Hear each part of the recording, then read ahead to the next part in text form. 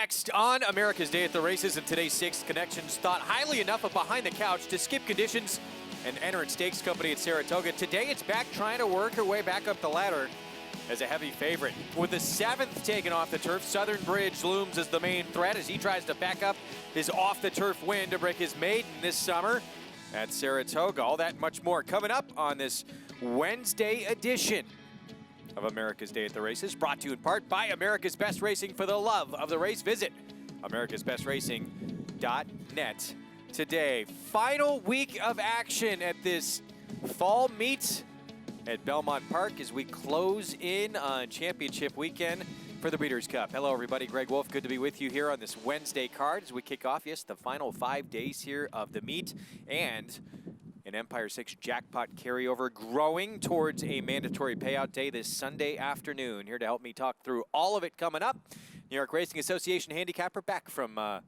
little time to rest and recuperate. Andy Serling, good to see you. Nice to see you, Greg. Did you watch the shows while you were gone? I watched a little bit. I couldn't watch Saratoga. My mom does not have FS2. Okay. She had FS1, so I was able to watch some of the Yankee games. Okay, well, that's good. But I got back this weekend. Went to Game 4, by the way. Did you? I did. Oh, I was fun. Have a good time? Which game was that? Wasn't fun for Yankees fans, unfortunately. I don't remember which game. Masahiro Tanaka. Oh, yeah. I bet you didn't have good seats. There's another one of our coworkers who I saw on TV repeatedly because he was sitting right in front of the who's the model who's married to Justin Verlander. No. I don't even want to say what our producer just said, Mario. Yeah. That was embarrassing. Yeah, it was embarrassing. Anyway. Kate Upton? Yes. He was sitting very close to her. So shockingly, they showed her quite a bit at the game. Interesting. I know, shocking. As for today's card. You don't want to talk about people that were in the stands at the Yankee game? No, we'll do that during the break. We'll have more of that coming up. Behind the Couch, who we talked about in the lead up here to the show. Jeremiah Engelhardt, this horse last time out vanned off. They obviously thought very highly of this filly where they put her last time. Right. It's funny, you know, she was entered in an allowance race, and I want to say against Rodzikowski, who won the Empire Distaff, and then they decided to run in what seemed like an easier spot in the Fleet Indian against a very talented newly minted, and things just went wrong. Obviously, something went badly wrong, and she was ease protected by the jockey, but she's back in here, and she's facing some different kind of horses in here, including a horse She Takes Charge on the outside, who was impressive in a debut that is probably a much stronger race than the Beyer speed figure suggests. She could be a chief rival. We'll see how the race plays out. All right, that'll be today's sixth race, part of the Late Pick 4, Late Pick 5 on this Wednesday card. As we bring you track conditions presented by Piranha Fly Spray, the preferred fly spray at Belmont Park. Piranha on, pests gone. Main track listed as muddy to start the day, and we are off the turf all afternoon long for today's action. Here's the races we're bringing you. The entire card. How about that? Everything from Wednesday, and we're only about 11 minutes away from our opener on this card. Want to remind, oh, go ahead. No, I was going to say the track's listed as muddy. I'm going to say it's, if not good, it's going to be there very soon. Yeah, I would agree, yeah. We're looking at it right now. Get signed up, started, play along with NYRA Bets. Bet $200, you'll get a $200 new member bonus in your account. Just use that promo code LIVE at sign up to take advantage.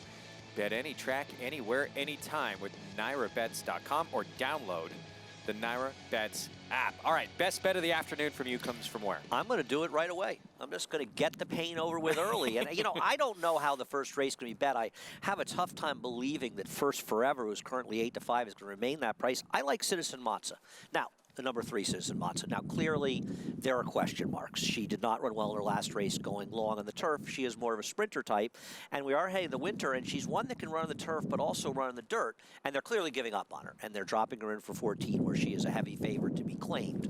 Having said that, her dirt races are superior to the dirt races of her rivals in here, and I feel if she can run any reasonable facsimile of them, she's going to win, and I don't believe that she's going to be favored. So the number 3 Citizen Matza is who I like as my best bet today. 3-1 right now, 4-year-old filly for Roy Lerman, daughter proud citizen. We'll get a look at her and this entire field coming up in a moment. Let's take a look at the field, current odds. So non-winners of 3, $14,000 claiming tag, traveling 6 furlongs And yeah, right now it is First Forever. 8-5, Chris Engelhart. Speed on a sloppy racetrack and got a little tired going 7/8. Yeah, and I understand that. Now, she is a horse who's run her best race with moisture in the track, which she's going to get today, because even if the track is good, there's still some moisture in the track. Having said that, and she has one rating, she's not going to get the lead in all likelihood from Evans Nice now, the number 2 inside of her. Now, she can rate and win. I know it was 7 furlongs last time. I know they were better horses. But boy, I thought she ran very poorly in there. And to be honest, I thought that the 3 Citizen Monster, the 4 First Forever, and the 5 Movie Score were the very likely winners should come from that group. I don't understand why she's a heavy favorite. Are you surprised? The drop and the fact that she has speed. But yeah, the other speed concerns me in here. Yeah, and I mean, it's not as though Citizen Monster's dropping as well. So her drop may be more concerning, as, you know, First Forever has been running and claiming races basically throughout her career. But I just thought Citizen Monster's dirt races were better than First Forever's dirt races. I think people see, well, she got the lead at 7, got tired. Now she only needs to go 6 against easier.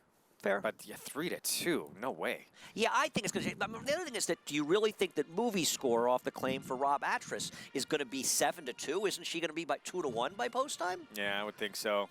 Here comes our post parade, and this is a huge long shot. This price may go up, actually. Golden Veil blinkers coming off. Yeah, Golden Veil's recent form leaves a lot to be desired. 2 for 21 lifetime. Not a lot of pile. Although, how about 2 for 3 on an off track? Ooh. Evans Nice now 8-1. Yeah, she looks like the main speed in here, but her form has also sort of disintegrated, and she's got a better speed stalking her. I always say it wrong. Citizen Matza. Thank you. Blinkers on. As you know, my best bet of the day in these races, and I think she's very playable in their current 3-1 odds. Her dirt races beat me. Beat this field. The drop is a little bit concerning, though. You've expressed your disappointment in me before for mispronouncing. I don't want Matza. It's, you know, sometimes we just have blocks, right? First Forever, I do. 3 to 5, many. Join the club. First Forever, she's taking too much money right now as she drops as well, and the cutback in distance does figure to help her second off the claim. All right, so Movie Score dropped it for 16 non-winners of 2, was 1-2, and got a win last start. Over the last year at Bob Atras is 8 for 24 off the claim, and she won and ran better than her win race suggests. She was wide, and the rail was the place to be. Parla Piano for Patrick Quick. Blinkers come off as well. Yeah, you know, I was looking at a horse who has some back form good enough, but geez, the recent races leave a lot to be desired. And Sister Emily, 6-1 on the outside. Went gate to wire last time out. Could be more problems for First Forever. Yeah, you missed the boat last time at 30-1 when she rode a very strong rail to victory, and now she's in a tougher spot, a higher condition with more speed in the race. 29-1. I certainly did miss that boat. By the sire Flammable. Haven't heard a lot about that sire. Yeah, I don't remember him. I'm thinking of Flame Away. When I see him, right, I think it was just retired, I noticed. But he's a son of Holy Bull. Early pick 5, you can get involved. It begins right off the bat here. We're at close to $75,000 in that early pick 5 pool. Your best bet coming up in this spot, not the favorite. So a chance right off the bat to create a little value. But we're going to take a look at Movie Score in the win at a mile back on September 8th here at Belmont. This was a day the rail was very good, and you're going to see a long shot get a very good ride and come up the rail to finish second here. Horse came back and ran incredibly in his subsequent start. Now, she was claimed out of the race from Jimmy Ryerson, but she's going to a barn, as we pointed out. Rob Atras had a very good year in his first year, really going out on his own. He's 8 for 24 off the claim on the dirt this year alone. That's a remarkable stat. I'm a little worried that she's a little chilly on the board. I think she's the morning line favorite. She is, and yeah. I mean, I just never expected her to be hanging around at 4-1. There is 6 minutes left, and as we know, the odds can and will change dramatically in the late money. You have to think she's going to come down, right? As we say that, she floats up even higher. 4-1 from 7-2. Yeah, and well, the 4 just went. Well, the 3, my 3 Citizen Matza just went down to 9-5. She took a big punch in there. I'm trying to look at some exactas and see sort of where they are. And it's funny, the 3-5 is shorter than 3-4, for whatever that's worth. I'm trying to, you know, so it does feel like she has to come down from there, and the late money is so important. Yeah, no way you're going to get 4-1, I would think. Here's a look at the 2. Evans Nice now. John Toscano Jr. I guess she's going to try to lead them as far as she can. And, you know, one thing that's worth noting is sometimes after we've gotten rain here and it's drying out, those have been a lot of the days, not always, where the inside has been a good place to be. So I wouldn't be surprised if she'll benefit from likely being the inside speed. The question is whether it's going to be enough to get her to win this race. That's the real question. I mean, the last time she won at 5.5. Right. But yeah, overmatched at 14 non-winners at 3 last out. I can't make a major excuse for her. I thought she was on the rail. The rail was the place to be last time out. She had every benefit of the racetrack, and that was not a particularly strong race. And now she's going to be challenged, you would think, early by at least First Forever, if not Sister Emily as well.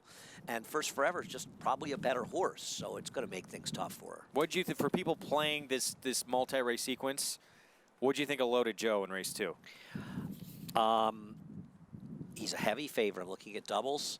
I thought race 2, he can win, and I get he's the favorite, but I don't really trust him. I thought that race was wide open. Did you? Where did you were leaning on him? No, there's a couple that absolutely. I mean, I think he's going to be by a long ways the horse to beat, just off his couple of dirt races. Right. It's hard to find. I guess the lean in the pick 5 is in the last leg, the number 1, Belavia. 3 minutes to post. Let's check in trackside for the first time today with Maggie Wolfendale.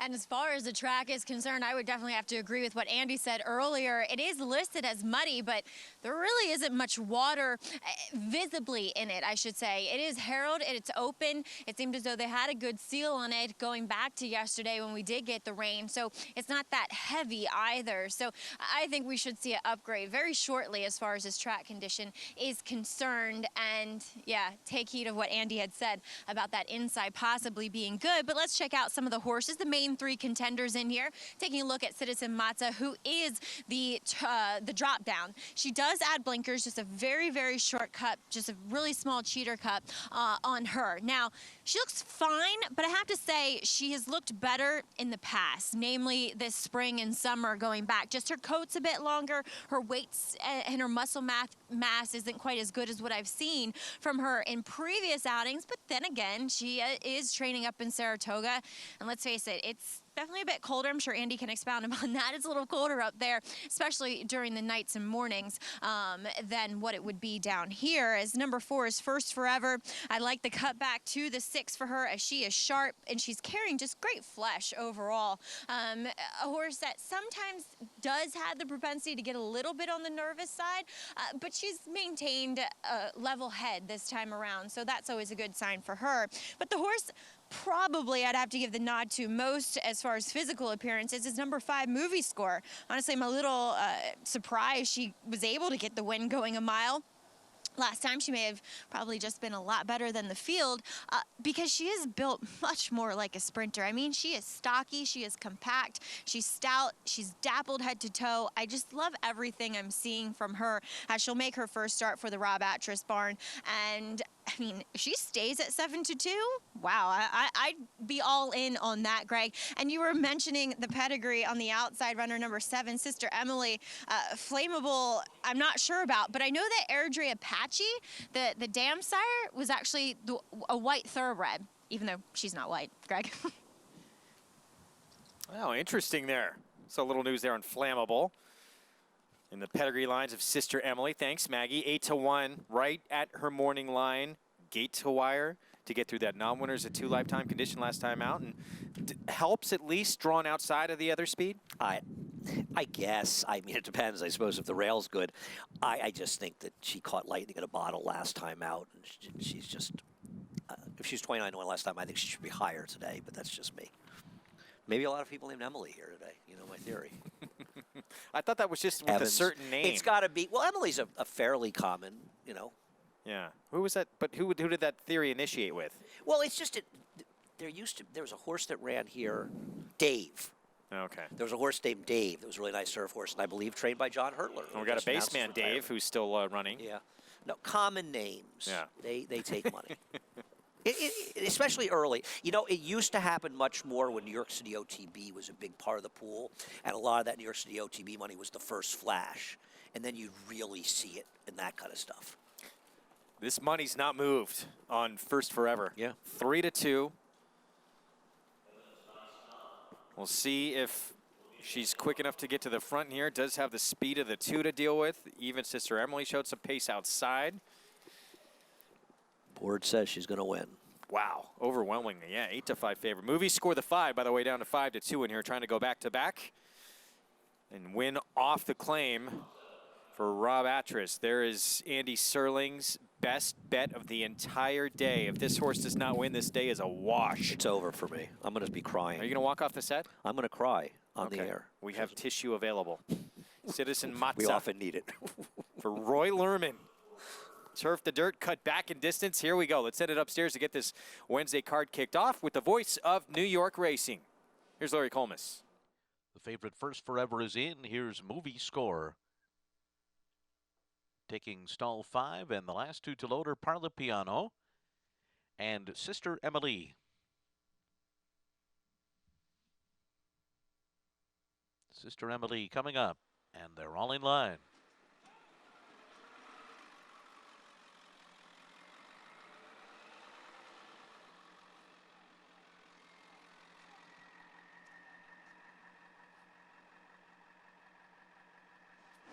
They're off. First Forever, quick out of the gate, right to the front from Citizen Matza. Then Movie Score and Golden Veil on the inside, followed by Evans Nice Now. Sister Emily and Parla Piano at the back of the pack as First Forever leads them into the turn. Movie Score a half length behind in second. Citizen Matza sits 2.5 lengths from the pace. Third as they race toward the half-mile pole. Then Parla Piano racing on the outside of Evans Nice Now and Golden Veil. Then Sister Emily, 22.85, the opening quarter mile. As they make their way around the far turn, it is First Forever in front, and Movie Score is a half length behind on the outside. The 2 favorites in the race are 1-2 midway on the far turn. Citizen Matza just off of them, riding the rail in third, clear of Parla Piano, and then it's Evans Nice Now, and they're coming toward the top of the stretch. First Forever turning for home in front, gets a bit of daylight now, opening up by 2, but into second is Citizen Matza, who comes 1 off the rail and is now heading up after this front runner as Movie Score tries to hang in there on the far outside. First Forever, Citizen Matza, and Movie Score. Now the 3 of them right together. Citizen Matza to the front. And Citizen Matza and Benji Hernandez pull away late to win over First Forever and Movie Score, and Parla Piano was 4th.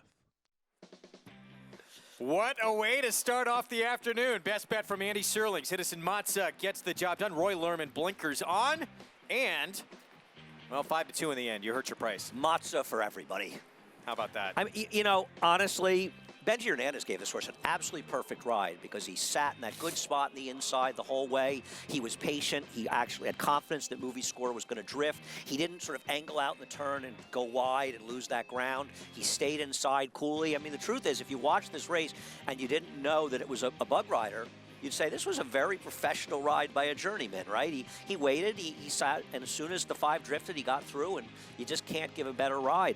No excuse for First Forever. Once Evans Nice Now didn't break, she was able to control the pace on the front end. She got everything she needed.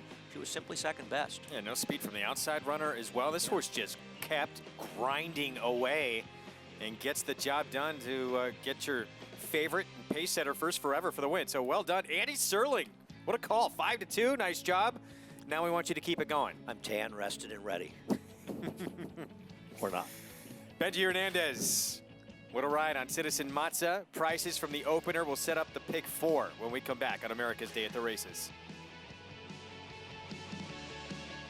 You know, I think Run Happy has a lot of things going for him. Obviously, he's been very respected, and to, you know, to give people further incentive to buy them for where they can take an offspring, run it, and if they win, they're going to get a $100,000 bonus for each Run Happy they have. You know, it's another selling point from our perspective that really helps us promote the horses that we're representing and we're selling. Run Happy, standing at Claiborne Farm. No sport in the world brings the wins home like racing. It's one of a kind, high speed, high stakes action. And Naira Bets takes you there. Place your bets and watch the races live from anywhere. With Naira Bets, make easy, secure deposits and promotions every day to earn reward points or cash. Download the Naira Bets app or visit NairaBets.com. Sign up now for a $200 new member bonus with promo code LIVE at NairaBets.com. Warfront. This son of Danzig ranks among the world's elite sires. With Grade 1 winners on dirt and turf, and star performers both at home and abroad, Warfront's success as an international super sire is unmatched. Recent Grade 1 winners include Omaha Beach and Preakness Stakes hero War of Will. In the sales ring, his $2.4 million sale topper at Keeneland September was the highest price yearling sold in North America last year. Warfront, standing at Claiborne Farm. Welcome back to America's Day at the Races. Beautiful fall day on tap as Citizen Mazza takes race number 1. Joined here with winning trainer Roy Lerman. And Roy, little drop in class did the trick. A big drop in class. What do they call that? Relief? Class relief? Yeah, he got class relief. Plus, I think the off-track helped a lot, too. It's a proud citizen, and they're pretty good on the off-track. And we've had a couple of off-the-turfs, but we've never had a muddy track like this. Yeah, that's interesting because it seemed as though you were trying to find which surface was best for her. Well, distance, surface, class, all those things. That's true. And also, great ride by apprentice Benji Hernandez. It was excellent. I told him there was enough speed in front, just lay off the speed and take a look at it. And she should come on at the end because the other ones look like they've been stopping regularly, you know. Roy, last week we saw Empirically come back off a very long layoff, ran very well. Will we see him back maybe at Aqueduct? There is a couple of races in Aqueduct before we ship south. He's a Florida bred anyway. Maybe, you know, maybe, I don't know. There's a long race. I'd like to run him longer. That whole family wants to go 1.1 miles, 1.5 miles, whatever. But anyway, maybe Aqueduct, maybe South Florida. Yeah. All right, well, good to get a win here before you do ship south. Congratulations. Thank you very much. Appreciate it. All right, guys, Roy Lerman with Citizen Mazza. Blinkers on, drop in class equals winner circle. Let's not forget Andy Serling, best bet of the day. Thank you. I appreciate that. $7.70 for the win. Well done. I saw Roy Lerman up in Saratoga, actually, as I was walking over to the, they had the New York bred wheeling sale. Oh, so on hold Tuesday. on. So that's why this, did he give you some intel? No, I just said either way. But I've known Roy for a long time.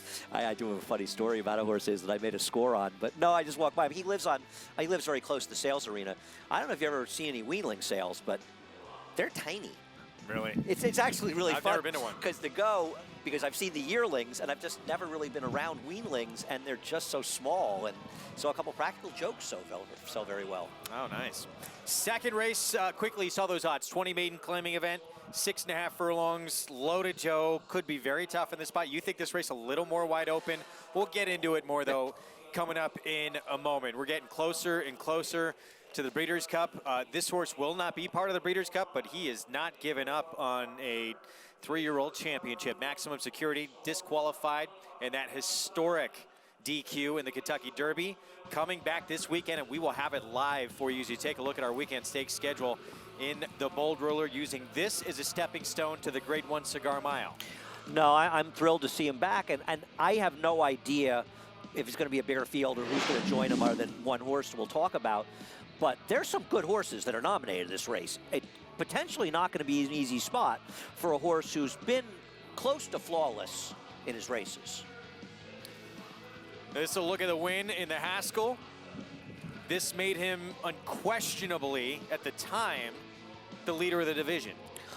Yeah, I mean, I'm not exactly sure what to do with this horse, right, going forward. I mean, here's one for you. I don't know who's entered, but it's possible this is going to be one of the sterner tests of his career. Because, I mean, they're going to show us who may be running, but there were some very good horses on the list of big field. Plainsman's going to run? Well, he's entered in a race tomorrow, I want to say, or Friday, a 5-horse field. Prince Lucky just got beat by Pat on the back in the Kelso, but ran second. He's very good. Strike Power's extremely good. True Timber is a talented horse who's second off a left. Diamond King cutting back in distance. I think he's going to love that cut back to one turn. This is no walk in the park for Maximum Security at all.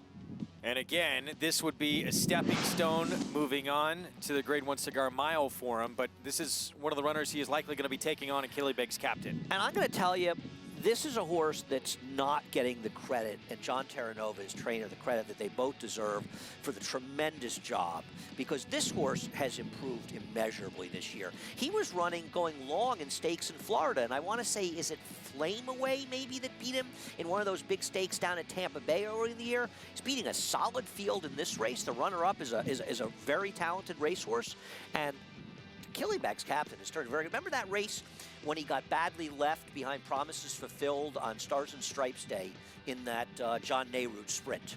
He blew the brake and he rushed up and he still ran well to finish second or third in there. Great training job by John Terranova.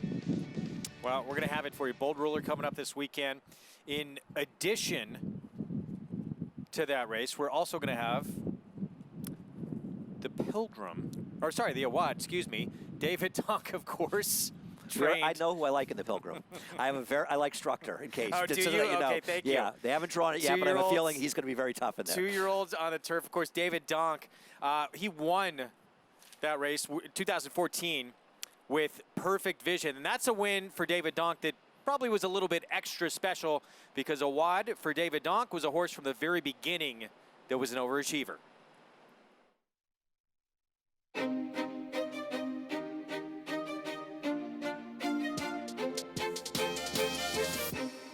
My favorite race is the Pilgrim of 1992. I'm going to run Dr. Elfus. It's with Eddie Maple. Jim Ryan calls me up the morning of entries and said, listen, I wouldn't mind running Awad in that race. And I'm like, really? I said, well, let me see what I can do. You know, I remember having lunch with Mr. Drago. He said to me, I'd rather not be in an entry with another horse in a race. And I said, well, Alan, listen, he's still a maiden, you know, trying to get a check, just trying to get a piece of it. I don't think he beats your horse. And they're off. Dr. Alfuz comes out running and gets directly to the lead.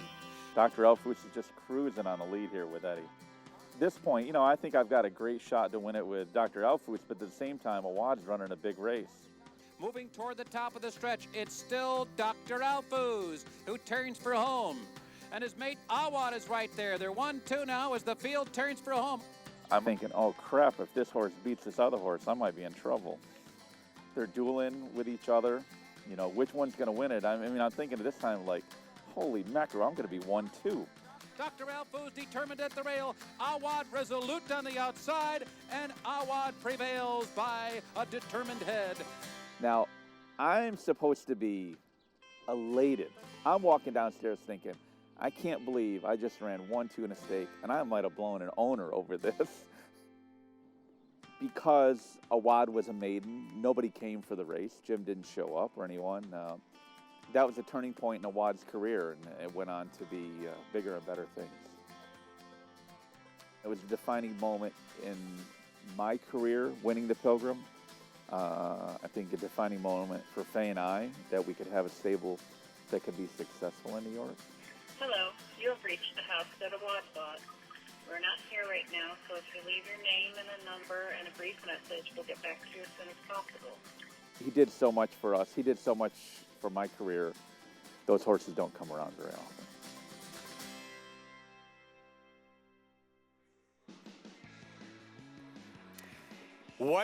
What a career.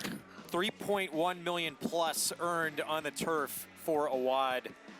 And he never expected him to win that race. And you know, you'd say that 3.1 million, that was 20 plus years ago. There weren't races around with, you know, the Arlington Million, but you didn't have the kind of purses. I mean, this horse, he earned it the hard way. What a horse he was.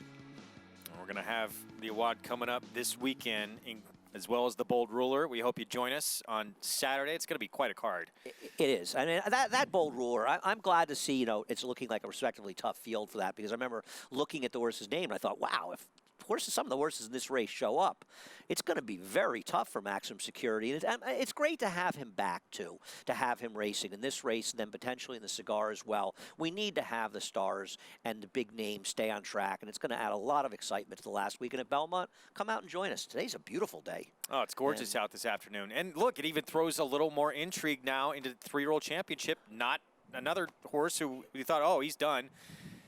he's still in the mix if he could win out. Well, suddenly you've got him, you've got Omaha Beach, and obviously Code of Honor. And both of us agree that Probably Code of the Honor leader. is far and away the leader right now. And if he wins the Classic, it's over. Code of Honor will be three-year-old champion, and he should be three-year-old champion, and he'll get some votes for Horse of the Year. But it's open, and it's nice to see these horses back. And I don't think Max Security has a stud deal I've heard about, so see him run next year. Code of Honor is going to run next year, so that's exciting. Omaha Beach, don't know how much we'll see of him, but it's nice to have them back in racing. No, I want to see him next year in the worst way. He has a stud deal. You don't know what the deals, whether they require them to be retired after a three-year-old year or not. Let's take a look again at the odds here for the second race coming up. 20 maiden claiming group, 6.5 furlongs. Loaded Joe, as expected, favored. And this horse coming out of the last time he was on dirt, State Bred Maiden Special, Del Mar out on the West Coast. Horse that beat him has come back his next two starts, 5th of 7, 6th of 7. Yeah, he's a dubious favorite. I don't like his turf race last time. He can win, but this race has got a lot going on, Greg. We'll talk more about it when we come back. You're watching America's Day at the Races on Fox Sports 2. Stay with us. It's been home to some of the sport's biggest moments, monumental achievements, and extraordinary records. At Santa Anita, we'll set another before the first gate even opens, as the Breeders' Cup returns for a record 10th time. This November, the stars will shine. Champions will be crowned. And when the unbelievable happens, you'll want to be there to see it. The Breeders' Cup World Championships. It's America's original sport, and no one covers it better than americasbestracing.net.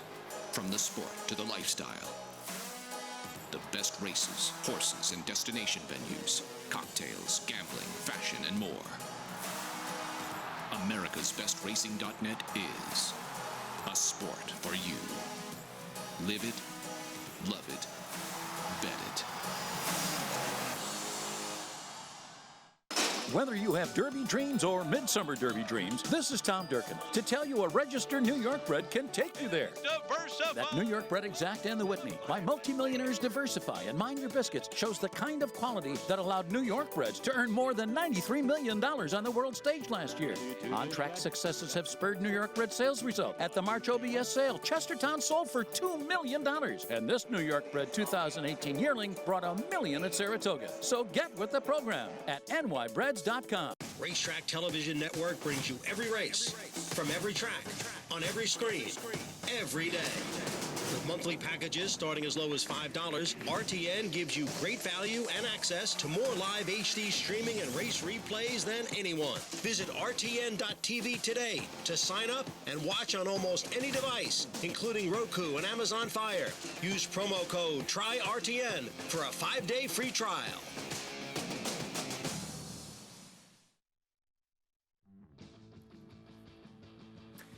Back on America's Day at the Races on Fox Sports 2. Our show, of course, brought to you in part by the champion sprinter Run Happy, standing for $25,000 at Claiborne Farm out of legendary stall number 1. We're going to see his offspring hitting the racetrack in 2020, win at Saratoga next summer with a Run Happy in an open maiden special weight. There's a $100,000 bonus on the line. I think I will name a horse Run Happier. Ooh, I like that. Yeah, why not? Run Happiest. Run Happier, Run Happiest, Run Happily. Mrs. Run Happy? Is it a play on unhappy? Is it Run Happy?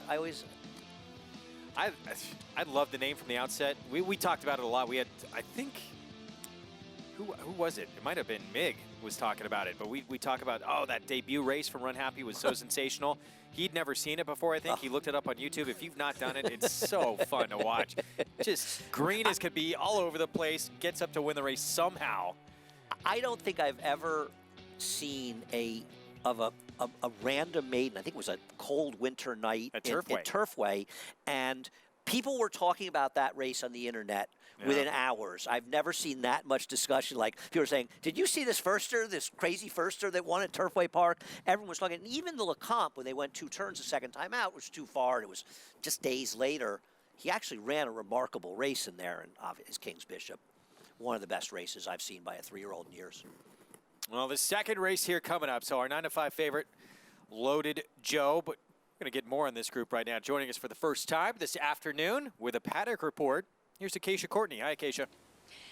Hey, Greg, thanks so much. Great to be back on the show for a couple of days to wrap up Belmont Park. And there really is a lot to unpack here in this second race, starting down to the inside with the number 1 Horoscopo. And this was a horse that I actually really thought that he could handle the main track for quite some time. I know that in general, the sire Orbs have been a little bit more productive on the turf, but certainly he was a good dirt horse. And on the bottom side, the Dam was a stakes winner, and all of her wins were on dirt, and she was a pretty solid dirt sprinter. So last time out, he found a muddy track, which is, he's going to get a track with some moisture in it today. And he actually ran solidly, especially given the fact that he's a bigger bodied type of horse. He's a little bit stockier, looks like a true sprinter, though. I think that's clear that you can even see his past performances. Any longer distance races were no good for him. So I like him sprinting, don't mind him on the main track. I do wonder, though, if he will just prefer that day when he finally gets to be back on a fast main track.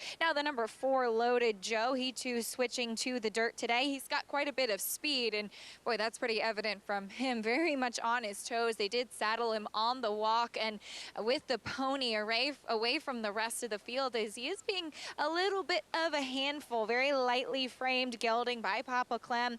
Very much on his toes. Just a lot of energy bubbling there with this horse. Does have maybe a little bit more of a turfy hoof to him, but again, with that lighter frame, very leggy, and he looks quick. He has actually run some okay races on the dirt out in California, so with his speed, we'll see how he transfers here, but again, he's losing a lot of energy up here in the paddock as well. The number 7 Single Focus, of course, very well named, as he does not have a left eye.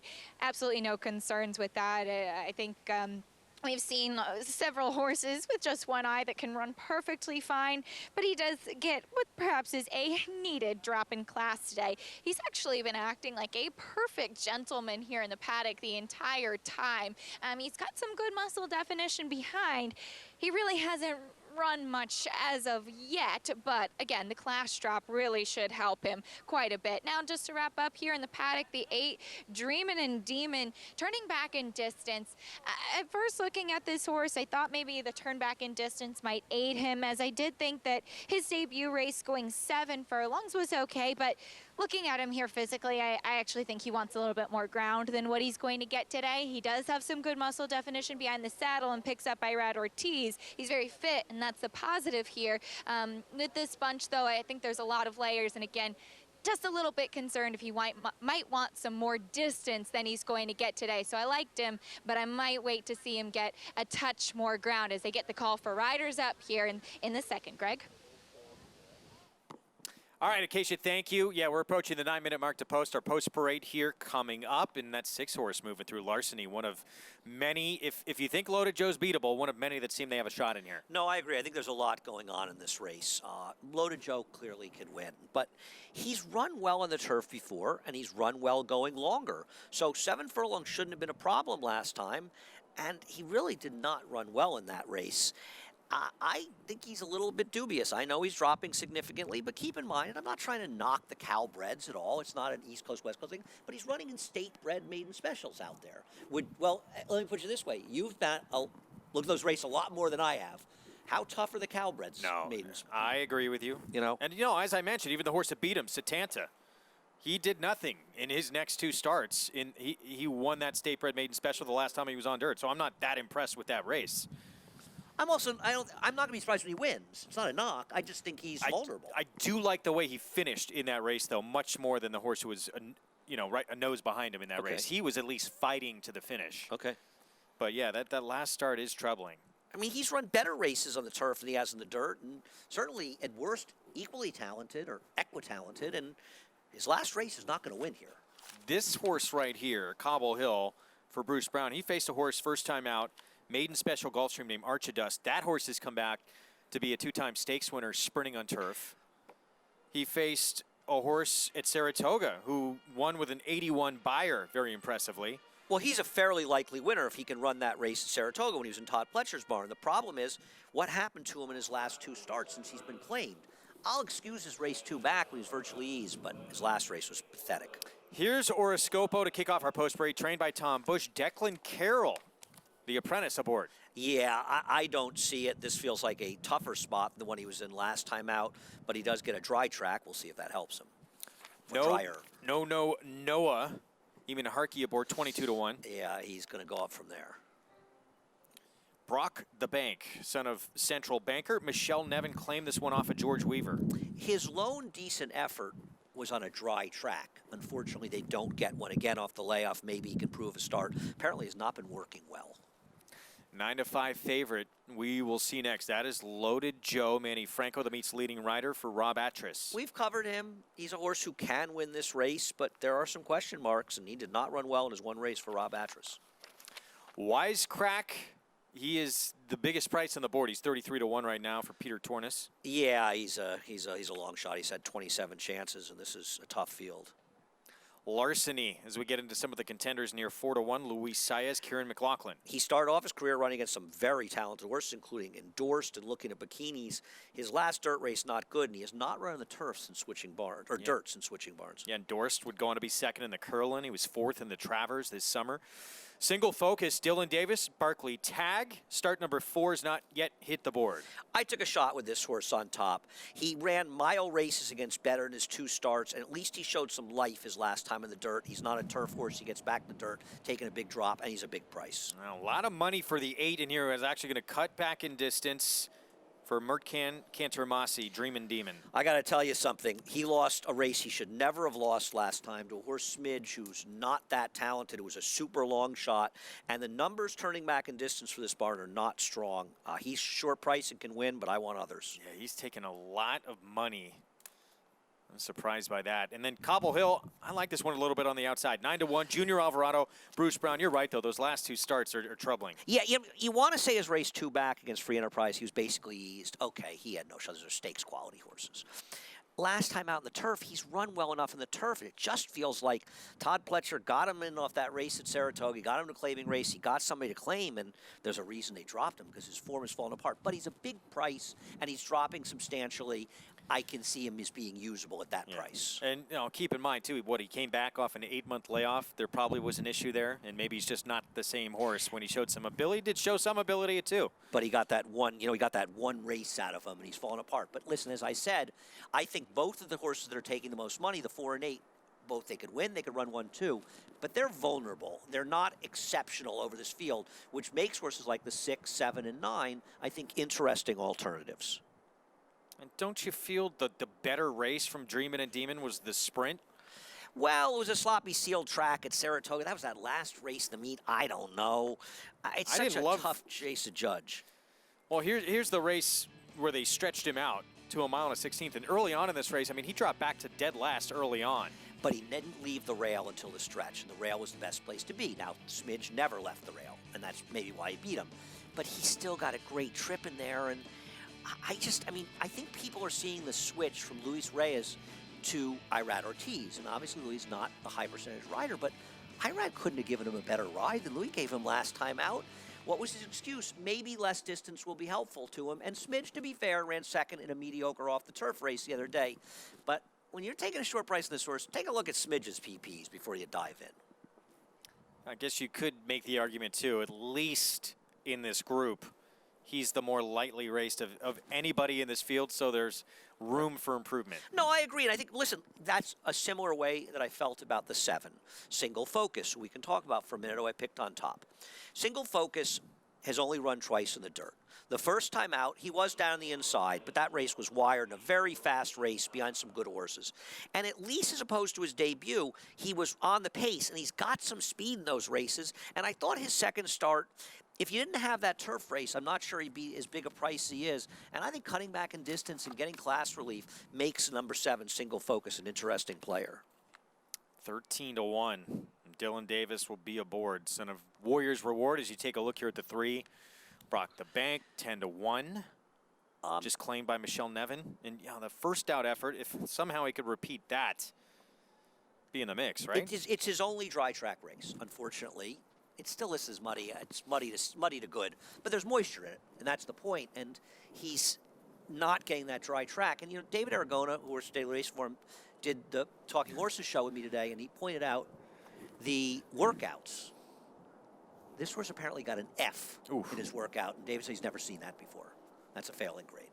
Has never seen that before? David suggested that he had not seen that before in a workout. So all right, that's not a positive sign. It's definitely not a positive. 3 minutes to post. 9-5 favorite, Loaded Joe. The 4 horses. We check in trackside again with Acacia Courtney. Greg, thank you. And we'll touch on a couple of horses that I didn't get to speak about in the paddock, beginning with the number 6, Larceny, for trainer Kieran McLaughlin. And this is a horse that he looked really well muscled, looked good in his coat in the paddock area, was showing me just a little bit of warmth on the belly, but it looked like he's kind of gotten more underneath of himself on track. He is just a little bit lathered, which I haven't really seen from him before. That said, he's super fit. I mean, the more I've watched him warm up, he had a really beautiful movement once he got on track, and again really just kind of got into himself a bit more. Now that said, he looks like he's the type of horse that can run a variety of distances, and Andy mentioned this. I really wouldn't have had any problem with him from a physical standpoint trying that 7 furlongs on the grass last time, or maybe even a touch longer than this 6.5 that he's going to get today. But again, he's fit, he looks ready to go today, just getting a little bit warm. And while the sun is out, it's not necessarily a hot day out here. But third off the layoff and the drop in class, maybe we'll get to see a little bit more from him. He's a little bit of a head scratcher, but he already has had 7 chances and is 4-1 right now. The number 9, Cobble Hill. Of course, he is the half-2 Marley's Freedom. He's by Verrazano. He went for a very high purchase price. And seeing him back in Saratoga when he came off of that layoff, that was his first start as a gelding, and he was still really acting up. He was tough to load. He was just kind of a little bit all over the place. He certainly has gained a lot more definition in his 3 races off of the layoff so far. The last 2, when stepping back up to special weight 2 back and then trying the turf last time, were poor efforts from him.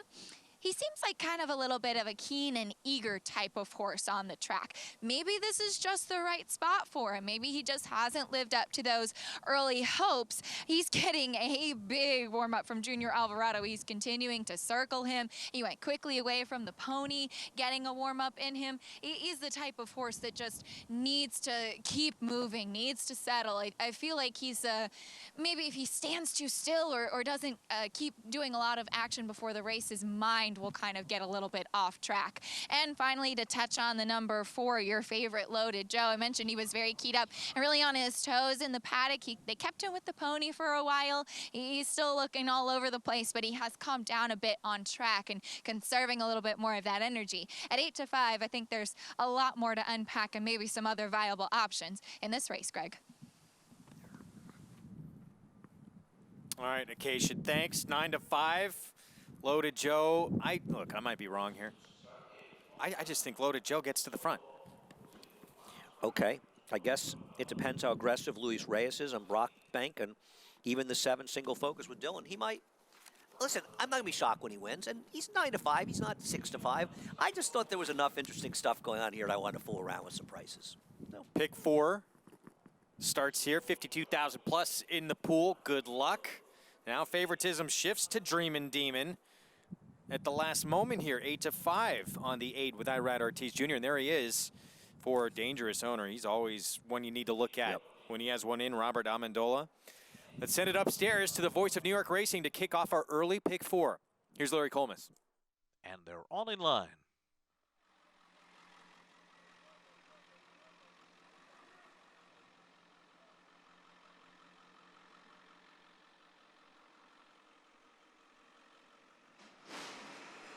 They're off. Oroscopo right out to the early lead. Brock the Bank is away running in second. Loaded Joe came out third to their outside. And Larceny is away running in 4th position. Then it's Dreamin' Demon, Cobble Hill on the far outside. Single Focus is next. Then back to No No Noah and Wisecrack is the trailer as they head up the backstretch. Oroscopo, Loaded Joe and Eck behind. On their outside, it's Dreamin' Demon running in 3rd position. Now 3/4 of a length off the lead through a 23.15 opening quarter mile. Brock the Bank is 4th and riding the rail around the turn. Then Cobble Hill, Larceny in behind them. Single Focus is 5 behind. And it's 3 lengths to No No No and Wisecrack.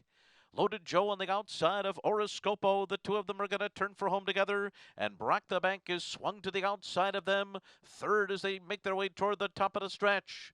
And then it's Dreamin' Demon. Cobble Hill is very wide. Saving ground and coming on is Larceny in behind horses. And Larceny just had a bobble there at the top of the stretch and came in front of Brock the Bank. So they're into the final furlong. It is Horoscopo holding on to the lead. Larceny on the outside now, moving up alongside. Then comes Single Focus, Dreamin' Demon. And Loaded Joe is back running in fifth. Horoscopo trying to hold off Larceny. Late move from Single Focus. Larceny finishes first. Horoscopo was second, Single Focus, and Dreamin' Demon. Larceny, Luis Saez, Kieran McLaughlin, Declan Carroll, the apprentice, tried to steal this on the front end with a 22-1 shot and just comes up short. Well, he used that speed, Horoscopo, that he had when he was on the turf, and with his Asian Richard Migliori, one of the best speed riders we've ever had in New York, he's probably given a little instruction to do that and gave him every chance. Now, you'll see the 6 coming inside with Luis Saez, who got in some traffic, and then he angled the inside. He came out, and Larry Collins made note that he kind of got in the way of the number 3, Brock the Bank. He was tiring. It was incidental, and he came out. It really wasn't that bad. And my 7, Single Focus at 19-1, making that big wide run there. I actually had a 6-7 exacta box here, so I'm going to have to yell at the MIG. Yeah, you two not friends right now. Well, I should have just thrown in my man Mike Beer's horse, Horoscopo. It was a great pick by him as well. I liked that horse, and that was a tremendous pick and a great ride. Yeah, great ride from a young man taking advantage, being aggressive. None of us saw Horoscopo going to the front, but you look back. I mean, this horse had shown speed against Better back long time ago. Well, this horse had sprint speed on the turf. But you have the rail as well. Yeah. Right. I mean, it's the kind of thing when you looked after the race, we all said, yeah, it's not surprising he was in front, right? It just didn't seem like it going in. And you know, I think it can really benefit Declan Carroll coming here. I think one of the things Richie will impart to him is be aggressive. Nearly stole one here at a huge price. In the end, it's Larceny who graduates, start number 8 for Victory Racing Partners with Luis Saez for Kieran McLaughlin. Prices from the 2nd. We'll set up the Empire 6 when we come back. Kentucky Derby winner Orb. On the track, his runners have scored on both dirt and turf, including multiple stakes winner Autumn Warrior and Sipacan Harbor, winner of the Grade 1 Spinaway Stakes at Saratoga. On the track, Orb continues to add winners. And in the sales ring, his 2-year-olds have sold up to $250,000 in 2019. Classic winner, classic pedigree, Orb, standing at Claiborne Farm. No sport in the world brings the wins home like racing. It's one of a kind, high speed, high stakes action. And Naira Bets takes you there. Place your bets and watch the races live from anywhere. With Naira Bets, make easy, secure deposits and promotions every day to earn reward points or cash.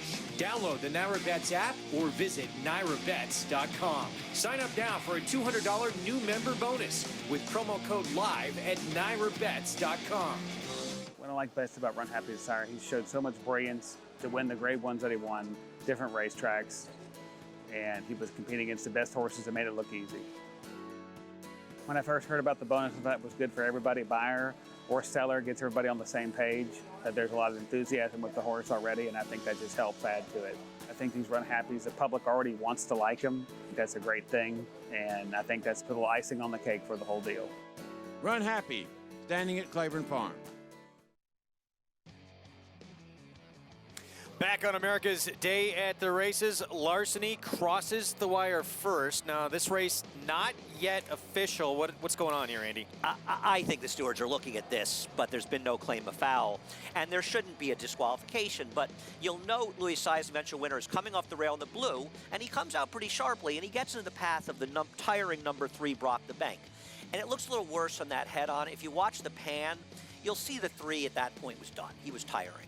It's the kind of situation where you're obviously not going to make a disqualification and nobody would benefit from that. But I imagine they'll be speaking to Luis Saez and potentially be fining him for that. And I think it's being held up because the stewards must be looking at it. Otherwise, there's some sort of malfunction or something. But there won't be a disqualification. But this horse did come out. All right. 6-1, 7-8, still unofficial. Let's head downstairs to Acacia Courtney. Greg, thank you. I'm standing by with winning trainer Kieran McLaughlin, and Larceny finally getting to the winner's circle. At this horse, I can imagine it's been a little bit tricky since he's come to your barn. Yes, we tried him on the turf twice, and back on the dirt worked out well today. Just happy to win with him. He had a little bit of a bobble there coming around the turn, too, but he recovered and was very game coming down to the wire. Yes, I was worried about an inquiry, but luckily we stayed up, so it was all's well. He got the win today. Looking ahead to this weekend, you have True Timber pointing to the Bold Ruler, second in this race last year. How's he doing? He's doing great. He's always finds himself in tough, finds one or two better than him, but he's doing real well, and we look forward to him running Saturday because he couldn't be doing any better. And coming again out of a third place finisher in the Kelso last time out, he's really been knocking on the door. What would it mean to see him break through in the Greatest Stakes Company? Yeah, it would be great, and we're pointing on for the Cigar Mile from here, which he was second last year, just missed. So hopefully he'll run very well Saturday. He's training great. Kieran, thanks so much, and best of luck this weekend. Congratulations with Larceny. Thank you very much. All right, Greg, something to look forward to at True Timber as well, not just this weekend, but even looking ahead to the Cigar Mile, which is always an exciting race to look at. Yeah, no question. Thanks, Acacia. Going to try and give Maximum Security a test. And by the way, it's gone official. There was a lengthy look, though, at what transpired here in race 2, but it has gone official, no change. No, and there shouldn't have been a change. They should have posted the inquiry, but they didn't. Maximum Security in the Bold Ruler, doesn't he have all the earmarks of being a way over bet horse in that race? Oh, of course. I mean, don't you just, of course, aren't the name we horse. drooling to bet against him? I'm thrilled to see him. Yeah. I am. I really am excited to see him. Have you seen him run live? I've never seen him in person. No, I'm looking forward. Yeah. I mean, he's going to bring a crowd, right? I hope so. I hope people appreciate that he's running. It'll be exciting to have him here, and I do hope people get a chance to come out and visit us at Belmont. We won't be back here until the end of April, so we'll be gone for 6 months, and to be able to come out in that closing weekend, nice weather on Saturday, and see the horse who finished first in the Derby, and absolutely the horse that's gotten the most attention of any horse in this country, I think, this year. Come see him at Belmont Saturday. Come visit us and see Maximum Security. It's a lot of good racing. Great. Yeah, it's great to have horses like this in training. Come out, support him, and see if this is going to be his first test here against older horses. I know it sounds crazy because it's a horse who ran the Kentucky Derby, but I'm thinking he's facing as stern a test as he's ever faced in his career. You've got Prince Lucky, who's run some huge races this year, and as you said, he only finished second in the Kelso. He ran a winning race that day. Diamond King, who's been very good, cuts back in distance and goes one turn, which I think he's been crying to do for most of his career. Killybeg's captain, Nick's Go, has speed. It's going to be a fun race. But if Maximum Security's in peak form, do you think he wins this race? Not if Prince Lucky runs his best race. Okay. It'll be a dogfight. All right. But he's going to have to be in its first start, and they're using it as a prep to get the Cigar Mile. I'm excited. Yeah, going to be fun. We hope you join us. We're going to have it live for you this Saturday. Maximum Security back in action in the Bold Ruler, stepping stone to that Grade 1 Cigar Mile. Third race coming up in a bit. We'll show you the odds and talk about this field in a moment. Let's talk a little classic, though. And the contenders for this race, wow, is this one wide open with no clear-cut standout. There was a standout before the Awesome again. And then McKenzie got beat again at 1.25 miles again, and now there's all sorts of questions in this race. Yeah, I don't want to say McKenzie is a horse that's failed in his biggest spots, because his Whitney, which is arguably one of the biggest races we run in this country all year, if not outside the Breeders' Cup, the biggest, he ran huge. So he has delivered. And Mongolian Groom seemed a freak in this race, but Greg, he's got to get 1.25 miles, and he's going to do it coming up at least a bit of a lackluster effort. And I respect Bob Baffert's right to make a jockey change when he wants, but giving Mike Smith the blame for this one seems to be a little unfair. And I'm not saying he's blaming him, but I don't think you can blame Mike Smith for this effort. And, you know, it might not be that he's blaming him, but just he needs to switch something up and see something different at 1.25 miles. And, you know, look, forget the class. He just didn't show up in the Classic, right? But he's run second now twice at 1.25 miles. It's not like he's been awful. No, I agree. It's not, right. A lot of times people make too much of not winning. But I think this is a horse that I think is better going a little bit less distance. Would you agree with that? Yes. We'll see. It will be Joel Rosario on McKenzie for the very first time as Bob Baffert makes a change on the horse who before that Awesome Again would have been your favorite going into this race. As for Code of Honor, Vino Rosso, the rematch coming up after they dueled to the finish, and a disqualification put the 3-year-old Code of Honor, your Travers winner, up from second to first. And the stewards made the right call. It was one that the more I've watched it and the more I've thought about it, I think more and more it was the right call because he went by, was going by. Vino Rosso ran very well, and Vino Rosso's best career effort was out at Santa Anita. I'm not big on that track thing, but you can see he's hurting him and he's bumping into him and fouling him. But Vino Rosso passed the test. He's been out there and he's run well, and he comes in off a very good effort here. Code of Honor might just be getting better and better with every race. Yeah, apparently Code of Honor, according to Mig, seen him a lot up close, said he's kind of turning now from a boy into a man. Vino Rosso, though, working lights out as well. But here is Code of Honor, who worked 5 furlongs in a minute flat. This was on Monday. I heard he had a big gallop out, too. I love those gallop outs. I don't understand. Isn't the work supposed to be the part, or is the gallop out the part? Listen, he's got the right guy training him. And Shug has said all along, I mean, Shug said way back, not necessarily, I don't know if he would use the term work in progress, but a horse that was going to take time. He was a smaller horse, smaller framed horse, and the minute he realized we didn't have a Triple Crown on the line because he didn't win the Derby, said we're going to back off and point to a second half campaign. Right, and it shows the value of a great trainer making a plan and being able, obviously a horse has to cooperate by staying sound, but being able to follow that plan. And Shug McGaughey and any trainer would tell you you're only as good as the horses in your barn. But one of the reasons that Shug's a Hall of Famer, and in my lifetime as good a trainer as I've seen, is because he's able to develop, when he gets the right piece of clay, he's able to turn it into something beautiful. And he's done that with Code of Honor, and the sky is the limit going forward with this horse.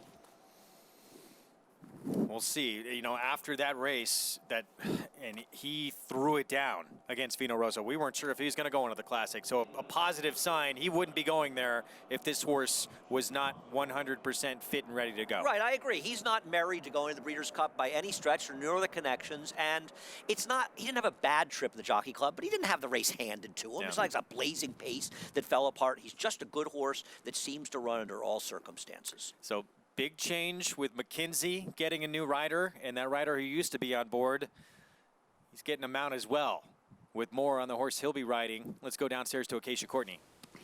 That's right. There was a little bit of a flip-flop, if you will. As Bob Baffert said, I respect Mike Smith, and he's my friend, but I'm entitled to change my mind. And he opted to put Joel Rosario aboard McKenzie, so that left Yoshida open, and he will have the piloting job of Mike Smith, who will be hopping aboard Yoshida for this year's Breeders' Cup Classic. And Yoshida 4th in last year's Breeders' Cup. And we've seen Yoshida quite a bit. Here he is having a gallop at Santa Anita, and he actually hasn't won since his Woodward victory in 2018. He is a horse that's been successful in both turf and dirt, and I would arguably say that his Whitney behind McKenzie was one of his biggest performances this year in just the way that he made that early move after trailing the field and finishing up really well. He's been a little bit of a head scratcher, and he's the type of horse that will often take money. In this year's wide open Breeders' Cup Classic, the question does arise, is Yoshida the type of horse we know can get the distance?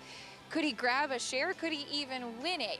I have seen that he's been working very strongly lately, and reports do look very good from trainer Bill Mott, saying that the way that he's been training has been very encouraging. And he did say that if he runs the way that he did in the Whitney, he really did think that he could be a horse that could get a big piece of this year's Breeders' Cup Classic. So an interesting note for Yoshida, picking up Mike Smith in here, and given the way that he's been training coming into it, I think that he, again, could be a horse that would grab a share. And just to wrap up what you guys were saying about Code of Honor, at the beginning of his career, and I said this before, Shug McGaughey described him to me as a Jekyll and Hyde type of horse. So good to see that it looks like Shug McGaughey has figured out how to get the positive type of Code of Honor as of late. Greg and Andy. All right, Acacia, thank you. A lot of intriguing storylines in the Classic. And Yoshida, so Rosario goes to McKenzie. Mike Smith from McKenzie goes to Yoshida. What do you think about Smith on board Yoshida? Well, I mean, Mike's a terrific rider. I mean, Joel Rosario's been on him, so I'm not sure Mike can do a better job than Joel. I'm not going to be shocked when he shows up. Yoshida has had a couple days where he's shown up and run well. He was second to McKenzie in the Whitney.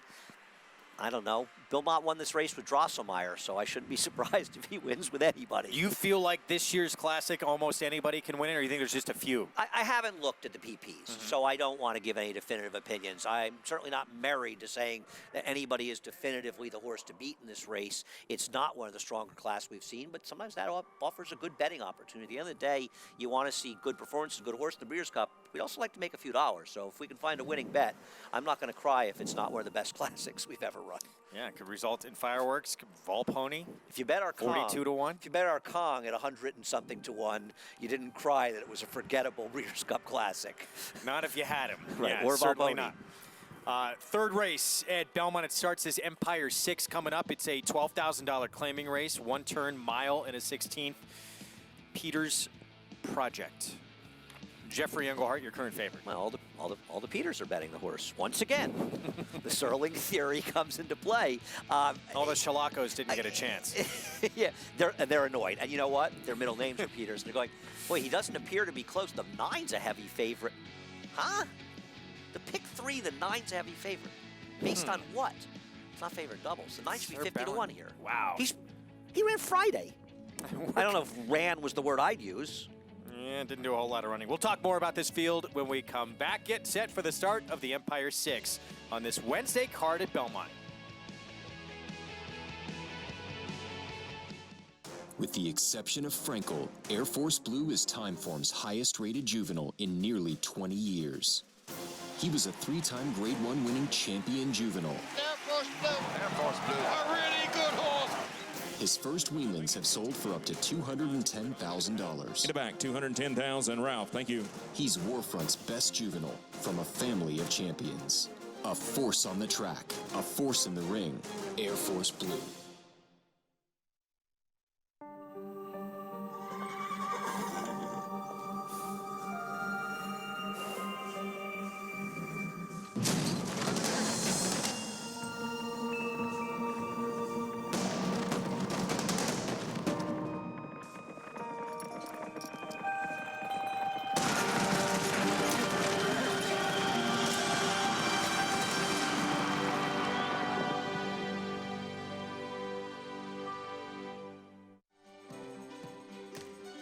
I think the bonus is really interesting. Mr. McInvale, as usual, is thinking outside the box, doing a wonderful job promoting his horse.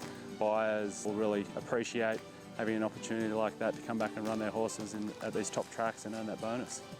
It's a wonderful incentive both for people in the market and people that own these horses. And I mean, what a great bonus it would be for anybody that wins.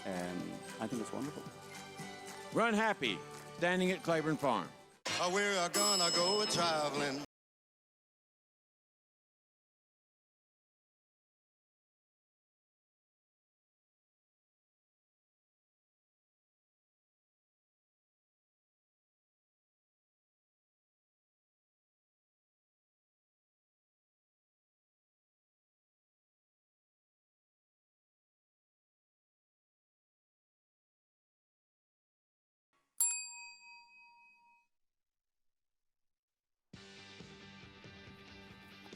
Back on America's Day at the Races, our show brought to you in part by Claiborne Farm. 100 years of doing the usual unusually well. Good to have you with us on this Wednesday afternoon as we get set for the third race coming up. And 9-5 favoritism on Peters Project 7. Again, I'm 1 turn, mile and a 16th. Coming up here in race number 3. Yeah, my friend David Aragona on Talking Horses made a really good case for this horse. He had significant trouble in his last start at Penn National, which prevented him from having any chance in that race. And if you go to his races before that, one at Naira and a bunch at Finger Lakes, they're just good enough to win. I think he makes a lot of sense in what I thought, and I picked a goofy horse in this race. I picked the 1 horse in this race. Okay. I thought a very tough race. And, you know, we're talking about the 7 real quick. I know we're looking at the 4, but yeah, his off-track and muddy track efforts makes you like him even more. Yeah. What'd you like about the 1? First of all, he likes a wet track. The 1 is a horse that occasionally shows up with an effort good enough to win this. He seems pretty random. It's not like his recent efforts are so bad that he's completely out of it. He's not going to be 6 to 1. He's going to be a much bigger price than that by post time. And I started looking through the race, and it's like I could never bet in the 3 One River Place. And we can expand that later. I don't like the 4 Neighborhood Bully. The 5 I don't trust at all. He really is a need the lead type, and I just don't think he's fast enough to make the lead if One River Place doesn't fall down at the start, basically. And I sort of went through horse after horse after horse I can't play. Now, I did think that David made a great case for the 7, and I would have moved him up on his say-so.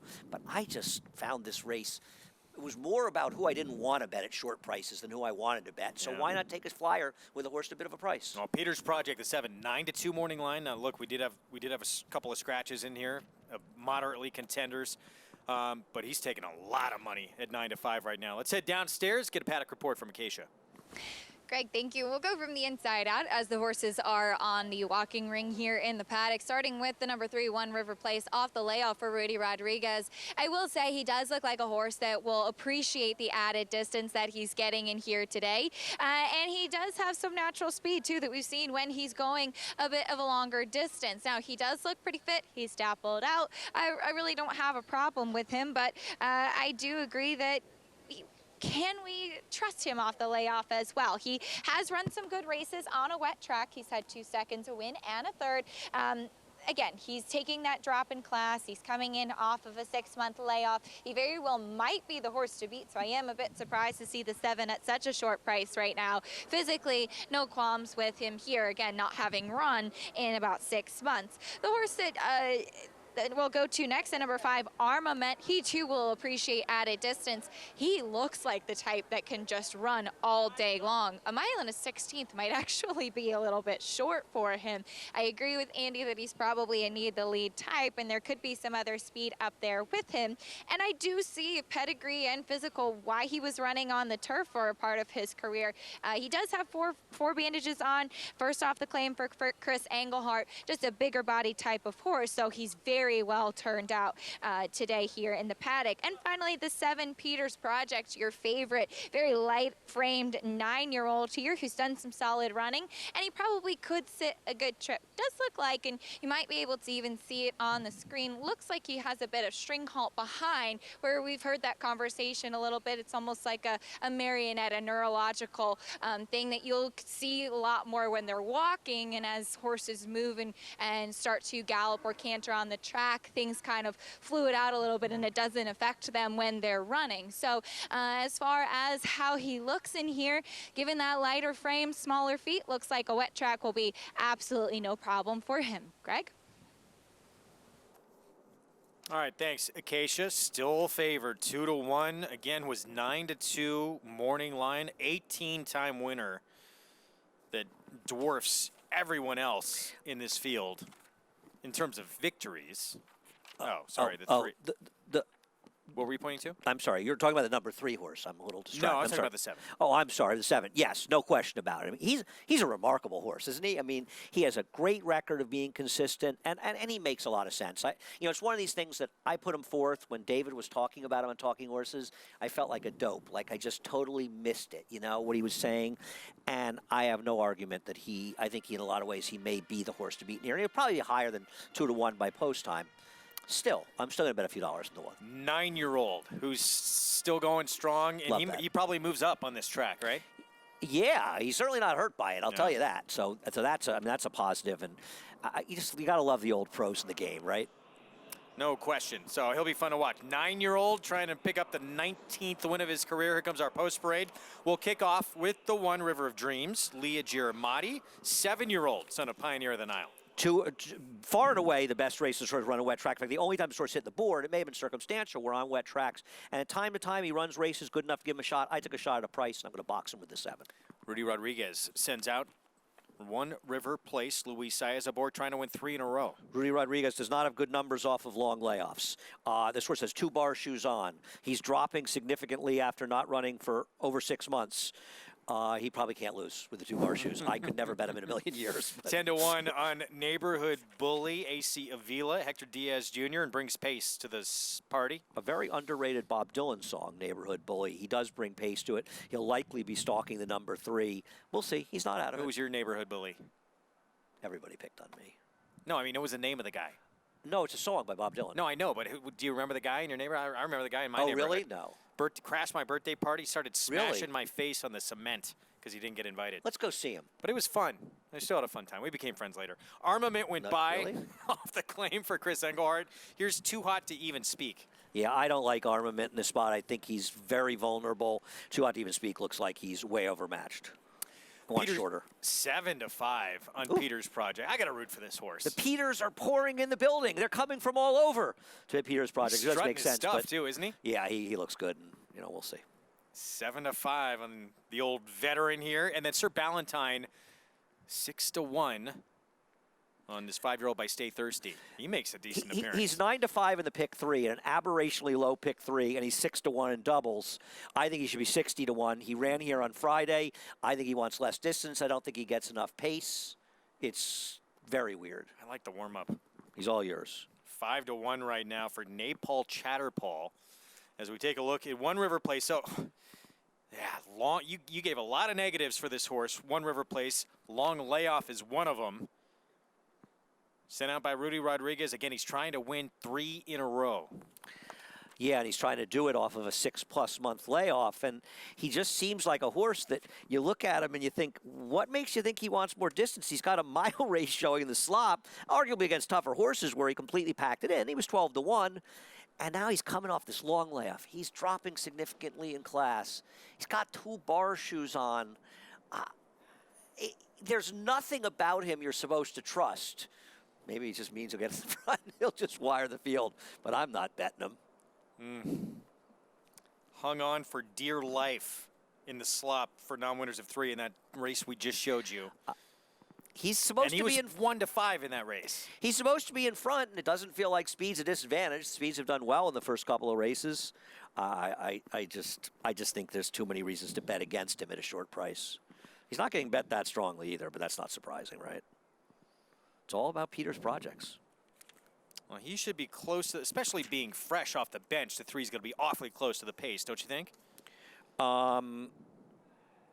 Yeah, 3's going to be in front. Yeah. I mean, if he's not in front, I don't know what Luis Saez is thinking in here. The question is, we can go wire to wire. The 4 Neighborhood Bully should be stalking him. I imagine Sir Ballantyne stretching out will try to be a little closer. And he's 5-1, Sir Ballantyne. What is going on with him? Here's Armament. This was 2 starts back. This was at Saratoga. Do you know what and this, he went gate to wire at a mile and 3/16. Do you know what this race was at Saratoga? No. This was the first race of the meet. Was it really? Almost 4 months ago, Greg. Wow. It's unbelievable, right? And this was a very astute ride by Irad Ortiz, who put him in front in a woefully slow pace. He's primarily a turf horse that has only been able to win a couple dirt races, one off the turf and won this race at Saratoga, because he was able to put his field to sleep in excruciatingly slow fractions. That's clearly not going to happen here. Now, he's a horse that's shown the ability to rate in the turf, but he may be more of a turf horse, and in the dirt, he's only won under very optimal circumstances. I don't really like him, but I guess you could make a case for him. But Did you have him in that first race of the meet? I picked him second. I'm You still did. kicking myself for not putting him on top. Wow, did he win My easy man that Gary day. Gullo, too. Let's check in downstairs with Acacia. Well, we'll start with your 2-1 now favorite, the 7 Peters Project. And this was a horse that I actually liked going into this race. And again, still surprised that he is as short a price as he is. Now, he's kept with the pony. He seems to, again, be moving much more fluidly on track. He picks his hind legs up very high, as I was mentioning with that string hold. Did notice in the paddock, and this is the first time I've seen him in the flesh. But again, he's moving really nicely on track, getting over that track with moisture in it without any problem at all. Looking at a couple of others, though, the 3 One River Place, he looks like an elongated one-turn horse to me. Just really solid neck and kind of angular behind. Actually, the 1.16 miles here at Belmont might suit him quite well, given that long stretch at the start of the race. Could actually be a good distance. Can he make it 3 in a row and with the layoff in between, though? And just to add, this is a horse that I am actually kind of surprised he's taking as much money as he is, 5-1 on the outside, and the 9 Sir Ballantyne. Just wanted to mention he got a very aggressive warm-up, quick away from the pony, really being asked quite a bit to get a sharp warm-up underneath of him, as he is too stretching out in distance from that outside post. Maybe they want him to be a little bit more forwardly placed from the outside, Greg. All right, Acacia, thanks for that. Again, this kicks off the Empire 6. Jackpot carryover of $169,702 as we work our way to a mandatory payout in the final day of the meet this Sunday. That's right. The meet will be over on Sunday.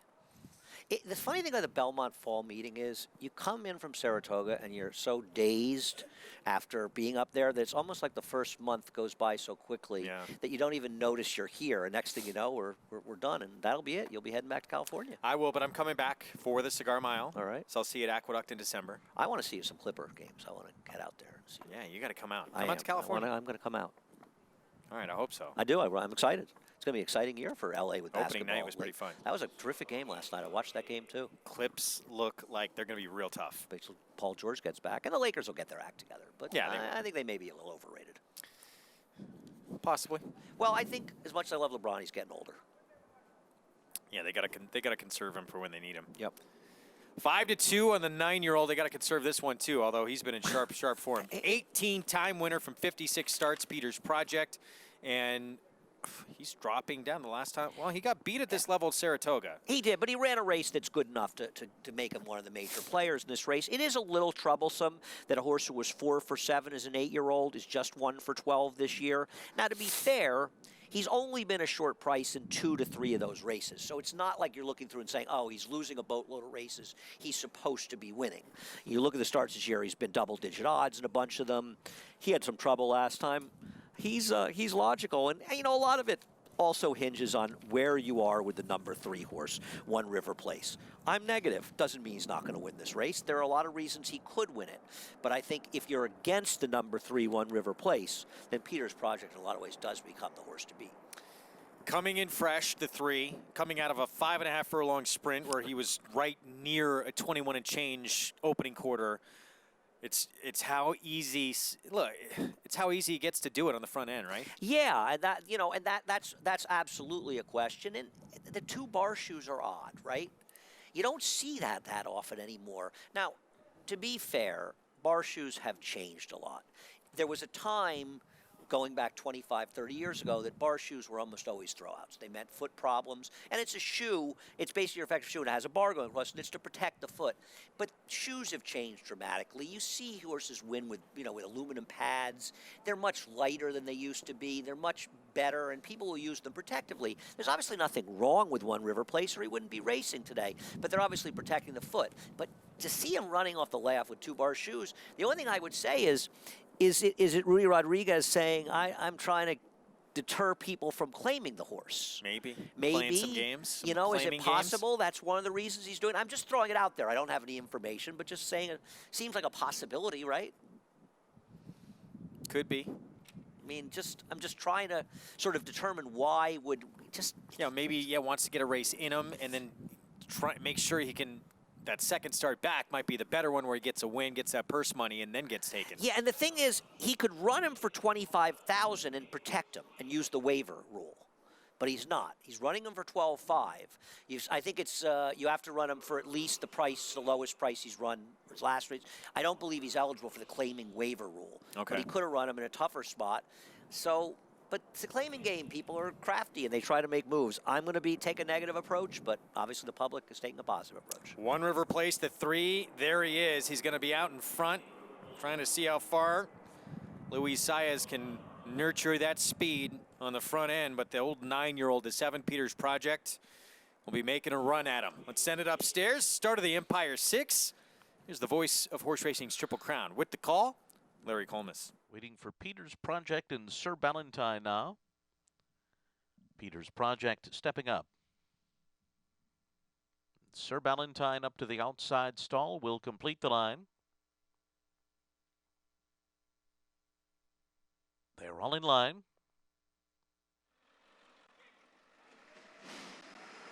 They're off. One River Place goes out to the early lead with company from Armament on the outside. These 2 out to dispute the early pace as they race up the backstretch. And then it's Too Hot to Even Speak, and Peters Project is 4th. Break of 2.5 back to Neighborhood Bully, Sir Ballantyne on the outside, and River of Dreams is the trailer. It is One River Place, Armament, and Too Hot to Even Speak, and they're across the track through a 23.7 quarter. These three lined up. They've got 3 lengths on Peters Project, who's got another 4. Back to Sir Ballantyne, Neighborhood Bully, and River of Dreams is the trailer. It is Too Hot to Even Speak on the far outside, who pokes a neck in front as the field races for the far turn. Armament goes with him, and One River Place is back running in third now and is just off the leaders, now starting to lose ground on the turn, being passed to by Peters Project, who is now up into third, a 47.39 half. Then it's another 3.5 back to Sir Ballantyne. Then River of Dreams on the inside and Neighborhood Bully. One River Place has backed up through the field and is now at the rear of the field as they make their way toward the top of the stretch. It is Armament, Too Hot to Even Speak, and there goes Peters Project right on by them. Peters Project with a wide move to take the lead at the top of the stretch. Armament tries to hang in there second on the inside as they turn for home. Neighborhood Bully has made a bid. It is up into third, but is 5 behind as they come to the 8th pole. And then farther out, it's Sir Ballantyne. Less than a furlong to run, and Peters Project and Dylan Davis have run off to a 4-length lead. Neighborhood Bully and Armament second and third, then Sir Ballantyne, Peters Project. Under the wire by 4.5 lengths. And there was Armament and Neighborhood Bully, followed by Sir Ballantyne. This guy just likes his job, doesn't he? 9-year-old, 19th win of his career with Dylan Davis. You wanted to take a little 5-2 on him when he was sitting perched fourth, a few lengths behind a 3-horse duel. Dylan had him in a perfect spot, and he was just better than these horses. And the truth was, the 5-2 was relatively generous, and we talked about it before the race. He just made a lot of sense, and he dominated. Takes complete command here, and this was it. Winner every step of the way, as they say, right? Jeffrey Engelhardt owns him as well. Dylan Davis didn't have to do a whole lot here. No, this was a cakewalk for him. Always a winner every step. In the number 3, One River Place, and you heard Larry Collins mention it. He barely got a half mile before plummeting to the back of the pack. And it looks like the 5 Armament just nudges out the 4 for second, Neighborhood Bully. Neighborhood Bully hung like a chandelier not getting second here, huh? Oof. And, I think it was, it was a good ride on Armament. Rebecca Carroll was aggressive with him because he's a horse who really wants to be part of it. It ended up being a more contentious pace than they thought. Yeah, One River Place did not get the lead that we thought or should have in here, but maybe figured I can't go much faster and get them out on a 16th off the bench. They were moving up front. That's a very fast pace given the final time. Peters Project, the 9-year-old with a win at 5-2. Prices set up the late pick 5 beginning in the 4th. When we come back, stay with us. No sport in the world brings the wins home like racing. It's one-of-a-kind, high-speed, high-stakes action, and Naira Bets takes you there. Place your bets and watch the races live from anywhere. With Naira Bets, make easy, secure deposits and promotions every day to earn reward points or cash. Download the Naira Bets app or visit NairaBets.com. Sign up now for a $200 new member bonus with promo code LIVE at NairaBets.com. You're always striving for quality, so that's what WinStar is about. You're supported by the stallion owner and the shareholders at WinStar to extend that success into the future. We all know what our expenses are going to be within reason during the year. We don't know what our income is going to be. I know the program's there, and it's definitely on my thought process. It's a very tangible benefit that definitely helps with our bottom line.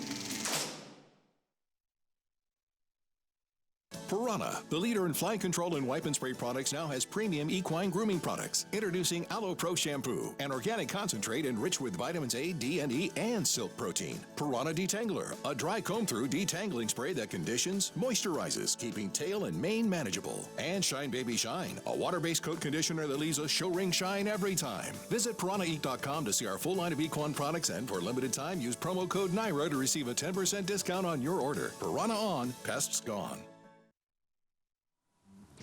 Welcome back to America's Day at the Races. Glad to have you with us on this Wednesday afternoon at Belmont Park as the 9-year-old Gelding Peters Project takes race number 3. I'm pleased to be joined by winning trainer Jeff Engelhart. And Jeff, as a 9-year-old, just looking at Peters Project and how he seems to run no matter what kind of a horse is he to have in your barn like that? Yeah, gosh, what a great horse. You know, if every horse is like that, our job would be easy. You know, he's a professional. It's a joy to have him in the barn. As he was coming by on the turn and looked like he got plenty of pace to run at today. Yeah, the race set up great for him. Dylan gave him a great trip and everything, and it set up very well for him. He responded too. It was a nice win. Now, it seems like you've had just a handful of runners here at Belmont. It seems like pretty much all of the horses you've brought here this fall have been very well meant so far. Yeah, we're doing all right. So, you always want to try to do better, but I've been lucky here thus far. Well, Jeff, thanks so much and congratulations. Good to see Peters Project here in the winner's circle again. Thank you so much.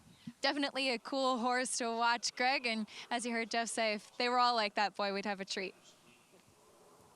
Yeah, it's just an old pro it's been fun to watch, and you could tell he's enjoying what he's doing out there. Yeah, I mean, these are the kind of horses that they keep the game going. They are the warriors and the bread and butter of our game. And how can you not respect a horse that just notched his 19th career victory in 57 starts? He's won 1 out of 3 starts as a 9-year-old, and he's been able to make all these starts over the course of his year. He's averaged basically 7 starts a year during his career. And also, look at how honestly he's hitting the board as well. I mean, he's hit the board just under 2/3 of the time, and he's won more races than his second and thirds combined. I mean, this is just the kind of horse you have to love, right? 4th race, it kicks off the late pick 5. It was scheduled for the turf main track now.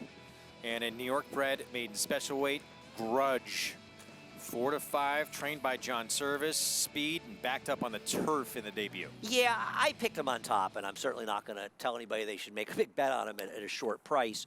I really wondered a little if his first race was one of those. I mean, obviously you want to win, but sometimes when horses run off as fast as he did early in Tyre, or she did in their debuts, they need a race, and those are good tighteners. And the fact that the trainer wanted to stretch her to 7 furlongs suggests that he's not concerned about her having distance limitations despite tiring, and she'll be more handy in her second start. Now, obviously, though, she's not running on the surface they intended her for.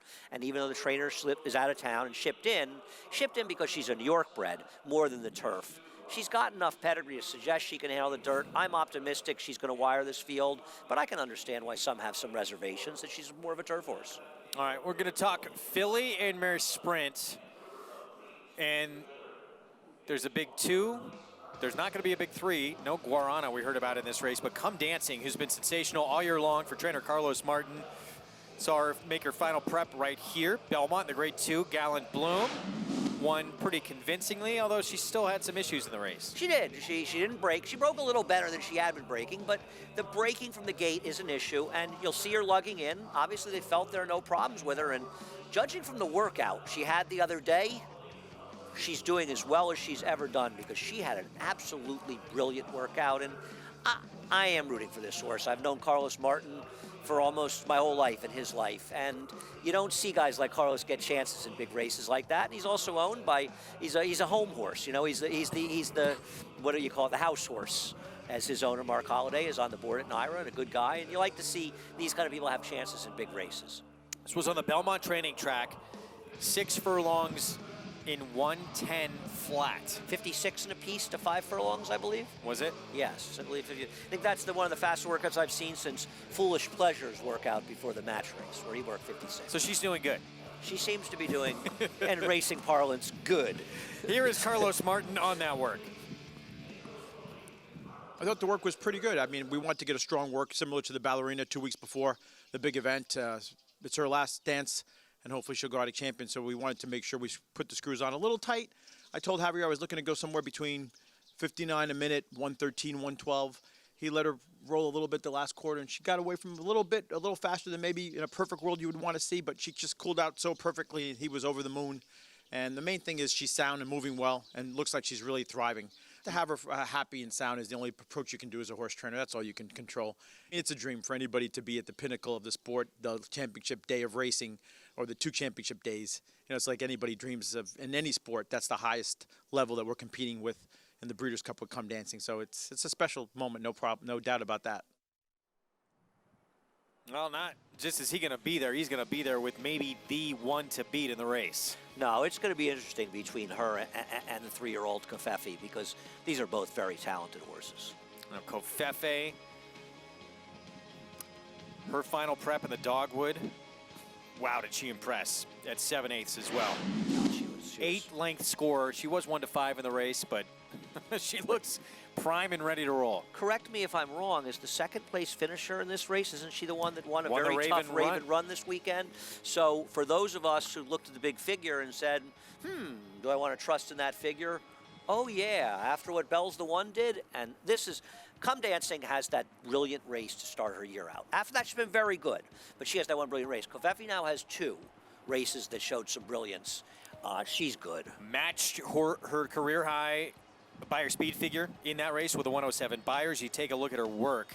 That was the race in the Miss Preakness earlier this year when she kind of stamped herself as a potential star. I think post position is going to play a real role in a lot of these races. The sprint, where horses draw, but we've talked a lot about she and Serengeti Empress, who was pointing for this race, and how Serengeti Empress drew inside, so she was the hunted, and Covfefe was in that advantageous position of being the hunter.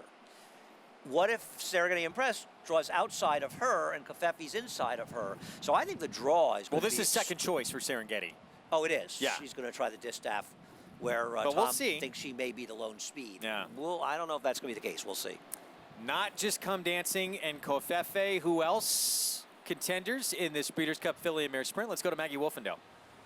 And Greg, there's a West Coast contingency as well heading to the Breeders' Cup Filly and Mare Sprint, a race that I'm really interested in. And Andy pointed out what I was going to say as well. As far as the post positions, you know, what if Come Dancing draws to the inside and she breaks poorly? I mean, she could be behind the 8 ball from the get-go, but one that is likely to break sharp is Selcourt, as she was a second place finisher in the LA Woman, defeated by Lady Ninja that day. But Selcourt was coming off of a 6-month layoff for trainer John Sadler, and she was good before that as well, although her Breeders' Cup last year at Churchill wasn't quite, as she set the pace and tired about midway through that race. And it does feel like the 7/8 distance can be tricky for many horses, especially those who have that early speed. We see a lot of closers winning this Breeders' Cup Filly and Mare Sprint, so we'll see how that plays into the hands of the likes of Covfefe, and it could play out for the former $25,000 claimer in Lady Ninja. But also returning to the West Coast where she began her career, because why not? She's a Calbred. What about Spice Perfection, as she took the Grade 1 Madison at Keeneland and then finished that up with the Grade 2 Thoroughbred Club of America, winning that this fall at Keeneland. And she's been good for trainer Peter Miller, who did bring a string of horses eastward and based primarily in Kentucky, but she returns to the scene where she won the Grade 1 La Brea last year. So this Calbred, she seems as though she's getting good at the right time. She may have a big say as far as this Breeders' Cup Filly and Mare Sprint is concerned. Greg? Maggie, thanks. Another intriguing race, but I'm so excited to see Covfefe. If she can back up what she just did in that last race, I don't see how anyone beats her. No, she has the potential to be one of those sort of freakishly talented horses. She's a real throwback type, super talented. And listen, we're not knocking Come Dancing. Come Dancing has one of the fastest Beyer speed figures of the entire year in the distaff. She has not run as quickly in her other races. From a speed figure standpoint, Covfefe looks faster coming into this race, and I agree. Covfefe, she's one of the potential stars of this program, this Breeders' Cup entire 2-day program. We're getting close. Yep. Got to start making some decisions here coming up. Well, the pre-entries are coming out, and hopefully we'll have those PPs. I'm looking forward to digging into them. I'll be taping. I always tape preview videos from 5 to 10 minutes long for every race. We'll be taping them on Halloween, and looking for. It's fun to go through those races and try to keep an open mind. Look for some. The big decision that everyone's kind of still waiting on right now: where will potential horse of the year, Bricks and Mortar, go? It sounds more and more like Chad Brown and company leaning turf. Some of us have a better idea on that than others, and I do think there's a good chance we'll see him in the Breeders' Cup turf. And Chad Brown has been emphatic about how well he's been training, and really probably sorry they're not running him as a 6-year-old the way he's going, and he's had a remarkable year. Fourth race, it kicks off the late pick 5. Off the turf, Grudge remains a very short price in this field. And then you have Speightstown Gal, debuting for George Weaver. Yeah, I mean, both these horses are meant for the turf. Despite that, is probably more of a turfy pedigree, but they're both dangerous. And the 9 Time Shift would be the long shot throw-in, at least for me. Grudge Speedster, and she showed it. First time out, she's got the Speedster Kendrick Carmouche, who will be back aboard for start number 2 in the dirt debut. We'll go through this field more when we come back.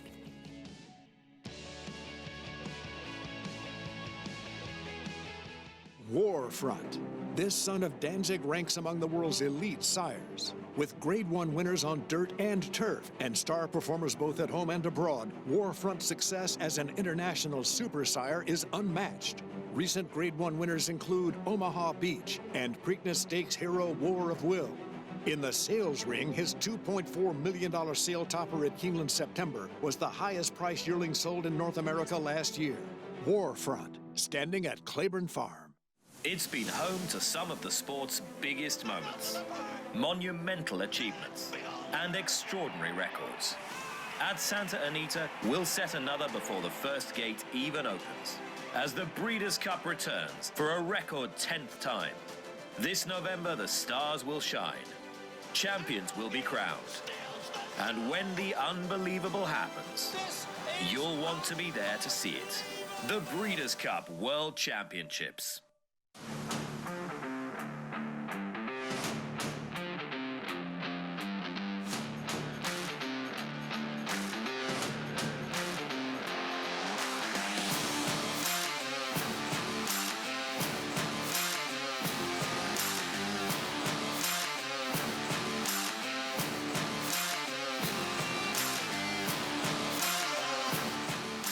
Run Happy, standing at Claiborne Farm. It's America's original sport, and no one covers it better than americasbestracing.net. From the sport to the lifestyle, the best races, horses, and destination venues, cocktails, gambling, fashion, and more. americasbestracing.net is a sport for you. Live it, love it, bet it.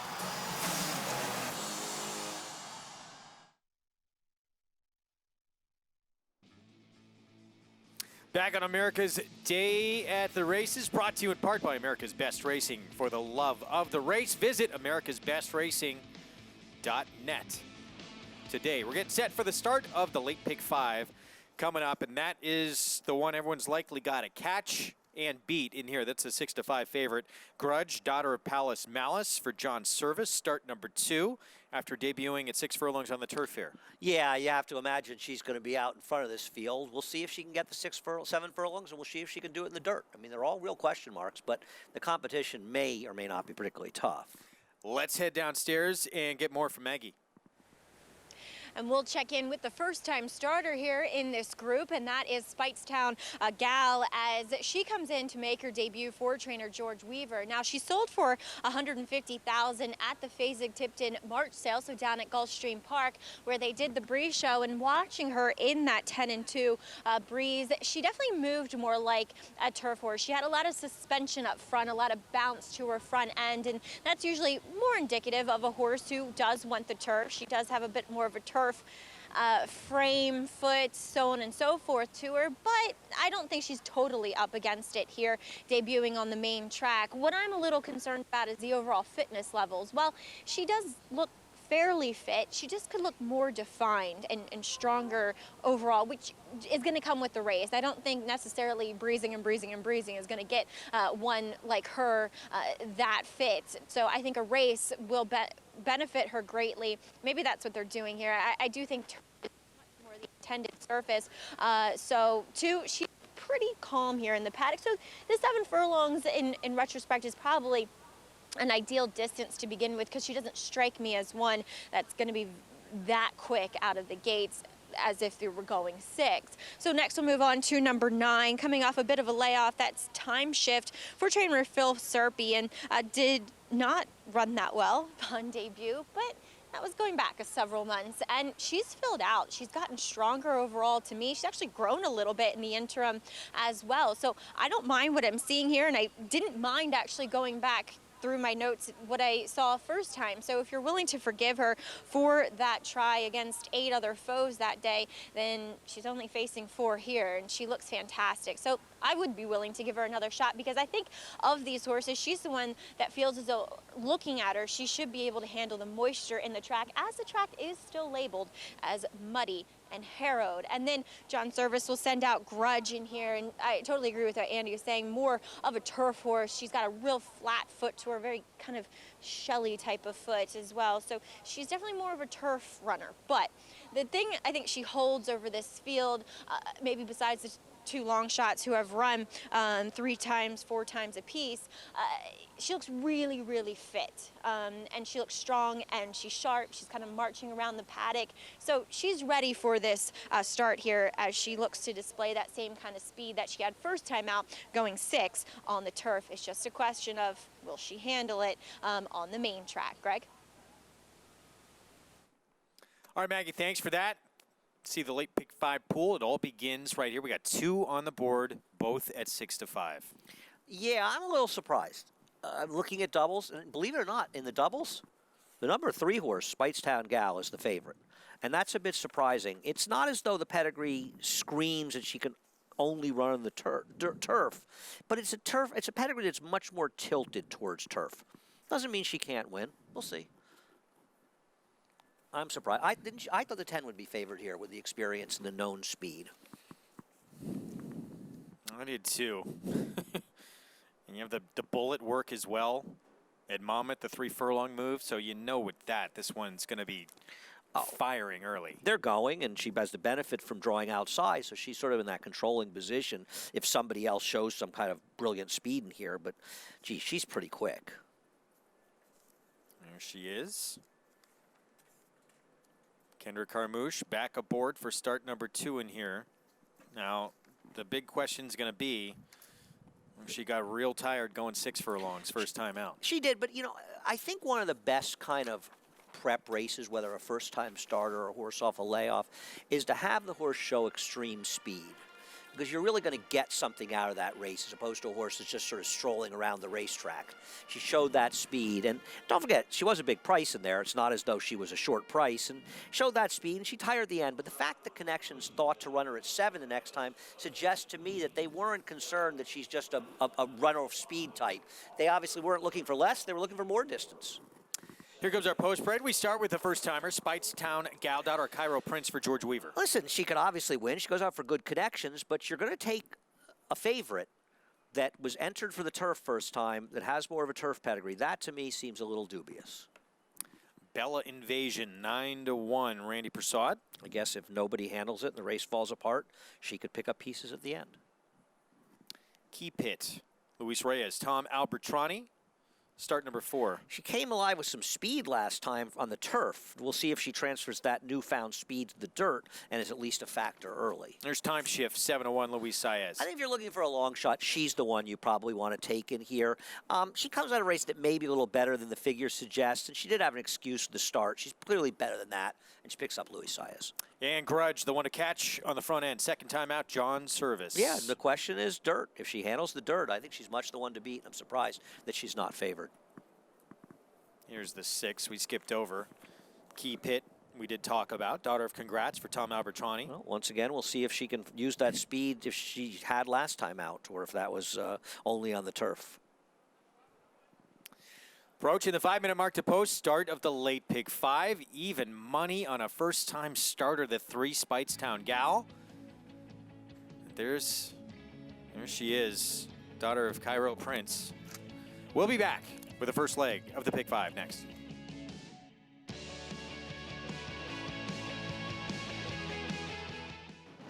Grade 1 winner and track record setter Lee. He traveled the world competing against the best of his generation. Now his progeny are hitting the track. His first winners include Saratoga standout Vast, with juveniles selling for over $400,000 and yearlings bringing up to $650,000. The sky is the limit for this promising young stallion. Lee, standing at Claiborne Farm. No sport in the world brings the wins home like racing. It's one-of-a-kind, high-speed, high-stakes action, and Naira Bets takes you there. Place your bets and watch the races live from anywhere. With Naira Bets, make easy, secure deposits and promotions every day to earn reward points or cash. Download the Naira Bets app or visit NairaBets.com. Sign up now for a $200 new member bonus with promo code LIVE at NairaBets.com.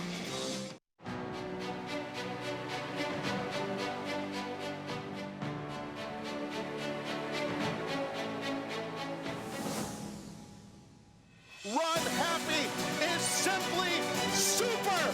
He polishes off an outstanding campaign with a dominant victory in the Malibu.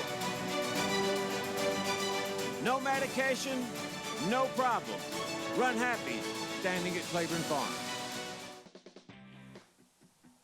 America's Day at the Races coming right back at you as we are 3 minutes to post for race number 4. It is a maiden specialweight off the turf, though, and we are seeing horses that are taking money that are certainly more intended to be turf horses. So maybe let's look elsewhere at some bigger prices here, as we'll begin by looking at a long shot, and that is number 6, Keep It, and here for trainer Tom Albatrani. Now, she's won in her first 2 starts. Actually wasn't here when she ran on the turf back on September 13th. But in her first 2 starts, they had a hood on her, so they knew hood, and I say that as a earmuff, so they knew she was a bit of a high-strung, somewhat of a bad actor. And she's actually progressed quite nicely from start to start as far as her demeanor is concerned. They've taken that hood off. They do saddle her on the walk, but she's kind of minding her business a bit better, as we saw her come out to the track last as well. And they're kind of learning about her.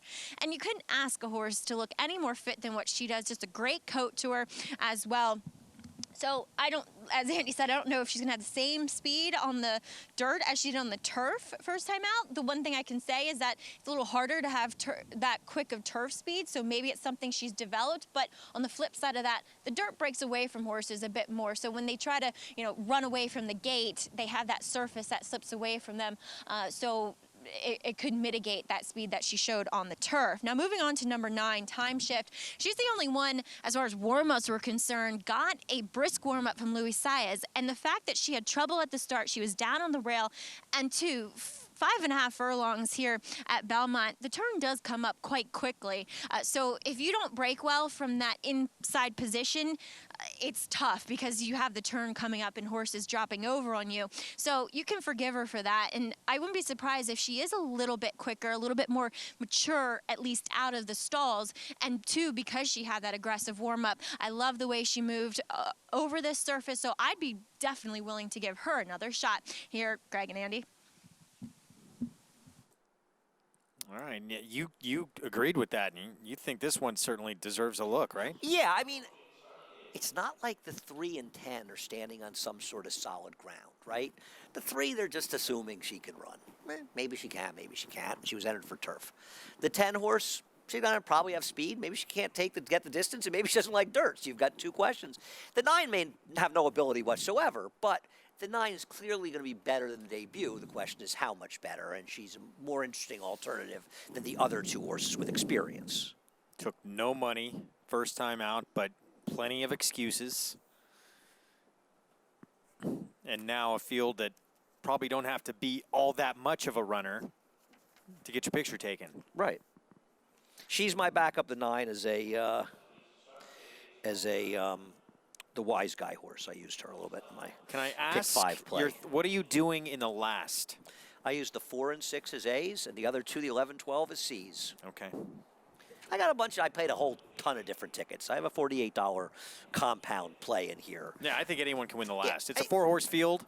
My play is, it's probably going to be relatively chalky, but if I can get the right chalks and then I can get one goofy in one of the races, I have enough possibilities to put together a winning play. Can they catch Kendrick Carmouche on the 10? Grudge in here for trainer John Service.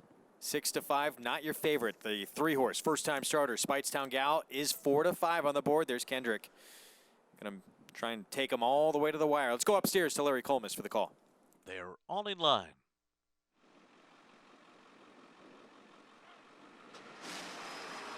They're off. Not a good start at all for the first-time starter, Speightstown Gal, who steadied at the rear of the field as Keep It goes out to the front. Grudge will sit just off the speed and is second on the outside, now 3/4 of a length behind.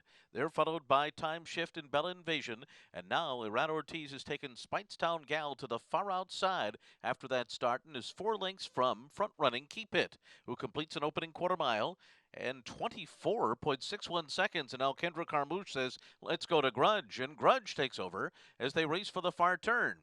Keep It is back into second on the inside. And there goes Speightstown Gal now in hand and moving up all the way up into second position and heading after Grudge on that far turn. So it is Grudge by just a neck now. Speightstown Gal on the outside, second by 2. Keep It is third. Bella Invasion is fourth. And then comes Time Shift, who is trailing the field after a 48.84 half mile. And now Speightstown Gal has taken the lead on the outside in hand. And they're into the stretch, and it is Speightstown Gal who has taken charge here, pulling away from Grudge and Keep It on the outside, and then comes Bella Invasion. Speightstown Gal shaken up to keep on going here. One more furlong to go. It's a 2.5 length lead. And then it's Grudge on the inside, and Keep It is third. Speightstown Gal is still there as they come down to the wire. And Speightstown Gal, not the best of starts, just enough left at the wire to win it by about a length over Grudge, who was coming back. Then came Keep It and Bella Invasion. Speightstown Gal completely blew the beginning of this race. It did not matter. Gets the job done first time out for George Weaver with Irad Ortiz Jr. Agreed. She was clearly best, and we'll show you the start where she got badly left. But I'm going to say, and this is a very slow race, and you need to see the pan also to see how much the horse got left, because she does break significantly slow. Maybe we can get that pan and show it. By going 24.3 they made it very easy for Irad Ortiz to get the number 3 back on into the get race. Whereas if Kendrick had used the natural speed of the 10, there would have been a little more ground for the 3 to make up. Now, maybe that would have caused the 10, who was coming back at the end and almost got back up for the victory, maybe that would have caused the number 10 horse to tire more. But I think by backing it down so much, they certainly made things much easier for Speightstown Gal, who got it done. But you can't really argue that she wasn't best. She was best. To start as bad as she did and still come on and win, and to last 7 furlongs first time out, too. That's not easy. But I am going to say, unless she ends up running in lower-level claiming races, I don't think we're going to see her on the dirt again. She found the right field, as they say, no Greg. Question. No question. 4-5 favorite. Speightstown Gal, daughter of Cairo Prince. Blew the break. Did not matter in the end. 3:10.6 finish. Top 2 on the board, run 1-2. And the public had it right. Yes, they did. Yes, they did. Pick 5, late pick 5, begins with the 4-5 top choice on the board.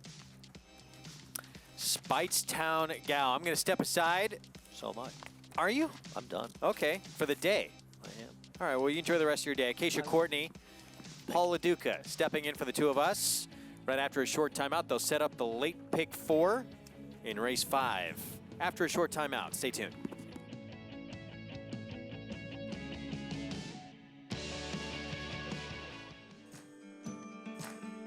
Run Happy, you know, he's 16-2, he's a beautiful horse. There's stamina on top and bottom, and he's stamping his horses with that.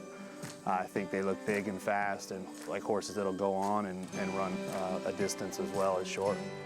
He was a fantastic racehorse, and if he passes on his ability as a racehorse, I think he's a slam dunk to be a great sire.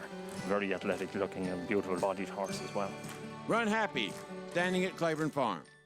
Racetrack Television Network brings you every race, from every track, on every screen, every day. With monthly packages starting as low as $5, RTN gives you great value and access to more live HD streaming and race replays than anyone. Visit RTN.tv today to sign up and watch on almost any device, including Roku and Amazon Fire. Use promo code TRYRTN for a 5-day free trial.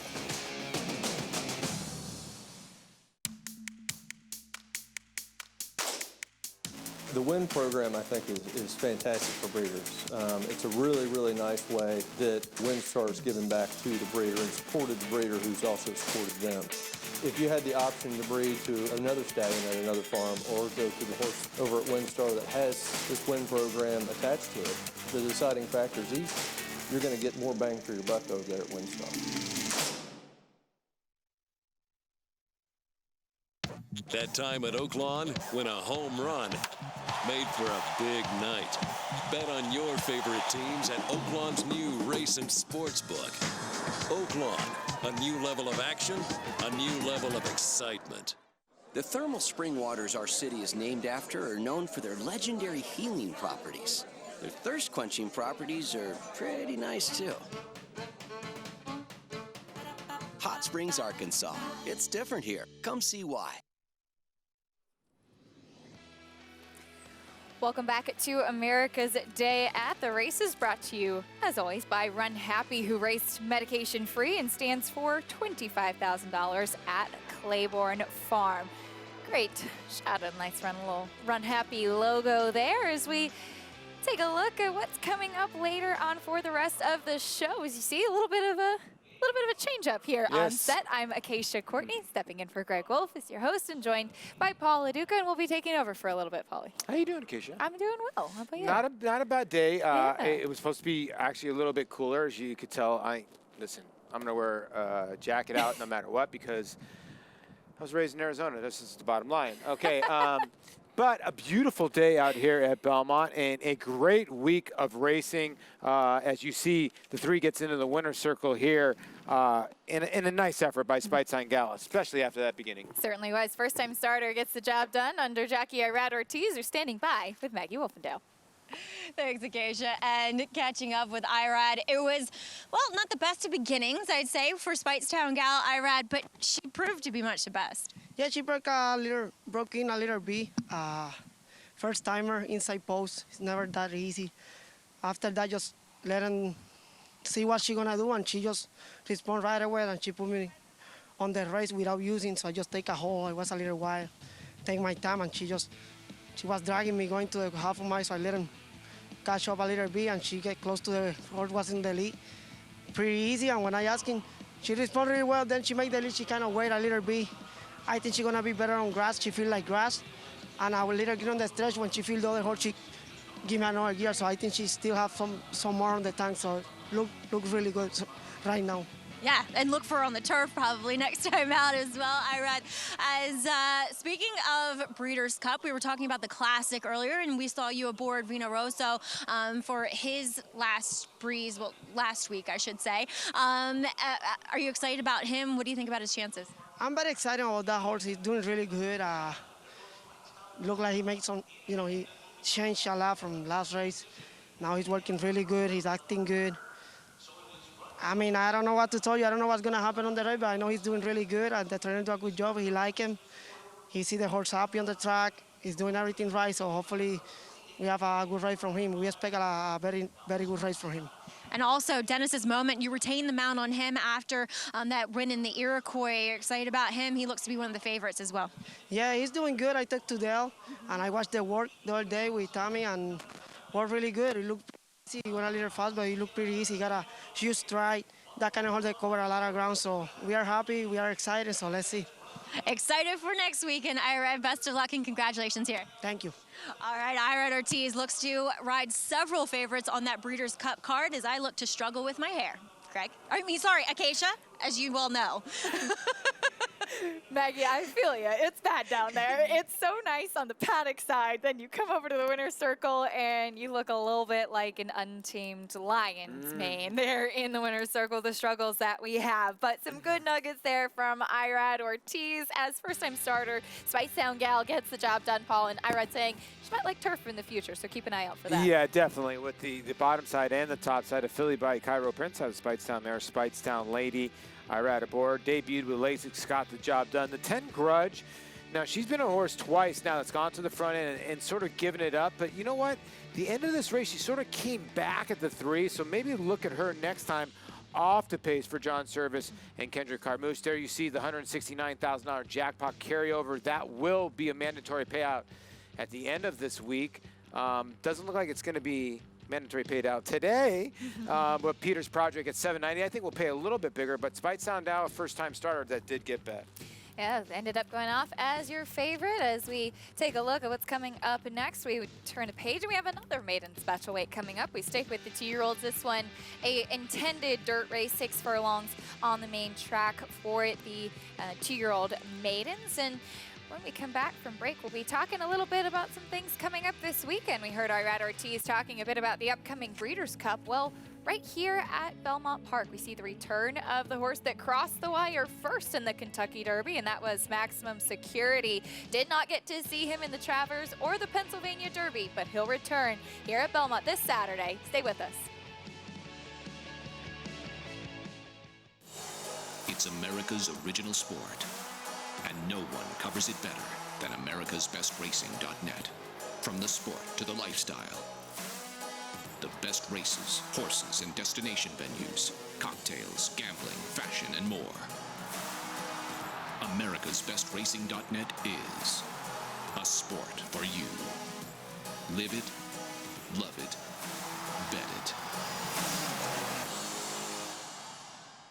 No sport in the world brings the wins home like racing. It's one-of-a-kind, high-speed, high-stakes action, and Naira Bets takes you there. Place your bets and watch the races live from anywhere. With Naira Bets, make easy, secure deposits and promotions every day to earn reward points or cash. Download the Naira Bets app or visit NairaBets.com. Sign up now for a $200 new member bonus with promo code LIVE at NairaBets.com. Coming on strong. Minute to stardom. On top, coming down to the final 16th, opening up a 2-length lead. Feel my love for you. Wild About Star, shining big here in Very One. Oh, why did I wrong? Testing, 1, 2. The Star Guitar filly leads Champagne Diva close to home. It's testing, 1, 2. Feel my love for you. Coming on strong.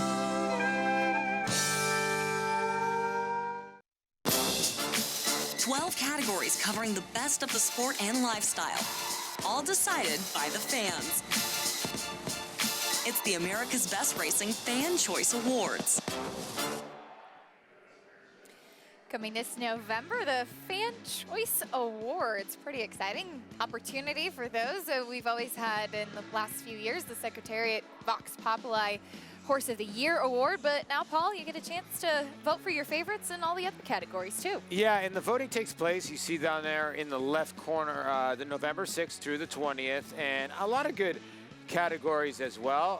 I'm honored to be hosting it as well with Tabitha Lipkin. I feel like the lower man in this, and Tabitha's so good. She's an Emmy Award winner at Fox News in San Diego, so I'm honored to host this, and it's going to be fun because I think a lot of people are interested in some of the racetrack food, the cocktails as well, and it's, your vote, Do you think you're going to get the best racing analyst category? I'm voting for myself. I'll say that now. Is that allowed? Why not? Why not? Okay, so we know where Paul's vote's going to be cast, but it'll be a lot of fun, so be sure to keep an eye on that. And we're talking about ABR. The ABR Race of the Week is coming up. That is the Bold Ruler Stakes at Grade 3 this Saturday here at Belmont Park. 7 furlongs for 3-year-olds up $200,000, and of course down to the rail. We mentioned him before the break. Maximum Security returns to the races once again under Luis Saez. Yeah, and he gets the rail, right? And he should be the one controlling from the get-go. 5 for 7 lifetime. Probably could be 6 for 7, obviously, with the takedown. This was the Haskell where he just dominated and it turned away Mucho Gusto for Bob Baffert, who came back in the Remington Park Derby, in the Oklahoma Derby, to run a lackluster 4th. But I think maybe that was more of, he just was a little bit tired. And I think Owendale's a better horse than Mucho Gusto. Now we're going to see Maximum Security here over the Belmont Oval in the Bold Ruler, and he's really going to be the one to beat. I mean, what kind of class that he does have, too, the son of New Year's Day. And I would think against that field, 1 to 5, somewhere in that area. And I would think Jason's got to be very happy, and so did the West got to be very happy that he's getting back onto the racetrack. Absolutely. He did have a case of a bout of colic where he had his colon displaced, and thankfully they were able to correct it without surgery. So we're glad to see Maximum Security back in good form and coming back to the racetrack here this weekend. But here's what else you have to look forward to. Some good stakes coming up both on Saturday and Sunday as we wrap up the Belmont meet. Yeah, my favorite one is the pumpkin pie. We are getting towards that time, aren't we? I mean, the leaves are starting to change. It's cool out. It's really been absolutely beautiful, and I'm glad we got a race named after the great Segura. Not that long ago, winning the Breeders' Cup at a nice price. So I'm glad we got a race named after her on Sunday. Now here's the field for race number 5 coming up next. Again, 2-year-olds going 6 furlongs on the main track. Your entry, the current even money favorite, most likely, as we have the number 1 Bellavia for now trainer Todd Pletcher, debuted at a big price at Saratoga. I think this was a horse that you liked a bit that day too, Paul. Finished a big second at a big price behind Tumbling Sky with Jenna Antonucci, now purchased, and with the Pletcher barn. Yeah, and the horse ran a giant race that day. Yeah. And Famish was third in this race. Famish has come back to run a couple of good races. You can see she starts to lean in just a tad, or he starts to lean in just a tad, in stretch, not much, and this was the first time Laces in a tough field. Now enters the Todd Pletcher barn. You do gotta love that there is time, and like we've been talking about this since the beginning of this Belmont meet, it seems like horses that have had time have really, really excelled at this meet. And this colt by Honor Code, they paid $270,000 for. Obviously, this is a private purchase. Now, first time in the Todd Pletcher barn, and that's why you're seeing 4 to 5. Big price right now. You do also have a Chad Brown runner. In fact, the number 6 default rate now 12 to 1 currently on the board up. This was a horse that actually crossed the wire first at Monmouth first time out when disqualified and placed 4th.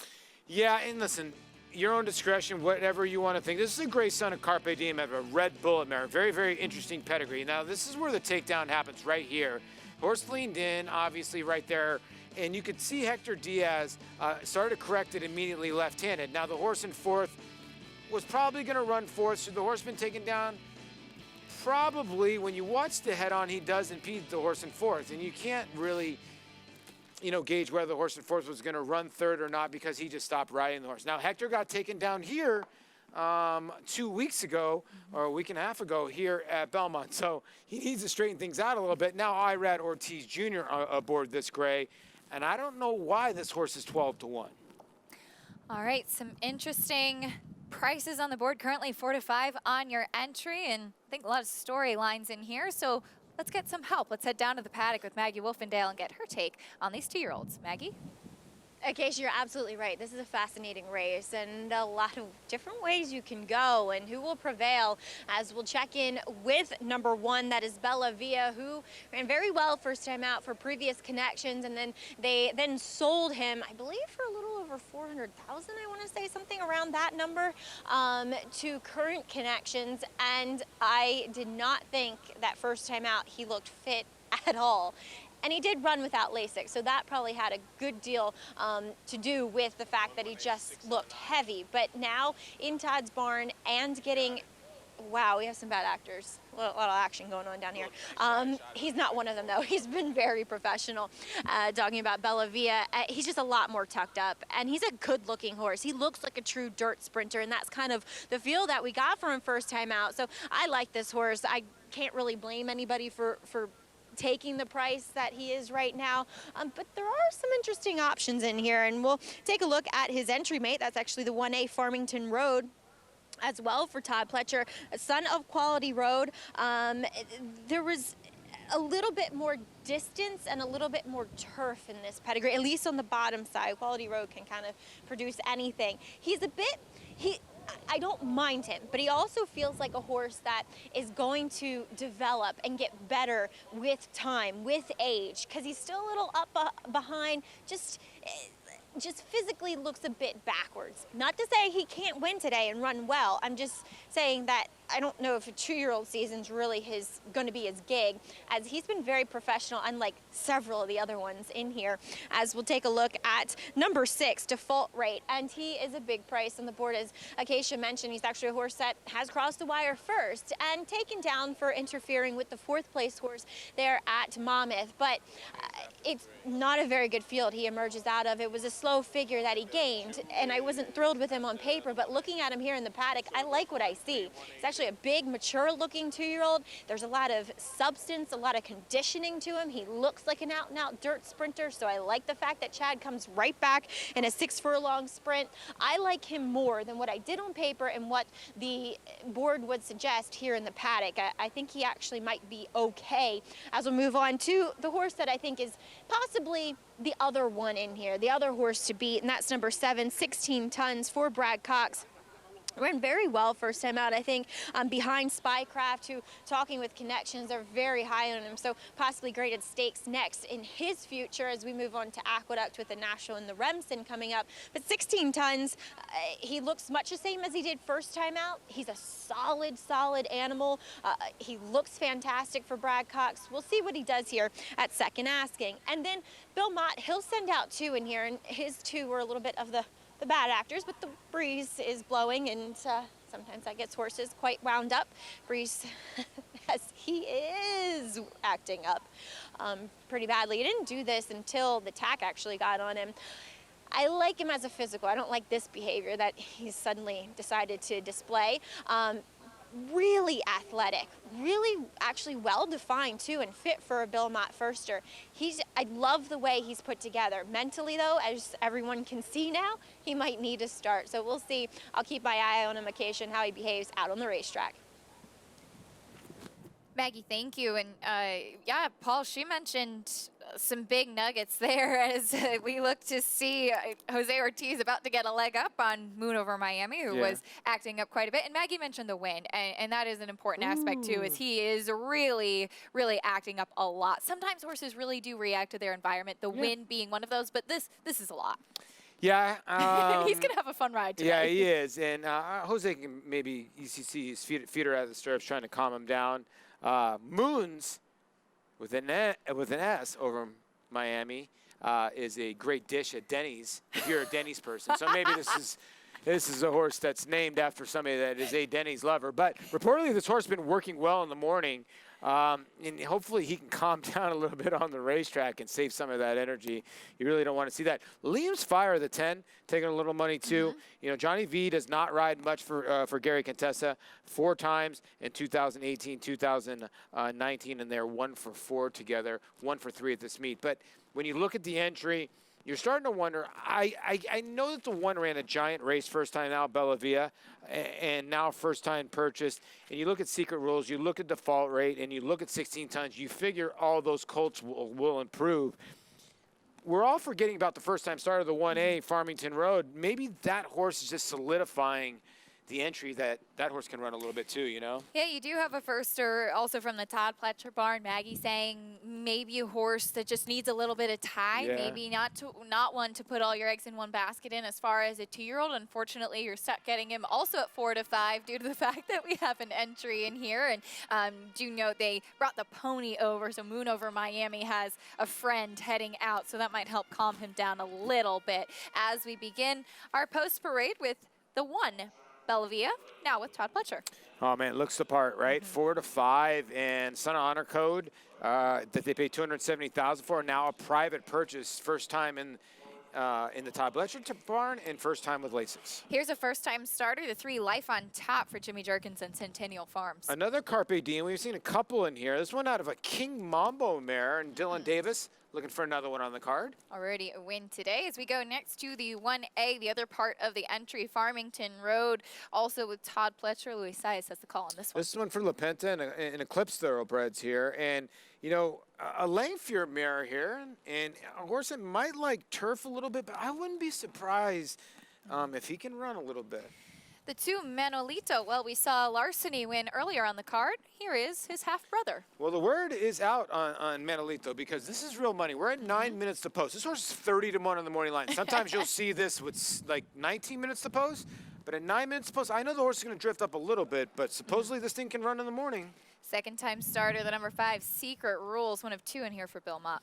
Yeah, this one by Secret Circle. A lot of people forget he won the Breeders' Cup Juvenile Sprint. This one lost to Gouverneur Morris, first time out. Looked like a pretty key debut race there at Saratoga. And here's the 6, Cross the wire first at Monmouth. Picks up Irad Ortiz today is the 6 default rate. Yeah, and warranted. Probably should have came down that day, but was best. And I'm with Maggie. Like, on paper, you sort of don't really love the horse, but then it's Chad Brown, and his horses love to win races. You're getting 9-1, so I would include. Big price right now on the Chad Brown runner, and an even bigger price on another second-time starter, the 7/16 tons. Good second-place finish first time out. I'm surprised this horse is 12-1. Just a lot of action on that entry. Looks like he could be live for sure. Scratch the 8 Snap Chap. Here's the 9 Moon Over Miami, who's still feeling himself on track. Yeah, I think he needs to like get some of that energy out with a nice little jog. Maybe Jose will get him out there in a little gallop out. But the Son of Malibu Moon is feeling a little fresh today. First are taking money to 10. Liam's Fire for Gary Contessa. Yeah, Gary, 0 for 56, but he's been very, very unlucky with a lot of seconds and thirds, and this one's going to get a nice little warm-up. Don Velasquez in the iron. There's our field there for race number 5. We'll take a quick break and get some more thoughts on this very interesting 2-year-old race, which is coming up next at Belmont Park. Stay with us on America's Day at the Races.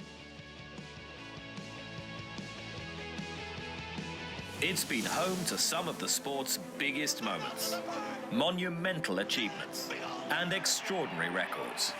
At Santa Anita, we'll set another before the first gate even opens, as the Breeders' Cup returns for a record 10th time. This November, the stars will shine, champions will be crowned, and when the unbelievable happens, you'll want to be there to see it. The Breeders' Cup World Championships. This proven son of Giants Causeway has sired 4 millionaires, including Claiborne Farm stallion Lee.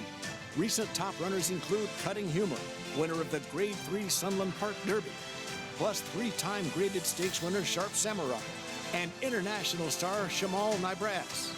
This year, his 2-year-olds have brought prices up to $310,000. First Samurai, standing at Claiborne Farm.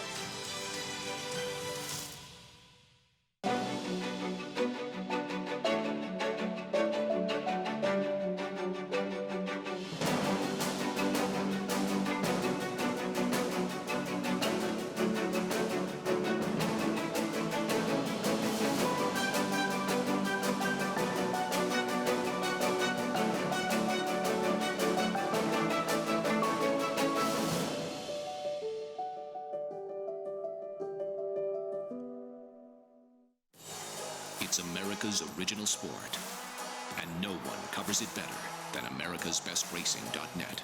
From the sport to the lifestyle, the best races, horses, and destination venues, cocktails, gambling, fashion, and more. americasbestracing.net is a sport for you. Live it, love it, bet it.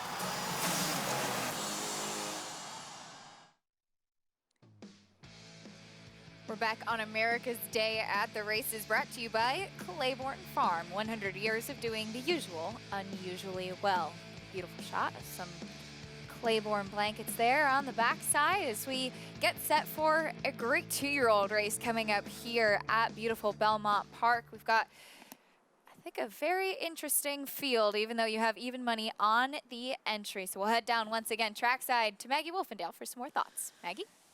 And Acacia, you know what's even more interesting is the board. Now, when I'm in the paddock, I'm basically just focused in on the horses and how they look and the form in front of me. It doesn't help that I'm incredibly nearsighted, so I can't really see the Jumbotron, the odds up there. So it was shocking to me to see some of the horses at the prices they are, especially 16 tons at now 11-1, and namely the 2 at single-digit odds, but the 5 actually taking a little bit of play. I thought here, the second-time starter for trainer Bill Mott, that's Secret Rules, and he's one that was really green. Paddock, front side, you name it. He was really badly behaved in his debut, and as Paul pointed out, faced Governor Malibu in his first start, and it was a sloppy racetrack. So again, there's moisture in it here as we are good now, and it feels like a fairly kind racetrack as well.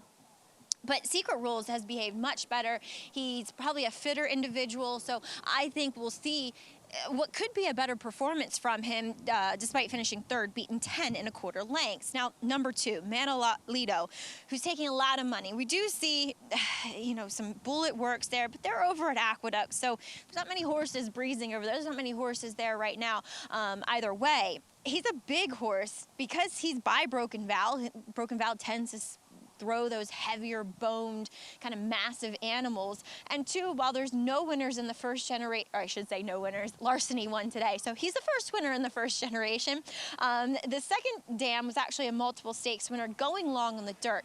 I'm just a little concerned because he is such a big horse that the 6 furlongs might be a little on the short side, plus fitness is a question, and mental maturity also a question with me, as he was one of the bad actors back in the paddock. Moving on to number 10, that's Liam's Fire.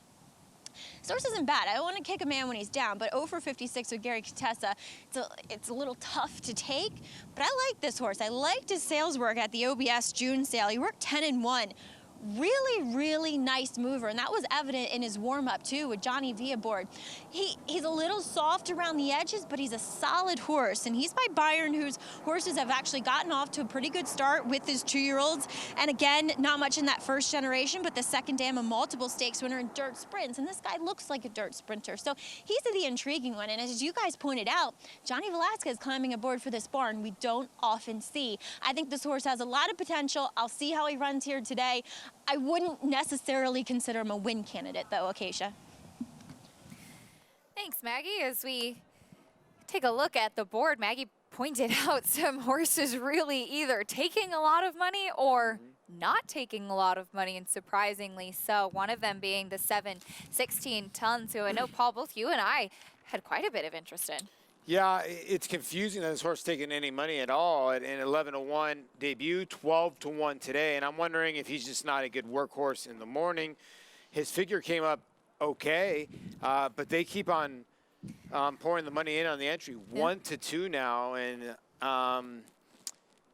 you know, you look at the 5, you look at the 6, you look at the 7, you look at horses that have run already, and I understand that the favorite here at 1-2 ran a bang-up race and is the one to beat. But these horses can change overnight, so I don't know if you want to take 1-2, now 2-5. I think there's some other horses there, like you said, the 7. I put my check mark on the 1, but the 7's the horse to bet at 11-1. I think so too. Maggie Wolfendale taking the 7. I mean, he's half to Sippican Harbor, Grade 1 winner in the Spinaway. 6 out of the 7 siblings were winners. Few of them won at 2. Bodacious Babe was Grade 3 place. So there's some pedigree there for sure. And second time out for Brad Cox. Kendrick Ramouche up aboard again. How about the 10 to the outside? Maggie mentioning. Yeah. You know, maybe not to win today, but a big price one to use underneath. Yeah, you know, this is a son of Byron that's got some very quick drills, especially out of the gate. You got to love it, 47-4 out of the gate, just to give you a little confidence that, okay, even if he was pushed, he broke out of there pretty well. So I would think he's going to show a little bit of speed. Maggie liked him on the racetrack as well. So that's a good vote of confidence, and you're getting your price right now at 15-1.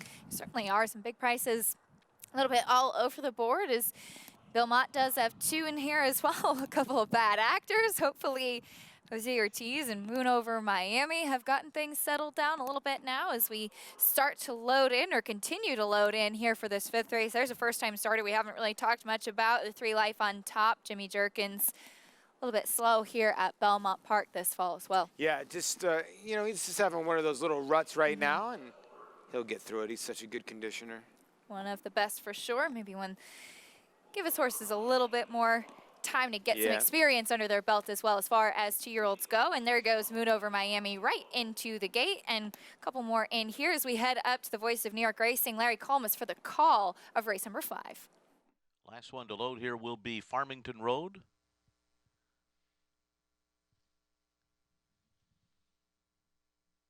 Rider is off of 16 tons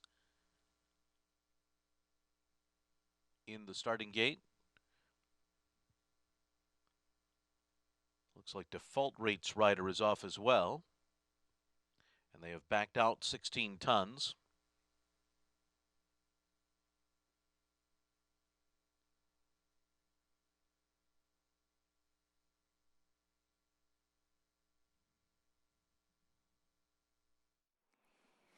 Kendrick Carmouche hopping off and backing out 16 tons. He gets a leg back up, and looks like the 1A Farmington Road also backing out as well. And Paul, I've said this before, sometimes one acts up, it just kind of encourages the rest of them to act up too. Yeah, and maybe Kendrick was not really set right, and sometimes you have to back the horse out. Sometimes the horses will go in there and they'll sit in there crooked, and the jockeys will ask to get reset, and that's what they're doing right now.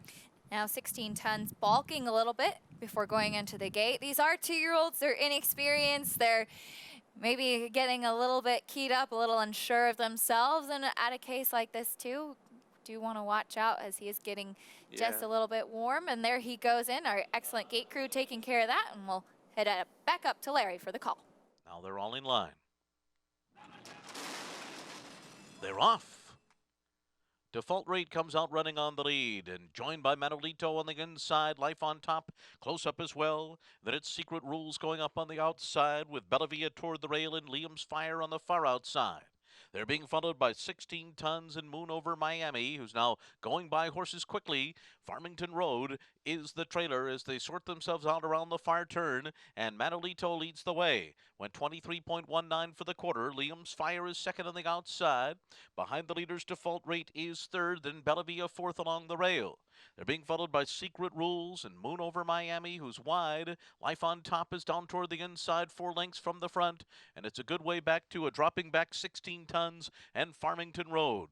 So they make their way toward the top of the stretch. The half mile was in 47.23 seconds, and they're into the stretch, and Bellavia has come up the rail to grab the lead, and is now in front as they come to the 8th pole. On the far outside, it's Secret Rules. Default Rate is third between those two. Bellavia in front. Secret Rules on the outside, drifting to the center of the track in second, and Default Rate is third. It is Bellavia. Bellavia and Javier Castellano by 2.5 on the wire. And then it was Secret Rules, Default Rate, and Moon Over Miami. Bellavia, first time for Todd Pletcher at a very short price. Went off at 1-2, the entry did, and just too much today.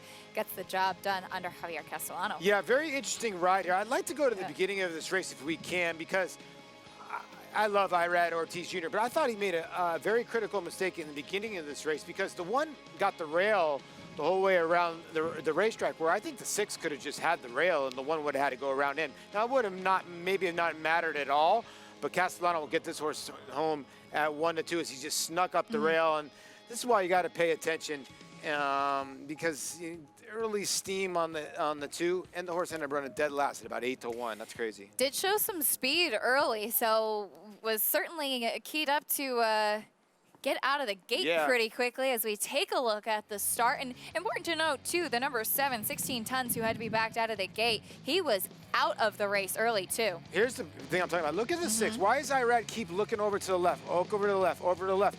Shut off the rail. If you go now and shut off the rail, you could shut the rail off of the 1. You had already had it shut off, or why would you let the 1 sit in the garden spot now? So now you're in between horses, and the 1's going to end up getting the rail trip where you could have had that spot. Now, would it have mattered? Wouldn't have mattered, but you just broke with your horse on top. I know you want to chase horses.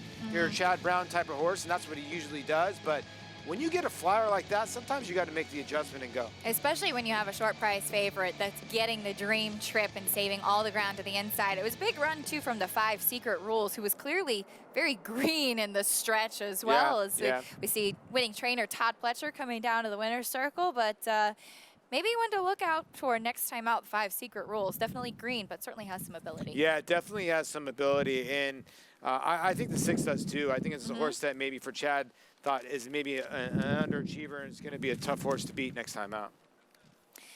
It was the number 1 Bellavia, now with Todd Pletcher, who gets the job done in race number 5. And when we come back from this next break, we'll learn a little bit more about trainer Charlie Baker, a well-known face here in New York, who fell in love with horses early on.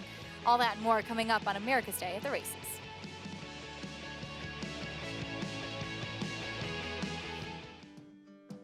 I'm a firm believer you don't put the saddle on the pedigree. I bought him strictly because of his physique, his conformation. And then when you looked at the pedigree, it was the perfect blend. Run Happy was an incredible, incredible racehorse, being supported by Airdrie Stud, who raises an incredible animal. To breed one of their best mares to him speaks volumes. It ended up producing an incredible result in this horse. And we just hope he runs to his looks and his pedigree. Run Happy, standing at Claiborne Farm. Racetrack Television Network brings you every race, from every track, on every screen, every day. With monthly packages starting as low as $5, RTN gives you great value and access to more live HD streaming and race replays than anyone. Visit RTN.tv today to sign up and watch on almost any device, including Roku and Amazon Fire. Use promo code TRYRTN for a 5-day free trial. Eclipse champion Blade was considered by many as the breakout stallion of 2018. His top runners included Grade 1 winner and Eclipse Award finalist Marley's Freedom, plus Grade 1 winner Fault, and graded stakes winners Morale, Beyond Blaine, Miss Kentucky, and Blaine. This year, his 2-year-olds have sold up to $700,000. Outstanding results, outstanding value. Blaine, standing at Claiborne Farm.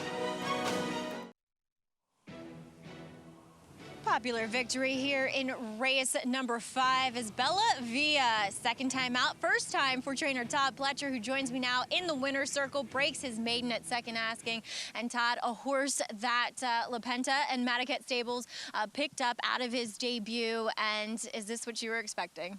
Certainly what we were hoping for. I was a little concerned he didn't break super alertly. You know, it was kind of a long loading process, and he'd stood in there a while. He broke a little flat-footed.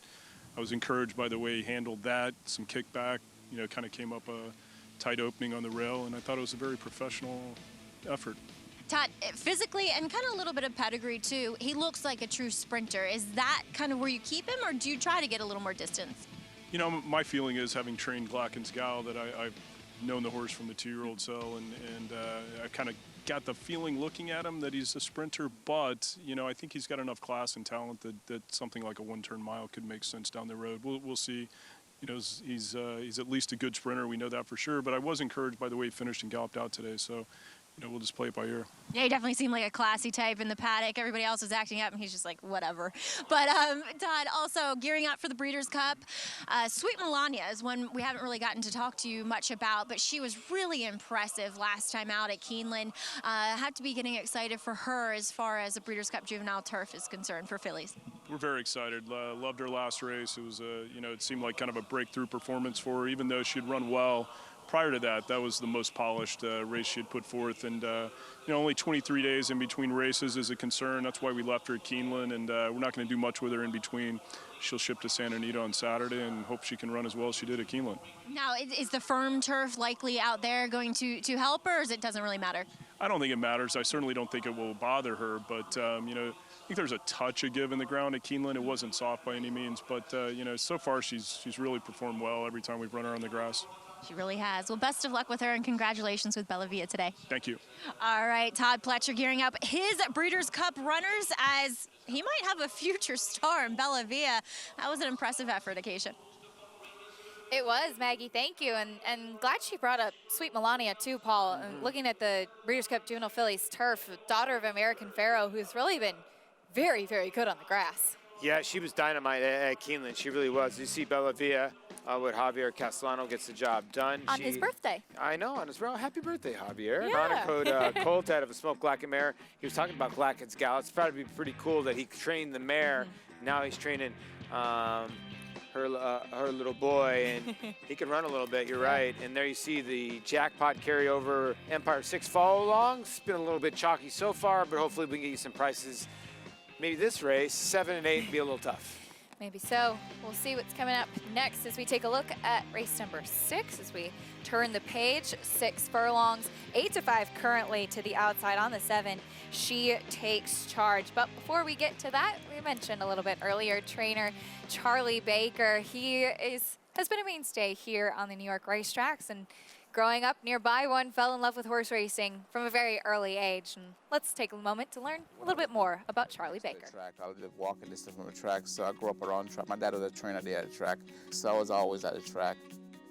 Well, you know what? You fall in love with it from an early age, so that makes it huge. And I was actually at the barn seeing the activities from then, so you kind of get an advantage, just an early start into horse racing than most people that never been around that situation. I came to the U.S. in around '86. Started out grooming, out walking and all that stuff before I even started training in '97. I got my license out in '97 as a trainer. I always wanted to be a trainer. I thought the only way I was going to do it was gonna do it on my own, just start. So the first horse I bought was for $1,000. And we kind of won 3 races out here when I bought him, and that's kind of built on that. I've kind of pretty much invested whatever I made into the horses. Between here and Finger Lakes, I got about 60 plus. In New York, we got 41. So we got about 60 plus horses in training. I'm pretty hands-on, but my brother is in Finger Lakes, and he's been with me forever. I mean, so he knows the routine, he knows what I want, what I need. I think my best accomplishment as far as training is concerned is just winning a graded race in Belmont back in 2016 was. Charlie Baker, who picks up his first graded stakes. Charlie, talk about the feeling you're having right now. Great feeling, great feeling. I've been looking for this day for a long time. When I started training in '97, I started with bottom level horses, the bottom of the bottom. So my goal at the time was to win a Lawrence race. That was the biggest thrill I got, really excitement to win a grade. And then we came back and won a grade 1, which was even more fun. Just great accomplishments on my part, actually. My biggest goal in life was to be a trainer. I think I accomplished that, horse trainer. Your goal is want to win the biggest race that's out there. You want to be at the top of the game or win the. So you're still a dreamer. That's why you're in it, really. You're still dreaming. You still want to win that Breeders' Cup. You still want to win that Kentucky Derby. So you're dreaming at all times. So yeah, there's always goals. There's always a thing to accomplish. I think there's always a goal. So I got a lot of them out there. So let's see what happens. Charlie Baker, he has the number 2 Sweet Meadow Mist coming up in the next race, and I love what he said. You're always a dreamer. I feel like that pretty much encompasses everybody here in the sport of horse racing. Yeah, you're right. It really does. Every time a horse is born, you dream of the first Saturday in May. If she's a filly, the first Friday in May. So you're right. I mean, it really is. You're always dreaming. You're always thinking, here's that next big horse in here, and great piece there. Great job done by the guys behind the scene. Sweet Meadow Mist in here. She's a filly. Her last 3 efforts has really struggled getting out of the gate. Now, she's made some moves for Joelle where she's made up some ground. I just feel that Belmont is so much better for her. Like last time, she was so wide, but she still made up ground. If she can get out of the gate, she's a major, major player in here.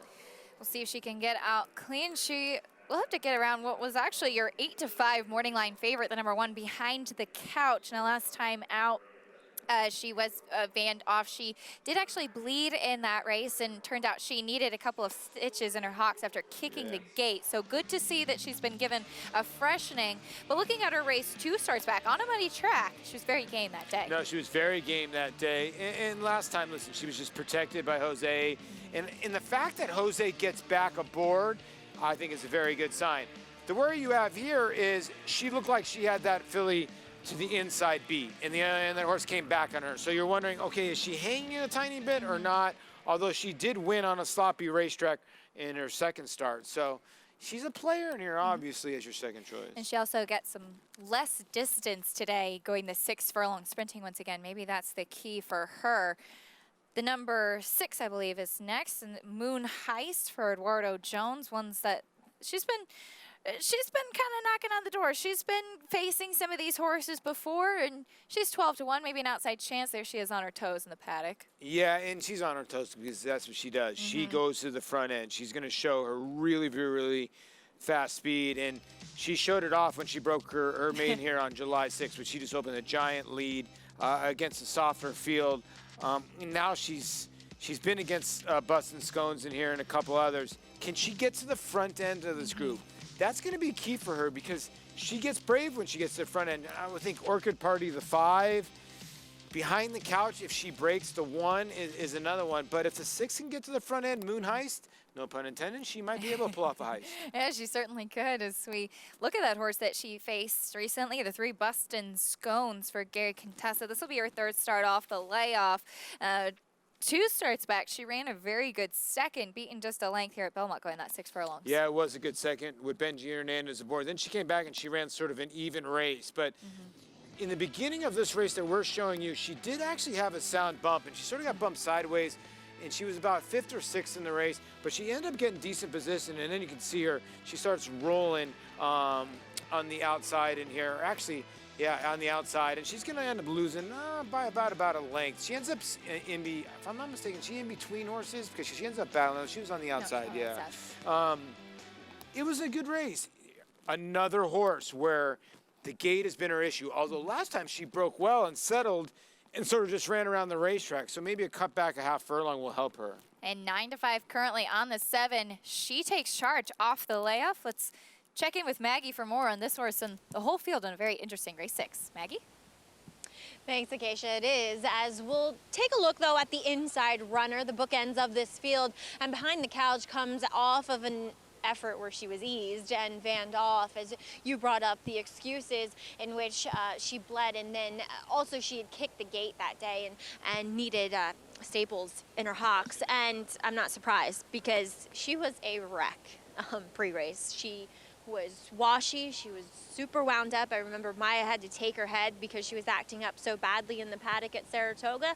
And as I've said and continue to say, Saratoga is a tough environment for some horses to handle mentally. I mean, they walk through a crowd. It's like a boxer going into the ring, and some horses, well, I don't want to say they have stage fright, but it gets somewhat intimidating and nerve-wracking for them. So Belmont's a more quiet scene, to say the least, and so she's reacting much better here pre-race. And furthermore, I had serious doubts about her handling a 2-turn 9 furlongs. She's not the biggest fish in the sea, that's for sure. She's smaller, she's shorter coupled, she's built downhill. So while maybe her form suggests she does want more ground, physically I am a-okay with the 6 furlongs for her, and she's just making a far better impression this time around than what she did back at Saratoga. Now, the real wild card here is the 3rd time starting off a layoff, number 7. She takes charge.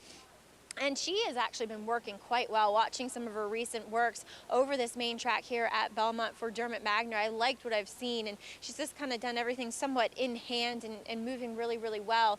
She's a bigger type. I actually was not here when she made her first 2 starts, so I have nothing to go back on and base what she looked like previously as a 2-year-old, but there's some size to this gal, and I wouldn't be surprised if she has done some growing from 2 to 3, everything you want to see.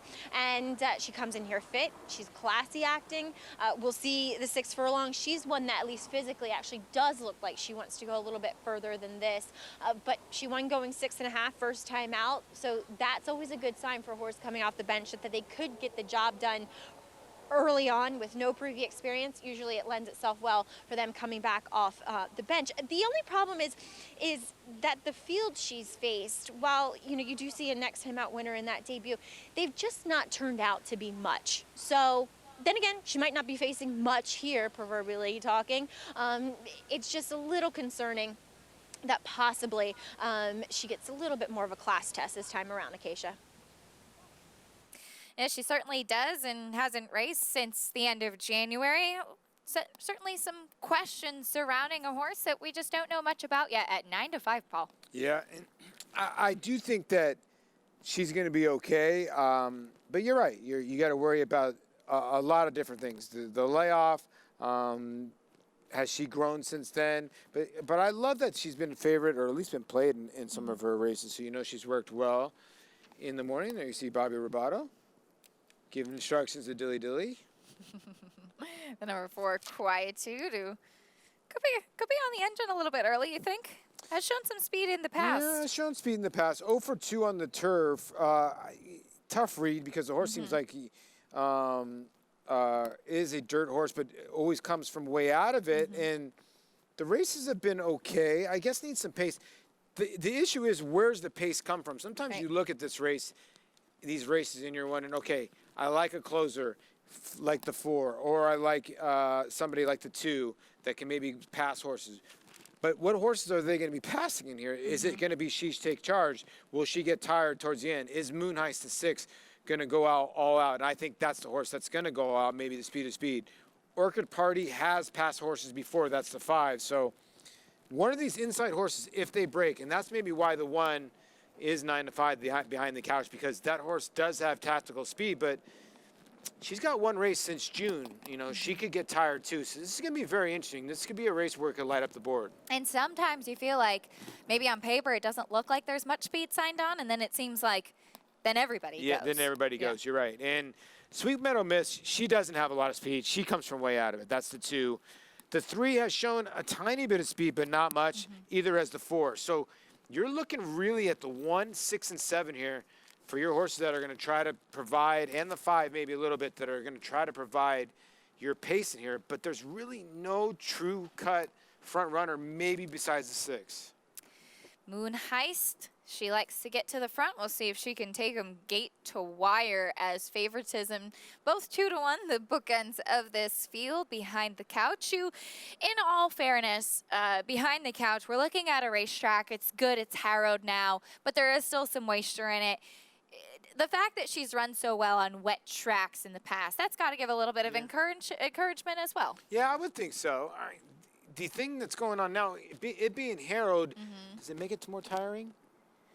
I'm probably not the best person to ask about that. Andy Sterling knows all about the ins and outs of Belmont Park more than anything. It does open it up a little bit. Yeah, right? So it's not going to be as packed tightly as it would if it was sealed. Yeah, so, you know, haven't been off since August. Maybe it will hurt her. I don't know. I mean, that's a tough question. You're right. It's been harrowed. Does it change the racetrack? Will it help the closers a little bit? You never know, you know.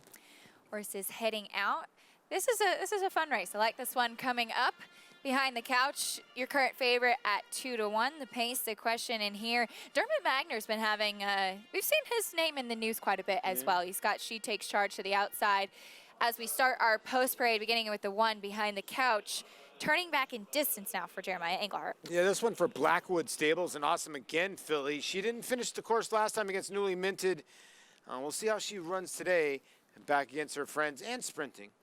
Sweet Meadow Miss won her first 2 starts. We'll see if she can get back to the winner's circle today. Yeah, big filly right there. You can tell maybe that's the issue she has out of the gate. If she can get out of the gate, she's a threat in here. The 3 Bustin Scones, another one that won first time out on a muddy track at Aqueduct. Yeah, she's run some good races. She'll come from way out of it at 9 to 2.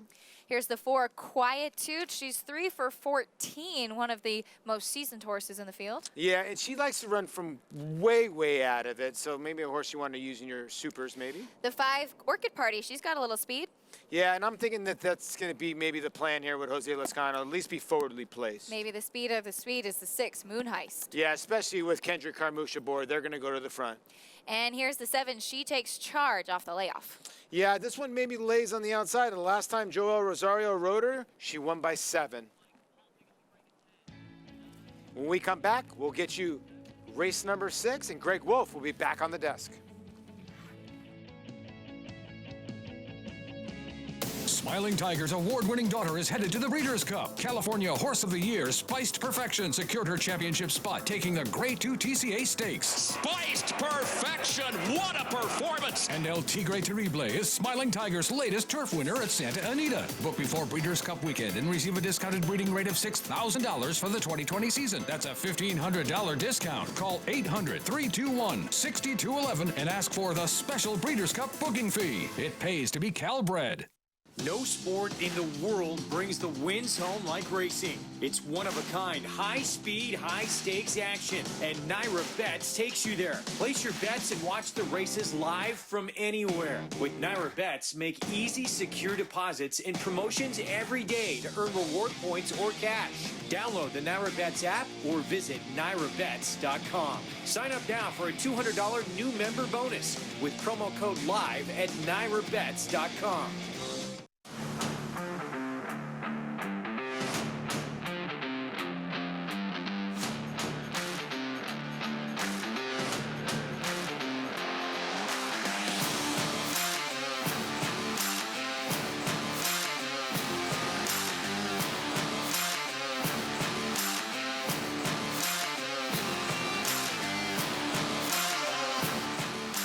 Run happy, standing at Claiborne Farm.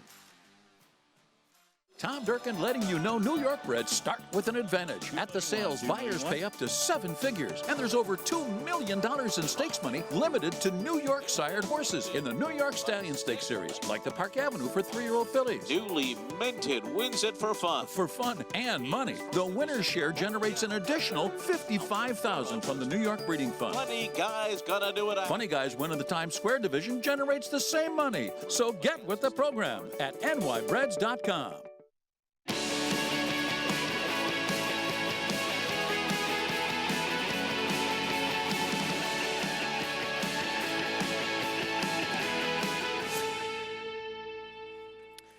Welcome to America's Day at the Races, and those just joining us on MSG Plus. Good to be with you as we kick off the final week of action here at Belmont Park on this Wednesday card, and a beautiful Wednesday afternoon to begin the final week here in Elmont, New York. Good to have you with us. Greg Wolf alongside four-time Major League All-Star Paula Duca, Keisha Courtney, and the three of us going to take you the rest of the way, along with Maggie Wolfendale as well, as we get set for the final few races here coming up. And what were your thoughts here on this next one we have ahead? I thought it was an interesting race. Keisha and I were talking about it. Who goes to the front end in here? Is there enough pace for the inside runners? It looks like the 2 or 3 outside runners should show the speed. Yeah, they certainly should. The question with the 7, She Takes Charge, who's been taking a lot of early money, is that she hasn't run since January. She's turning back in distance, and she showed some speed last time out. But are we going to get a chance to see that from her going a shorter distance now, too? Yeah, right now behind the couch, favored Jeremiah Engelhart from the inside with Jose Ortiz. Our track conditions brought to you by Piranha Fly Spray, the preferred fly spray of Belmont Park. Piranha on, pest gone. Main track, it's been upgraded to good now, and the track has been harrowed. Of course, we're off the turf all afternoon long. As we take a look at our schedule ahead, the late pick 3, races 6 through 8. And that final race on the card, 4 horses in that group. 7th race we'll talk about in a moment. Looked like a couple maybe that could win that race. Yeah. And then the 6th race, of course, we have a 6-5 favorite. You can play all the action we have ahead. With Naira Bets Bet 200, you'll get 200 in your account with the promo code LIVE. Make sure you use that and sign up. Bet any track, anywhere, anytime with NairaBets.com. New York bred. Entry-level allowance here, 6 furlong sprint behind the couch. Very impressive. Almost got through and won her debut, and then she won next time out. They put her into a stakes race against Newly Minted. She hit the board in the Bowery. And then, of course, as you mentioned earlier on the show, Paulie did not finish Vandoff in the Fleet Indian against Newly Minted again.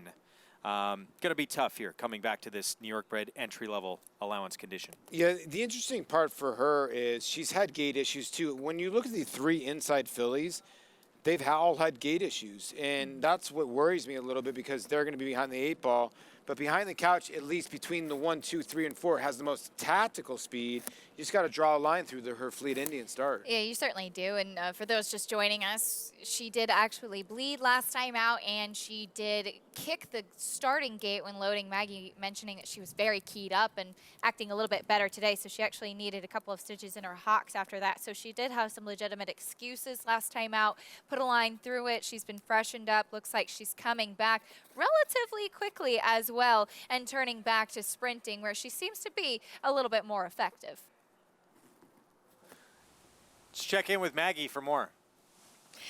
Yeah, Keisha, totally agree with you as far as your current favorite is concerned in Behind the Couch. But what do we do with the early pace? Paul has been mentioning it because there doesn't seem to be that much early pace on. And a horse who does feel as though she's in decent form is number 2, Sweet Meadow Mist. She has no early pace whatsoever. But what I can say is that she was the one horse who immediately broke away from the pony with Irad Ortiz aboard and got a monstrous warm-up to the backside. Now, she has run, 6 times, so I don't think you're necessarily changing her running style per se with just a warm-up, but I think Irad's going to try and have the intent, at least that's what he displayed out on the racetrack, to keep her a little bit closer. Now, number 6, she could very well work out to be the speed in here, and that is Moon Heist. Now, she's always a bad actor in the paddock. She always gets washy. She doesn't carry her weight that well. She's just that type of horse. She's just not the greatest doer, but she could be in an advantageous spot here because she might be the quickest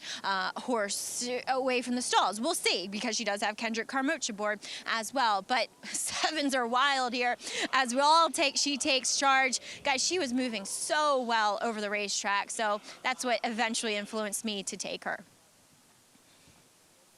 All right, Maggie, thanks for that. So 7s across the board here from this group with She Takes Charge, cutting back in distance, but we have not seen her since late January. I need that on a slot machine. Yeah, you're right. I haven't seen her since January. Probably the most talented filly of the group, 3-year-old filly. Is she going to be ready?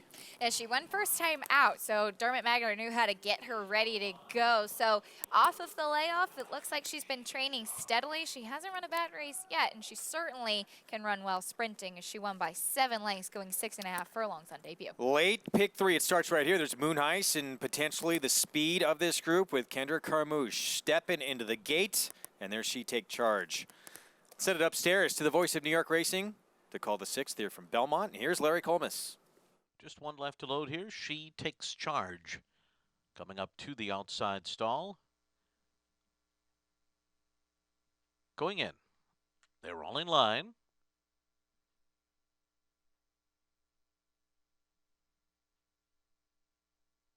They're off. Orchid Party a step slow to begin. Moon Heist to the early lead.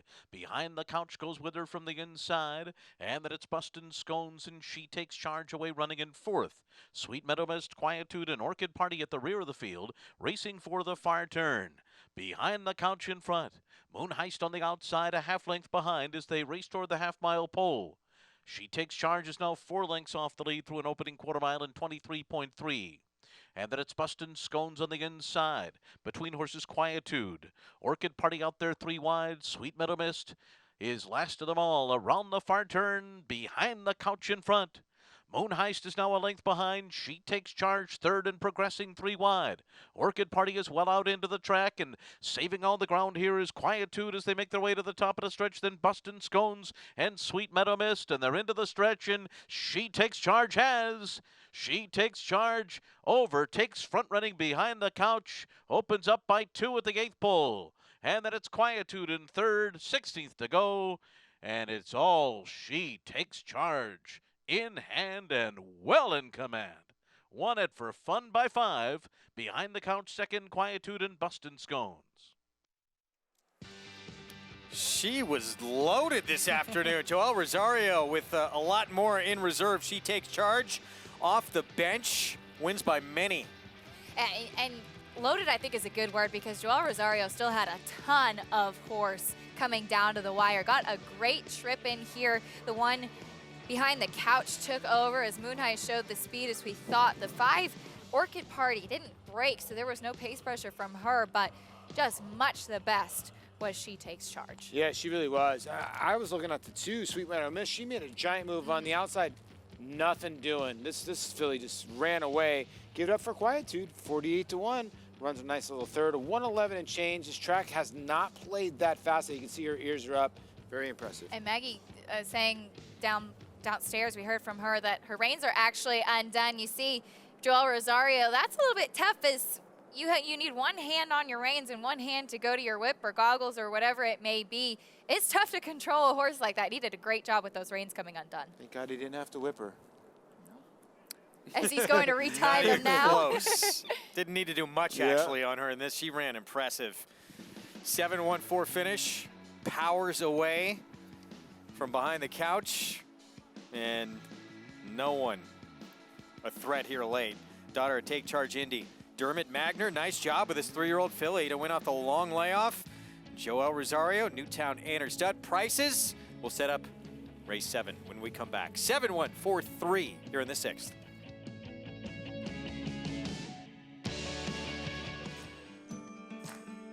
Run Happy, you know, he's 16-2. He's a beautiful horse. There's stamina on top and bottom, and he's stamping his horses with that. I think they look big and fast, and like horses that'll go on and run a distance as well as short. He was a fantastic racehorse, and if he passes on his ability as a racehorse, I think he's a slam dunk to be a great sire. Very athletic looking and beautiful bodied horse as well.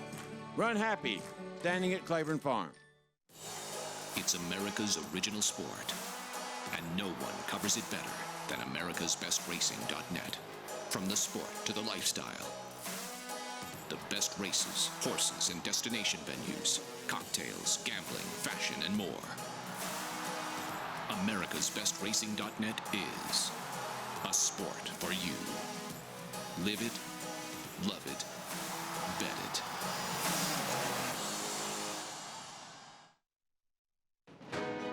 Flatter. This prolific son of AP Indy has sired 6 millionaires, including Eclipse champion West Coast. This year, he's adding even more stakes winners to his outstanding record, including Sovereign Award winner Avies Flatter. In the auction ring, his yearlings have topped the Fasig-Tipton July sale 2 years in a row. Success on the track, success in the ring. Flatter, standing at Claiborne Farm. Back on America's Day at the Races on Fox Sports 2 and MSG Plus. It's our final week of action here at Belmont Park. And a look at your winner. She Takes Charge. Powerful performance. And she had plenty left in the tank. It looks like going to be fun to watch this one going forward. Yeah, it is. And the 3-year-old filly here by Take Charge Indy, the more than ready mare. She's ready made. Newtown Anner Stud's got to be very happy. Homebred here. $6.70, and she just ran right by behind the couch. I think it was a good effort from behind the couch, too. She probably needed this start. The first 2 finishers ran very well. Give it up for Quietude at a big, big price to round out your try. Dermot Magner doing a nice job with his filly to get her ready off the bench. Let's head downstairs to Maggie Wolfendale. That he did, Greg, and please be joined here by Dermot, who got She Takes Charge ready. And Dermot, had she been indicating a performance like she displayed here today to you in the mornings? You know, she's been sharp. Kind of thought maybe the race came a week too quick, but she showed up, so let's move on to the next one with her. Well, it looks as though Joel Rosario had quite a bit left in the tank, so I think you'd have a lot left in the tank for the next one. Yeah, we might try her in an open 1X, or we'll see where we go with her. As we get deeper into the winter, she might fit with the open fillies. I was going to say a useful horse to have during the winter because she's obviously definitely dirt, but has a lot of promise. Talking about her as a 2-year-old and kind of she made her debut late in her 2-year-old season, how much has she improved now from 2 to 3? Yeah, she's grown a lot. She's probably 16-2 at the moment, developed a lot. She went home for quite a while. Stephen also did a great job getting her back. Just needed a lot of time to mature. And, you know, hopefully she takes the next step. And Dermot, we've seen a lot from your 2-year-olds this season. Is it something that you enjoy doing, is getting the 2-year-olds ready and horses off the layoff? Yeah, I mean, everybody wants the nice 2-year-olds. I've been lucky to have a few this year. Got a couple more to run. Yeah, so it's all been good. Awesome. Well, congratulations here. Nice performance. Thank you. All right, guys, She Takes Charge. She certainly did today. She is one that, as Dermot said, could eventually have open company in her future.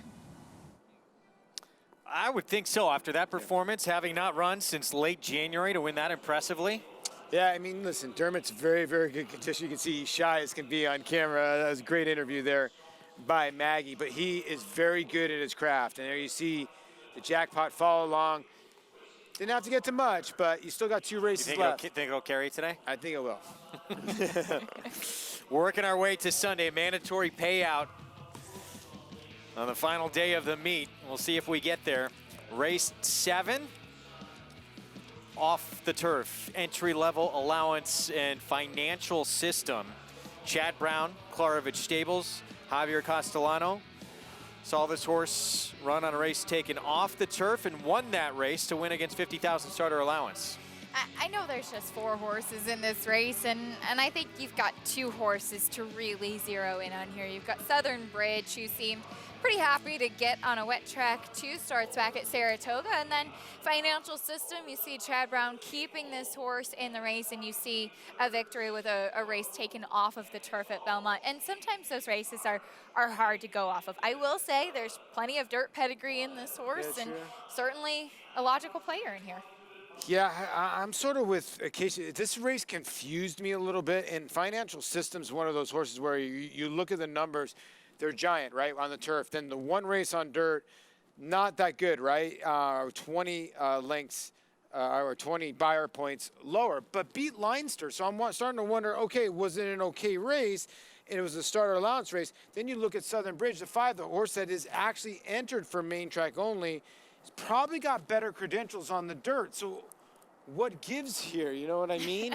This is like really weird to me, but I can understand how the public has Financial System as your favorite, you know what I mean? Yeah, we'll talk more through it. Rapt only ran on the main track once. It was a race taken off, and actually looked like he was going to win that race. He wound up second on an off track at Saratoga, so that's the only time he's been on dirt. We'll talk more about this group in a moment. Breeders' Cup Classic, a look at who is going to line up, and everyone says, oh, there's not the star power this year. I think it makes this race super intriguing because almost anybody, it seems, can win this race. Yeah, and I would think, even looking at this board now, as we look at the Awesome again, when Mongolian Groom was able to turn away Mackenzie here deep in stretch, I still think Mackenzie or Honor Code. Who's going to be favorite, Greg Wolf? Wow, that's a tough call. I think Mackenzie, just because of home court advantage. I understand new rider with Joel Rosario. A lot of people will point to that. And there you see the swishing stills, what I don't love. Mongolian Groom turning him away. I think if Code of Honor had won that race outright and not been moved up via DQ, I would have said Code of Honor. Keisha, what do you think? I still think Mackenzie's going to be favored. Will he win? I'm going to try to beat him with everything I have. I think he's vulnerable, but I do, because he's with Bob Baffert.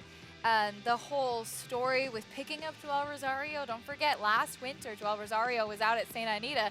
Lots of personalities, certainly from Mackenzie, throwing that towel down, saying what he thinks about all the conversations of him maybe not getting the distance. But he does have Bob Baffert and the home court advantage, as you said.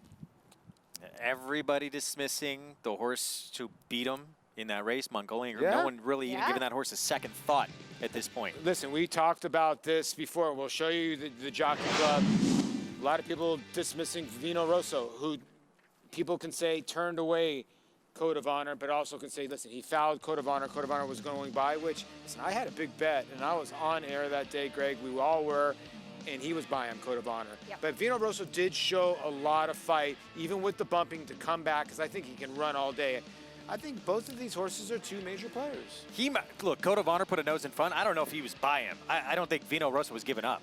No, he was super game. And as we take a look at the head-on, there was legitimate bumping. And as we talked about on that day, you're going that speed to have somebody almost kind of punch you in the gut type of feeling when you're running at that speed. But that said, let's also not forget that Vino Rosso has a huge win at Santa Anita, that even hearing earlier from Irad Ortiz when he was talking to Maggie, that he's training well. He's never been a super workhorse. And I think that he's the type that's really developed as he's gotten older. Todd Pletcher's done a good job with him. The one thing about Vino Rosso, could he be the freshest horse? You know what I mean? He hasn't run a ton in 2019. So he does have that in his advantage. And when you look at the rest of the contenders, you look at War of Will, horses that have battled all these kind of battles, and you're wondering, can he really stick it with this kind of horse? You know what I mean? Well, both these two sound like they are moving to the Classic in tip-top shape, and it almost sounds like they're moving even forward off the performance they showed in that Jockey Club Gold Cup. Code of Honor, we've heard from Richard Migliori, who's seen him in the morning a few times, saying he's starting to become a man now. That's dangerous. Yes, it is. I mean, he's another one. He was a late foal. We've mentioned this before. He really had some growing, some maturity, some catch-up to play, really. I have been so impressed throughout the summer and even leading up to the Jockey Club Gold Cup, watching him now with how he's been training. He's put on weight, yes, and physically become more of a man, but his movements here now is he's a little bit more fluid. He's really kind of underneath of himself. He's really, I think, moving in the right direction. Love to see what we're seeing in the mornings, because he's also been able to translate that to the afternoon. He's been consistent lately, which a lot of the players in this year's Breeders' Cup Classic can't say. That's true. That poor horse on the inside looked like me running for a triple. Wow, I feel sorry for the horse that was working for Vino Rosso. And listen, a lot of people are going to say, okay, Math Wizard, big long shot. A lot of other horses won some of these preps. I'm on the Owendale trail. I've always been, and I think he's got a big shot. I think you're going to get big odds on him. So there's going to be a lot of people that are going to take shots in this Classic, because the question marks are, I get it, they're all going to get a 1.25 miles, but who's really going to get the 1.25 miles? We don't know. Look, and McKinzie, everyone knocks him for that performance where he got beat by Giftbox. He did beat everybody else in that field, but the 1 1/8 beat and awesome again, that's concerning. Could a mare do it? She's best, probably, at a 1.25 miles, but against the boys? Yeah, we'll see. I mean, this is a good work, right, Acacia? I mean, she's doing everything right. This is her best distance. She's able to relax a little bit. And who's not to say Midnight Bisou might be the best horse of all sexes here, and she's getting away from her and running against the boys, and might be relief. Maybe this is class relief. Yeah, Maybe the Classic exactly. is class relief for a late. No, she is a very physically imposing type of mare. Love her at this distance. She could be just the second female to do it. Of course, Zenyatta, the only other one. And she's at Santa Anita already with assistant trainer Riley Mott, so she's getting a feel for the Yeah. surface. If you need to be of Zenyatta quality to win this race, I don't like her chances. True. I just don't like how she's been getting beat, not only by Midnight Bisou, getting beat by Blue Prize, getting beat by horses that she's handled before. She might you be know a what I bit mean? heartbroken Yeah, now, really. a little bit. Yeah. Blue Prize just beat her at a 1 1/8. She crushed Blue Prize when they met at a 1.25 miles earlier this year. True. She does And like Blue that Prize distance. does like Keeneland too. So. Intriguing Classic. We're getting closer to championship weekend. We're going to take a break. We're also getting closer to our 7th. We'll have more on that when we come back on America's Day at the Races. Coming on strong. Minute to stardom. On top, coming down to the final 16th, opening up a 2-length lead. Feel my love for you. Wild About Star, shining big here in Barry 1. Oh, why did I wrong? Testing, 1, 2. The Star Guitar filly leads Champagne Diva close to home. It's testing, 1, 2. Feel my love for you. Coming on strong.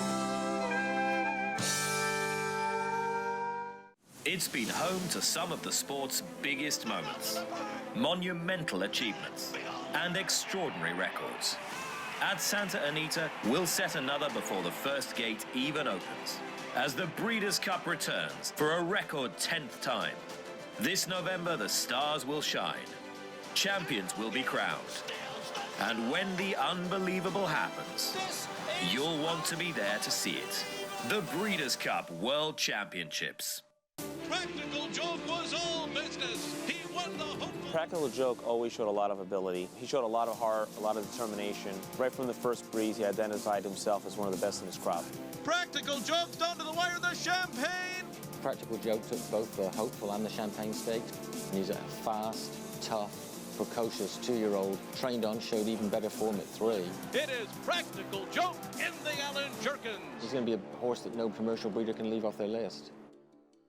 No sport in the world brings the wins home like racing. It's one-of-a-kind, high-speed, high-stakes action, and Naira Bets takes you there. Place your bets and watch the races live from anywhere. With Naira Bets, make easy, secure deposits and promotions every day to earn reward points or cash. Download the Naira Bets app or visit NairaBets.com. Sign up now for a $200 new member bonus with promo code LIVE at NairaBets.com. 12 categories covering the best of the sport and lifestyle, all decided by the fans. It's the America's Best Racing Fan Choice Awards. I got to let Paula Duca talk about this because you are going to be co-hosting this award show, and you can vote for who you think should win November 6th to the 20th. Yeah, that's when the voting starts. Me and myself and Tabitha Lipkin from Fox News San Diego will be hosting this show. We're excited to do it, and I voted for you, best host, but they don't have it. But so you would have voted It's a for write-in me. award. See how they have best analyst? Yeah. I made sure they had that in there, but I didn't put best host. See? But you would have voted for me? I would, of I course. appreciate that. Of course. Are you going to vote for me? Yes. Thank you. Absolutely. Wow, that was a lot of hesitation there. No, I'm just either way I answer that, I get in trouble. But you got my vote. I'm sitting right here. Right? How would you try and stuff the ballot box, by the way, when you were up for All-Star? So I was saying this before. So when you do the ballot box, it used to be you'd have your own ballots, whatever. And then it's when it came to the internet, my stepmother was the master. So she would send emails out to all of her friends and blast emails. My stepmother, full disclosure, she runs Diamond Resorts Hotel. She's got a big job in the hotel business, so she would run a blast to all of her people to vote for me. And you could vote up to 10 to 15 times. So I would like to thank you to my stepmother for making me start the 2006 All-Star game. Nice. That's pretty impressive. Gotta I would do what do you gotta that. do. Do what you can. Stuff that ballot You box. got to enlist everybody you possibly can. Well, here was the thing. Yeah. The reason why about it is that if I was able to start on the All-Star game, I got a bonus, and it was a pretty hefty bonus. So when I got the bonus and I started the All-Star game, I took my whole family with the money on a complete vacation for about 10 days. So she made out good too. Yes. Yeah. Worked out for everybody. it did. We have our 7th coming up. It's Off the Turf. We're going to head downstairs, get a paddock report, check in with Maggie Wolfendale. And what do we do here? We see, at least as of now, 2 horses that were intended to run on the turf, taking more money than the MTO. So let's talk about them for a second as we'll take a look at the 1A in here. That's Financial System for trainer Chad Brown. And you might notice him, he looks a little bit washy, a little sweat between the legs and kidney sweat. That's very typical for him. That's pretty much every time I've seen him run. Otherwise, he looks great. He's well defined, he's really nicely conditioned, and he's dappled head to toe. So those are good signs, and the fact that he's, as he normally is fine with me. I just wonder his overall capabilities. And 2, I feel as though there's obviously a better dirt horse in here than he, despite him having that one race over the fast track going a mile and 16th in which he won that starter allowance. I get it, but I'd rather take a better price. And people taking number 2, Everyone Loves James. Maybe they're willing to forgive him because his lone dirt start did come in the first start of his career. But we're going to have to go a mile and an 1/8 on the dirt. And for me, for a horse that struggles to get a mile and a 16th on the turf, that's a big question mark for me. Plus, this guy, if you go back and watch his last, I should say his start back in the summertime here at Belmont, he got out really badly that day. So he's progressively put on more equipment since then. He put on shortcut blinkers with a hood, and now talking with Connections / Pete Fitzgerald, our paddock judge, because I did not see him in his last start back here on September 28th. He's actually wearing a burr on the right side of his bit. So that would prevent a horse from getting out. So it's a little rubber ring that goes on the bit that has, I don't want to say spikes, but just kind of like little rubber nubs. So if the rider pulls on the left rein a bit, they'll feel that kind of come up on their cheek and not want to bear out as much. So like I said, I don't get him on the dirt, especially going this distance. And I think despite running only 9 days ago, Southern Bridge is much the horse to beat. Cool customer. Hasn't turned a hair. Sometimes you worry about horses worrying about coming back off short rest. That is not the case whatsoever with Southern Bridge. He's calm, cool, collected. His weight looks great. And furthermore, when I watched him last time, when he finished 3rd in that, what I think is an okay allowance race, he was moving great. So he's obviously a very sound horse that I think has those good races on the dirt, and he's the one that you have to beat. Greg?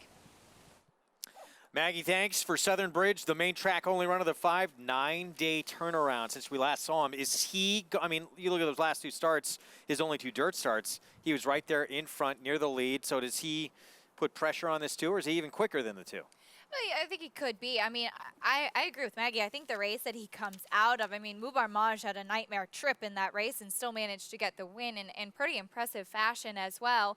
Gio D'Oro, a well-seasoned and very consistent runner as well. I think the speed is a good thing for him, and clearly switching to the main track turned out to be the right move. He seems to be very comfortable here, and it is good to see that coming back on relatively short west, he tends to keep himself well, because these smaller fields, we say it all the time, sometimes you end up in more traffic in a 4-horse field than you would in a 12-horse field. True. Yeah. The thing that he has going for him when you look at the gray is you have a bunch of turf horses in here, and he was able to click 110 going 6 furlongs over a dirt track. A lot of these horses can't even click 111, 112 on turf. Now, I know turf speed sometimes can be a little bit quicker, but he can maybe open up some space on the 2, or it be right on the 2.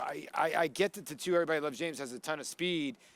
He ran first time out on the dirt, so you got to forgive that for Linda Rice, because she usually doesn't have her horses cranked first time out.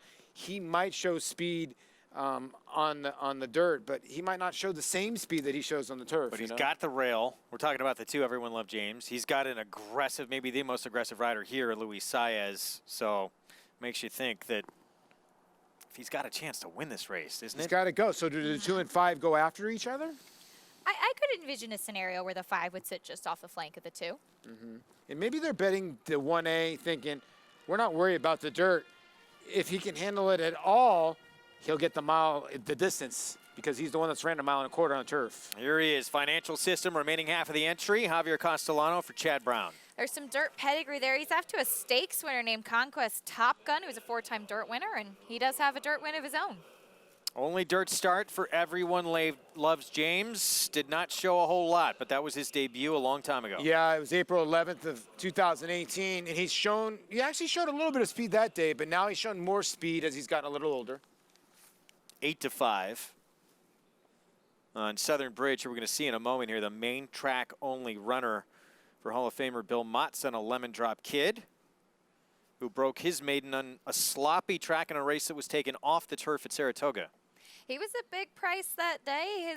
He's out of a mare who was the 3-time dirt winner. Those were her 3 victories. John Velasquez will be aboard once again, and there he is, taking his time coming out of the tunnel, as we do have a compact field in here. But he ran just 9 days ago in a pretty solid allowance race for his first start against winners. Maggie's right. He's in no hurry. No, he's not, and neither is Rapt here. This is the 25th career start, just the 2nd time he'll run on a dirt surface. He was 2nd the only other time for State Bred Maiden 40. I love Rapt. I really do. He's run against some really nice turf horses, Offering Plan, some nice New York breds a couple times, Carafa, Black Tide. He runs the same race each time. He's 0 for 10 the last 2 years. He's really tough to endorse. What is going on here? That's a shot of our pan cameras. Yeah, they're doing a great job. I would not want to sit up there. No. I'm afraid of heights. Are you? Yeah, that is not happening for me. There you go. Yeah, you and me both. We couldn't do this job if we had to sit up there. Yeah, it wouldn't happen. Here's Financial System, 6-5, currently the favorite. Leading trainer, leading owner from the meet. I would wish we could have seen the October 18th race, but this is more recent. Yeah, losing by a head and showing that late kick that most of the Chad Brown horse. Well, actually, this is the one where, yeah, loses by a head in this race, if I'm not mistaken. Yeah, most of the Chad Brown horses usually show that kick, hangs a tiny bit and gets run down there towards the end. I just think that she's getting better. He's getting better because I think the public's like, okay, this is the horse that can get the distance, whether the horse is a dirt horse or not. Your whole point to him, too, I mean, that was on turf, so it doesn't mean much because he ran 20 to 25 points lower on that dirt race, even though he won. Sure.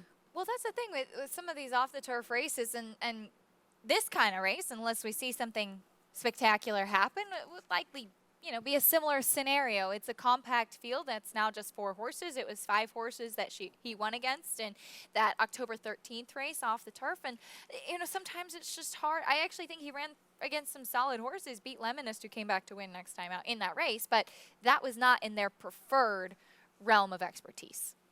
Yeah, that horse clearly a turf horse. 3-time winner on turf. All the recent 3rd DeNoble Indy on turf.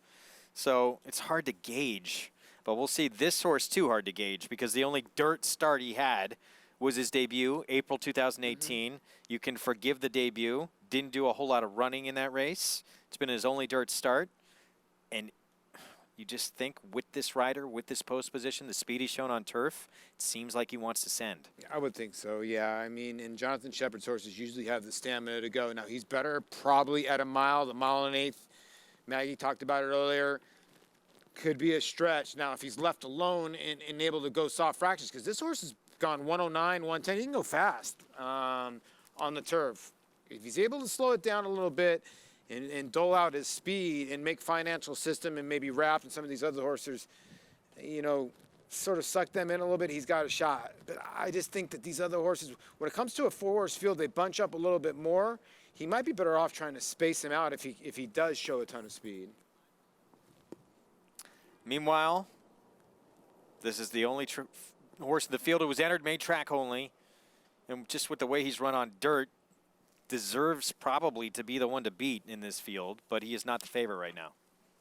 I think that I actually think on paper there's little separating the two horses that are taking most of the money right now. I am surprised that Southern Bridge is not the favorite, as he is entered for main track only. So clearly the connections and we put our trust in Bill Mott, certainly, has decided that he is a better dirt horse than he was turf horse, and they've decided to stick with where he's been running. So he has been entered to run on the main track. So this is what he's wanted to do. Financial System, maybe they thought there was a chance looking at the weather forecast it would come off, but he's primarily been running on the turf. And even though he did win that dirt race, they switched right back to the turf. And yes, he hung a little bit last time, but it seems like his stronger races, at least by our speed figure wise, have been on the grass.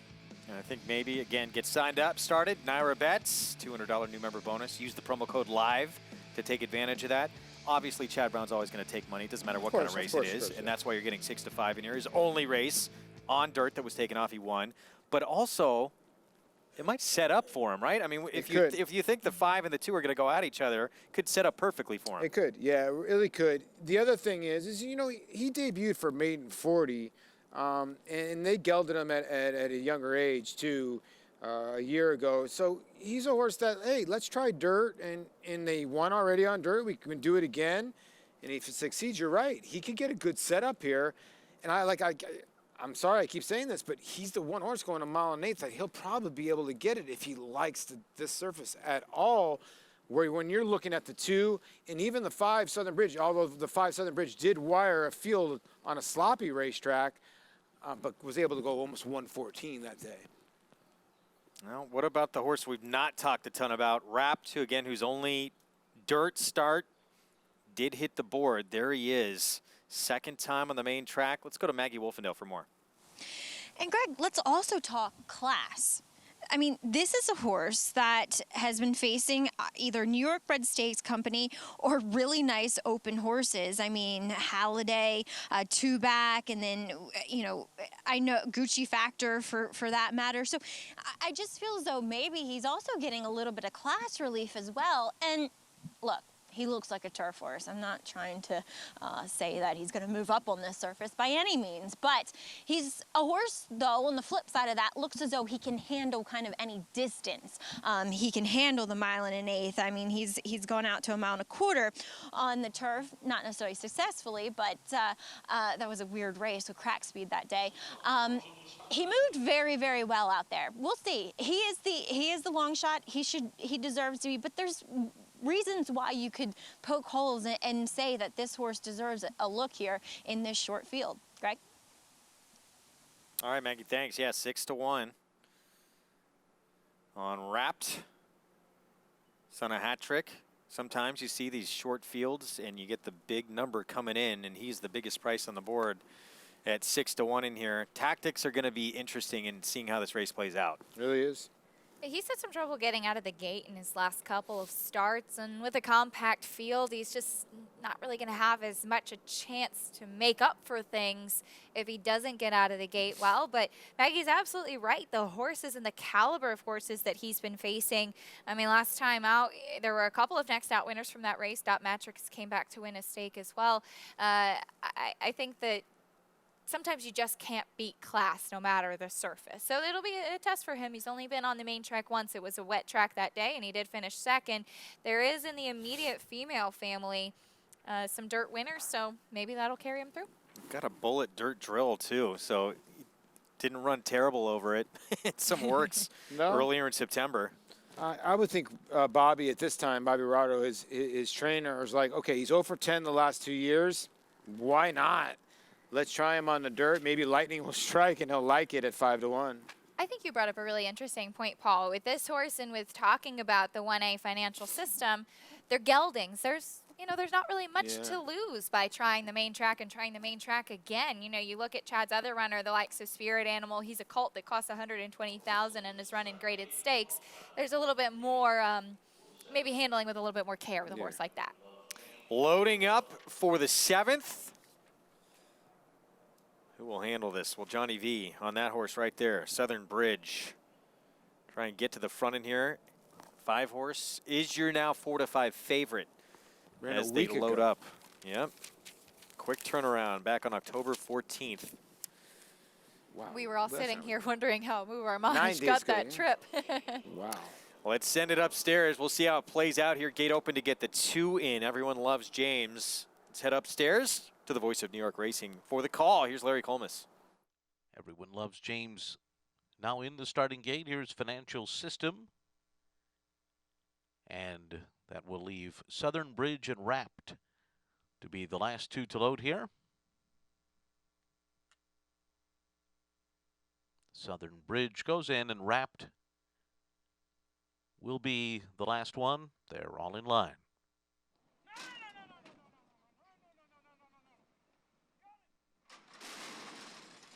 They're off. Financial System broke a beat slowly. Everyone loves James goes out to the early lead. Southern Bridge Wrapped on the outside away in 3rd, and then comes Financial System, who is taken hard in hand to trail the field early as Everyone Loves James goes on with it in the initial stages here and will set the pace, prompted by Southern Bridge as Financial System grabs 3rd from Wrapped, who is now the trailer. This opening quarter mile is 25.39 seconds. It's an easy early gallop here for Everyone Loves James and Luis Saez. Mild pressure coming from Southern Bridge and John Velasquez, and they're almost a length behind now. They got closer, but a bit of daylight now for Everyone Loves James. Gets the gap to a length and a half. Financial System is 3rd by another 2.5 lengths, and then comes Wrapped at the back of the pack.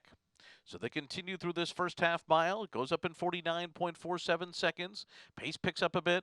Everyone Loves James 3/4 of a length. Southern Bridge continues to pursue from 2nd.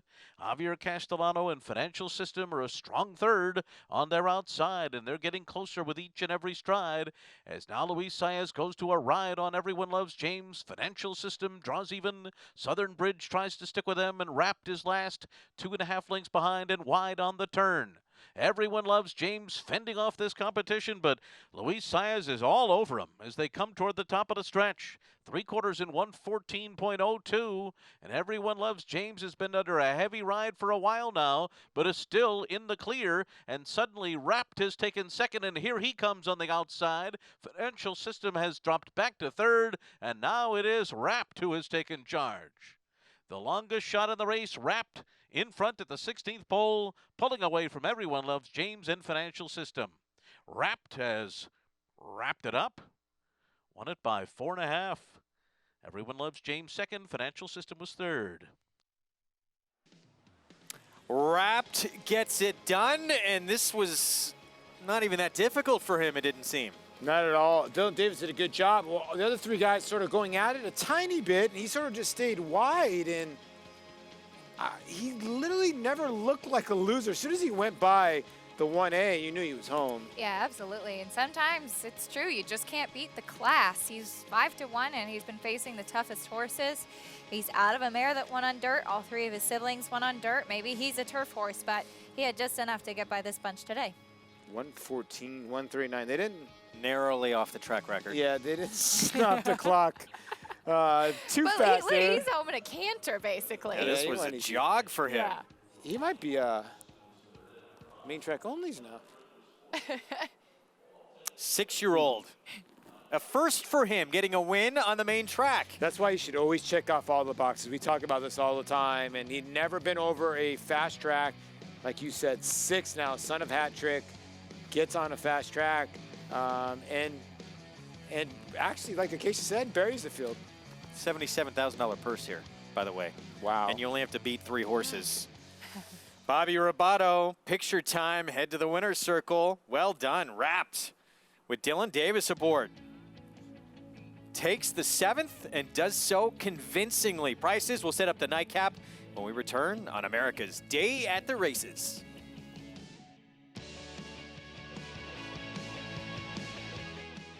Go from Railbird to Winner's Circle. With My Racehorse, you have access to top horses and trainers, backside tours, exclusive ownership experiences, and fast payouts to your online account. With shares starting as little as $100, the Winner's Circle is waiting for you. Go to myracehorse.com or download the My Racehorse app today to join the thousands who have already started their journey as a racehorse owner. What I like best about Run Happy Sire, he showed so much brilliance to win the grade ones that he won, different racetracks, and he was competing against the best horses that made it look easy. When I first heard about the bonus, I thought it was good for everybody, buyer or seller, gets everybody on the same page, that there's a lot of enthusiasm with the horse already, and I think that just helps add to it. I think these Run Happies, the public already wants to like them. That's a great thing, and I think that's a little icing on the cake for the whole deal. Run Happy, standing at Claiborne Farm. Racetrack Television Network brings you every race, from every track, on every screen, every day. With monthly packages starting as low as $5, RTN gives you great value and access to more live HD streaming and race replays than anyone. Visit RTN.tv today to sign up and watch on almost any device, including Roku and Amazon Fire. Use promo code TRYRTN for a 5-day free trial.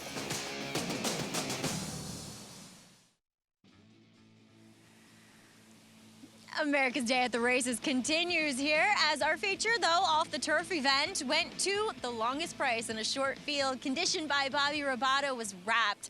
And Bobby, he'd only had one start on the main track, but he also got a little class relief today. Well, absolutely. And we've been waiting for this race for a long time, and we haven't run since Saratoga. And we were in the stake on Saturday. It's a very tough spot. And when this allowance race went, we said, great, we're running in the allowance race. Then it rained last night, and I said, oh, my God. But, you know, it's getting late in the year. He usually goes home every winter for a break, and we didn't have much to lose here by running, and it gives us a shot the next time the race comes up at Aqueduct. At least we knew we would get in, and we took a chance. He's doing real good, so it's got to go your way once in a while, so we appreciate it. Isn't that the truth? And two, kind of with a win, it's been a while since he's won a race, and you go back to the turf, you have to feel that much more confident that your horse feels confident. And the fact that he will go home again for the winter, and you feel if he goes home on a bad note, you just worry about bringing him back as a 7-year-old, are you doing the right thing or not? And he's very sound, and he's very happy horse around the barn. He's too big and clumsy to be a jumper, so I'm not sending him to the jumps. So we'll bring him back again next year for sure. Are you sure about that? He could look like a jumper. The jumping guys tell me they don't want these giant horses. Okay. Everybody has the impression they have to be big to go over the fence. They have to be athletic. That is true. You do have to be athletic when you put a hurdle in front of you.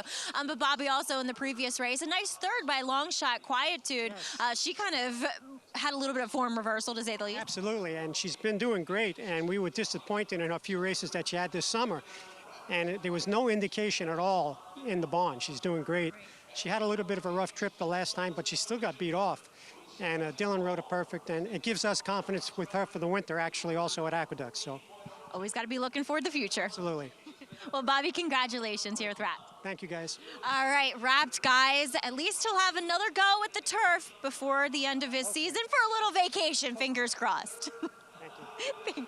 Yeah, and then thanks, Megan. We get to see him again, hopefully as a 7-year-old, it sounds like. But we've had this horse run on our show and run, you know, Maggie mentioned his class in big races, certainly against New York breds and stakes races for a long time. So we've gotten to see a lot of Wrapped over the years. And I mean, look, he hasn't seen the winner's circle in a while, but he shows up every time and pays $13.40 to win. So congratulations. Owner Mark Keller, of course, Bobby Robato, saying he thought about running in another stake. Houston's taken a little bit of a freshening since Saratoga, and that'll help with the follow along for the Empire 6. That a good sized pool there today, so that'll help if you are alive still. One race to go. Off the turf as well. Mile and a 16th, New York bred maiden special weight coming up. We got just 4 runners in this field. We got Chad Brown with the 4 versus Todd Pletcher with the 6. And then a main track only on the outside for David Nong. And a first timer, the 11 for Michelle Nevin, My Michelle, who has shown some ability in the morning. We don't know what we're going to get with My Michelle. I've not heard a lot about that sire, to be honest with you. No, I haven't either, actually. New York bred. I was actually looking at that earlier on today when I was looking at pedigrees, and this is the first foal the Michelle Nevin Firster is out of a dam that was multiple stakes play. She won it too. She was precocious, and it seems like she was a little bit better going long on the dirt, so we'll see what we get from her as she does debut going a mile and 16th. Right now, public saying Todd Pletcher with more glitter, even money on the 6, daughter of More Than Ready. We'll talk more about the nightcap when we return. Stay with us.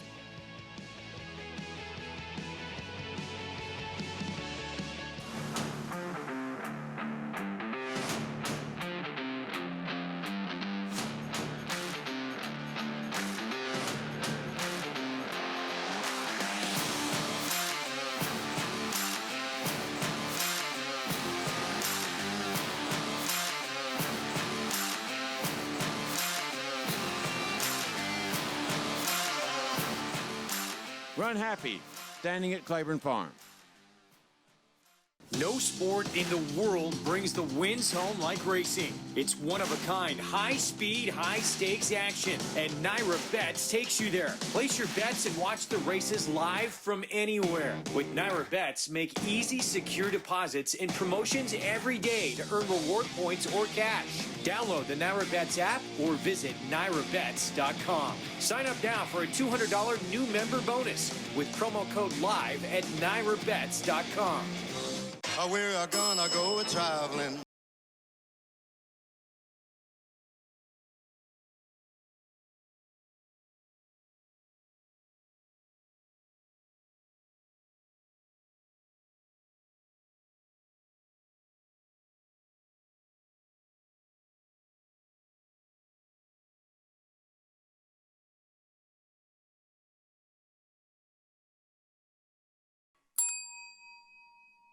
Mastery retired undefeated, winning his 4 starts by a combined 20 lengths. A 6-figure September sale purchase, he won impressively in his 2-year-old debut at Santa Anita. From there, he captured the Grade 3 Bob Hope Stakes and completed his juvenile campaign with a dominant performance in the Grade 1 Los Alamitos Futurity.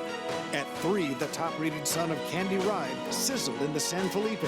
Now his much-anticipated first crop has arrived. Mastery, standing at Claiborne Farm. Back on America's Day at the Races, brought to you in part by Run Happy. Never lost in his career while sprinting. You know the exploits by now. Did it all while racing medication-free over the course of his career and campaigned by Mattress Mac, Jim McIngvale. Well, Jim McIngvale, we know he loves Houston. He loves his Astros, and of course, he's a pretty big Run Happy fan as well. But as important to Mattress Mac as any success in business or in racing is giving back. In 1983, I was doing television commercials. I was desperate. I reached in my pocket, pulled the money out, and said, "In Gallery Furniture will save you money." Save you money! Save you money! Saves you money! Save you money! Money! Well, I needed a job, and I'd been a furniture store salesman in Dallas, and I knew there was a lot of opportunity in Houston in the early 80s, so I came to here, my wife and I did, with $5,000 and a dream. Zany ads we've always done, trying to break through the clutter and get people to notice us.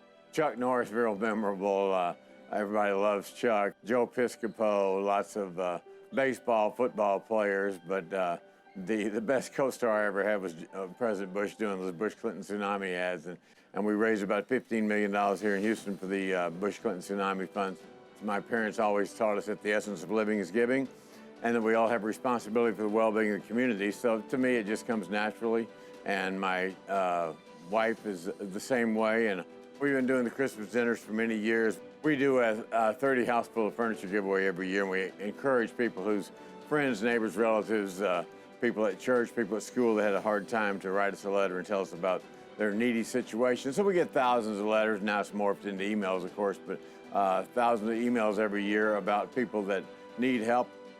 Yeah, you know, after Katrina, people were evacuating New Orleans especially, and we put a sign on the marquee out here that says Louisiana residents sleep here for free, and we had a couple hundred people sleep here for a couple of nights, and it turned out fine.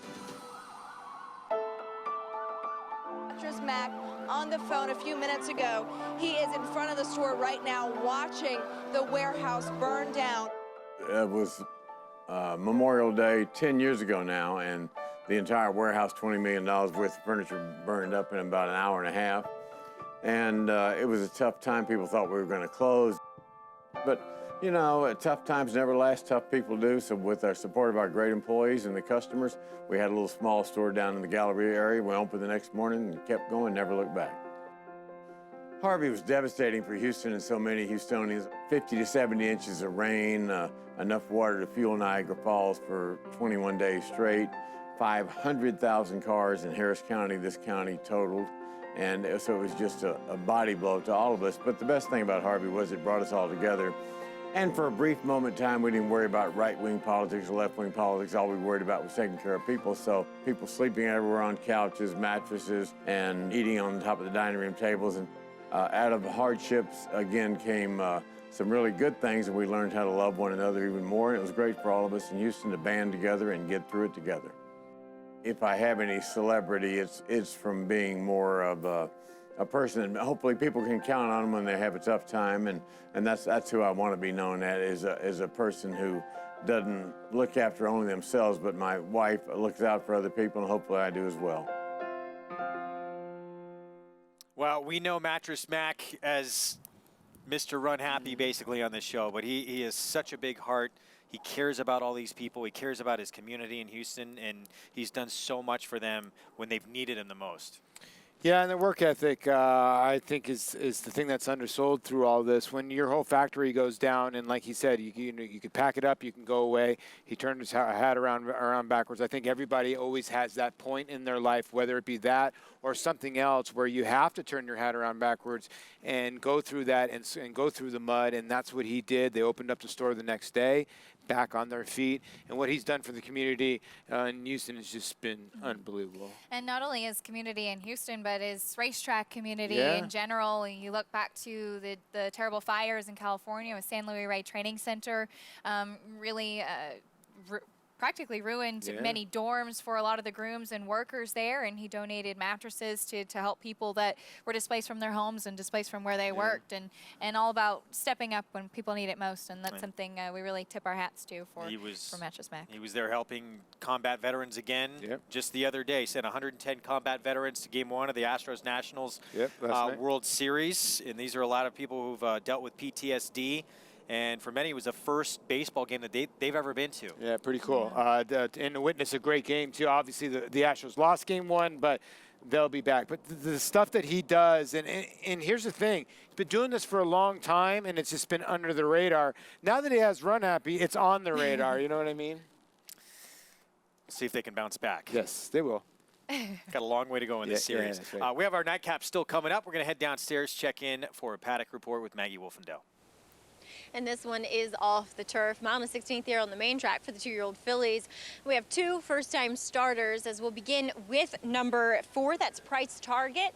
One coming in for Chad Brown. She is a daughter of Lemon Drop Kid, and actually the dam Tanglewood Tail. She was a fairly proficient dirt sprinter. So, and 2 makes her a half to big Thicket, who is a dirt horse himself, but he also wanted to run longer as opposed to Tanglewood Tail. She was of the sprinting variety, and actually she looks a lot like her dam Price Target here. So I'm a little, just slightly concerned about the distance first time out for her, especially on what might not be her preferred surface, though I do think she can handle it. She is very nicely put together, very elegant, very athletic, professional, fit, ready to go. It's just the distance I'm a little concerned about. Whereas number 11 in here, My Michelle, and you guys were saying you weren't familiar with this pedigree. Well, I'm extremely familiar with this pedigree.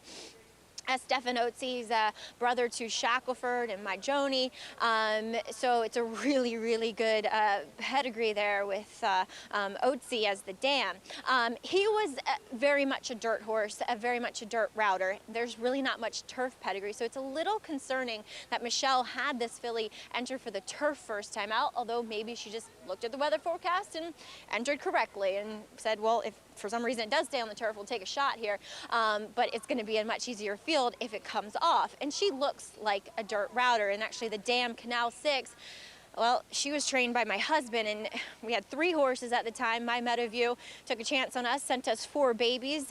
They were definitely the C team, but Canal 6, she actually worked out to be A-okay. I remember the first time I breezed her.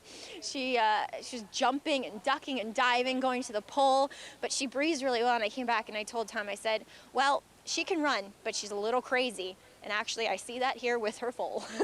She's a little green here in the paddock, to say the least. But at least she has that size, that scope, that leg length to suggest that a Mount 16th won't be that big of a problem on the main track for her whatsoever, whereas some of these I worry about, it's just mentally. She is getting a little revved up here, a little green for her debut, Greg. Maggie, thanks. 9 minutes away from the nightcap coming up. So 4 to 5. More glitter. You got 2 first-timers in here. This one making start number 3 for the Todd Pletcher barn. Who do you like of the 2 that have raced on dirt and have experience? Who do you prefer? You have to prefer the 6. I mean, the 12 Courageous Girls run okay races, but the 6s run 2 winning races, I would think. At least 1 winning race. Certainly. I mean, last time out, this filly finished second on the turf. She did shy out. She was taken down and placed 4th. But I looked back, and from seeing her, and be curious to hear what Maggie thought as well. But I actually looked back at my notes from her debut and thought that she had looked more like a sprinter and looked a little bit more dirt. So we'll see how she handles the distance today. She ran solidly in that dirt race. Irish Danzig was very impressive to win by 6.5 lengths on that afternoon. But I thought More Glitter ran solidly enough. She is half to a stakes winner. Carry Me Away, we're familiar here. She was a 7-time dirt winner for sure. Precocious won it 2. So maybe there's enough little pedigree here, and not to mention the experience for More Glitter. I think the people that they're forgetting about the outside filly in here, the 12, because the 2 first-time starters are taking money. The 12's going to have a clear lead in this race. Now, she's had 4 races. She's the main track only. She's gone 22 and change, and they're stretching out here. So I would think she's the one to catch. Run at the distance on the main track as well. She has that experience under her belt, although I would think she needs to improve off that to win here, right? She does, but like I said, she could be in front here because these other horses were entered for the turf going a mile and 16th. You wouldn't think they'd have blazing speed. More Glitter might be in front, you don't think? True. That's why she's even money, maybe. Here comes our post parade. It will be brief. We have just 4 in this field in our nightcap coming up. And we will see Price Target first time out. Chad Brown, Klarovich Stables, a Lemon Drop Kid filly that went for $150,000 at auction. Seems like she's been working pretty steadily at Monmouth Park. She has some precocity in the bottom side as well, and a little bit of dirt pedigree. We'll see if she can handle this distance at first asking. More Glitter. She's even money. There she is in the Rapoli stable. Silk's Daughter of More Than Ready for Todd Pletcher. Yeah, I was looking downstairs to see if Mike is here because usually he loves to watch his horses. Even money is right. I mean, the horse to beat, definitely the horse to beat. She looks well on the racetrack. The 11, the first-time starter for Michelle Nevin, My Michelle. Very much on her toes in the paddock and stepping out onto the track. John Velasquez for debut. And this one has a pretty lengthy work tab as well. Started showing up back in June, but there's some really solid works here. Looks like she may be ready to go. And Courageous Girl, the most experienced of the bunch in this compact field, Daughter of Bourbon Courage for David Donk. I think the one to catch. Holy Bull on the bottom side. Manny Franco sticks around. And I think could go to the front end unless your favorite wants to take the initiative.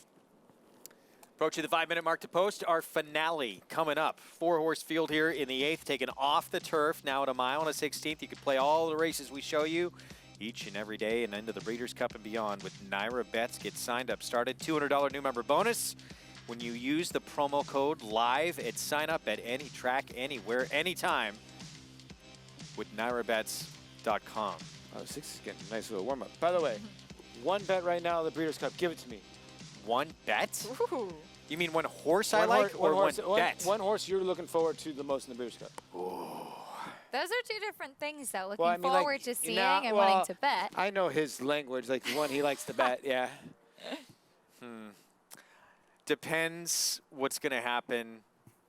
I'm very intrigued by Catalina Cruiser. I know, you've been mentioning him a lot. I like that horse for a long time. He's not getting respect, I don't think. He's he- been under the radar, yeah. Yeah. Well, he could be 3rd, 4th choice in that race, no? He's in the dirt mile, right? No, He's- sprint. Oh, he's in the sprint, yeah. Sprint is the preference. Sprint is the preference. So you'll yeah. probably Matoli, Chancelot, Imperial Hint. Imperial Hint. Yeah, he'll be 4th or 5th choice. Yeah. Wow. I like him. Whitmore's He's going to got be some like, monsters to run against, though. and we've talked about it. Whitmore's a going to be. monster. Me and Yeah, her he talk. is. I can't wait for Whitmore to run because I think you're going to get 10-1 on Whitmore. Yeah. He That ran race. huge in the Phoenix last time out, too. And, Yeah. and Engage is in there. Engage has actually turned out to be. He won last time out for Asmussen. What do you No, think absolutely. Yeah. Are you going to bet against Omaha Beach? Probably not. I think he's incredible. So do I. Incredible. Talented. Yeah. Okay, we should get back to this race. We should. Well, hey, why not? We're right around the corner with the Breeders' Cup. Yeah. But I mean, Omaha Beach, I think could be a single for a lot of people that day. No. Well, you know, it's going to be very interesting because I know a lot of people right after that race, I can't wait to bet against him. Well, what he did was amazing, and a lot of people think he might bounce to the moon, what I've heard from a lot of people. But Richard Randall wouldn't run him. Last time I heard, there's a Pegasus, there's the Dubai World Cup, there's a lot of other options to go to. Yeah, our producer Evan Schwartz is talking right Mayor, the Malibu, which would be right up his alley at 7 furlongs. So if Mandela's running this horse, go to the window. Doing it with a purpose. Yeah. By the way, join us next weekend. Sure you know by now, but Maximum Security back in action. And we're going to have them on our show Saturday afternoon, and a stepping stone to, we hope, moves on to the Cigar Mile, but we'll have that for you, the Bold Ruler. And it's been announced, Gary Mary West bringing him back as a 4-year-old. That's the intention. Also bringing Game Winner back That's pretty as cool. a 4-year-old. But we may not see Game Winner, probably going to miss all those big ones, including Dubai, but maybe see him late spring. I think a lot of us, including myself, thought Game Winner might be the most talented one. He had some questionable rides. And I think Gary Mary West, and I think Bob might have had something to do with it, because I know Bob really loved him, saying, hey, if we can get him right as a 4-year-old, he could be really, really good. So maybe they're thinking, hey, let's go for a big 4-year-old campaign with him. You know, sometimes you have to give and take with horses and Yeah. with things like this. You know, what's the right decision to make at the time? It's easy to get a little bit eager when thinking about those big races that are immediately in front of you, like the Breeders' Cup, like the Triple Crown Trail, and Game Winner. Just remember last year at the Breeders' Cup, just watching him outstanding. Just watching him break out of the gate and just thinking about how impressive he was. And so it'd be good to see him back. I think he's a talented horse for sure. And I think there's a lot of horses that just sometimes don't get the chance to mature, or maybe don't get the chance to race in their 4 or even 5-year-old seasons. And as good as he was, as early, he did it with kind of a goofy running style, Yeah, too, he did. which made it kind of interesting. Even money here in our nightcap on the 6 more glitter. Let's head downstairs to Maggie for more. I talked about the 2 first-time starters in the paddock. We'll talk about the ones who have run out here. As more glitter, she's your favorite. And I do hear what Acacia's saying, that she does look a little bit more like a sprinter type because she's a bit on the smaller side. But what I have noticed is that she's actually progressed and put weight on and muscle mass, and that's always what you want to see. And if she was trained by anybody else, I'd have a lot more doubts, but Tal Pletcher's so good at stretching his horses out.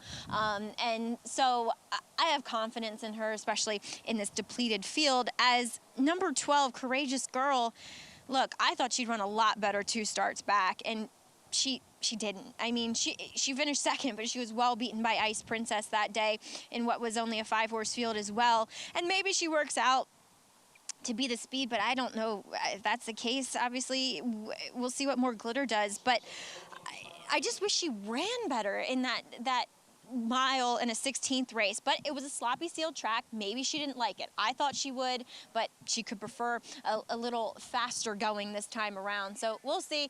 She's going to be a big price out there on the board. Greg? Thanks, Maggie. Minute to post. In the end, you guys, everybody here going 6. Yeah, we were talking earlier. You want 777 on your slot machine. You just don't want 666 on anything. Not really. And That's what we got here. I mean, look, there's no big prices in this race, but as a result of what happened in that last, Wrapped won at 5-1. That wound up playing more like a 10 or 12 to 1 shot. In terms of the pick 5, if your favorite wins this pick 5, it's $315. You had odds on another 1 to 2 shot, a second choice, I believe. Yeah. And then Wrapped. Unbelievable. Wrapped did Incredible. play giant, yeah. And that was in a 4-horse field. No, it's pretty impressive. I will say, Courageous Girl, the stallion Bourbon Courage, we might not see. This is a New York bred. He stands in Maryland, and he throws some very precocious horses. So we'll see if this one just might find the right spot today. Here we go. Finale coming up. More Glitter the 6. Your favorite as they move in line. Here's Larry Colmus with the call. They're all in line.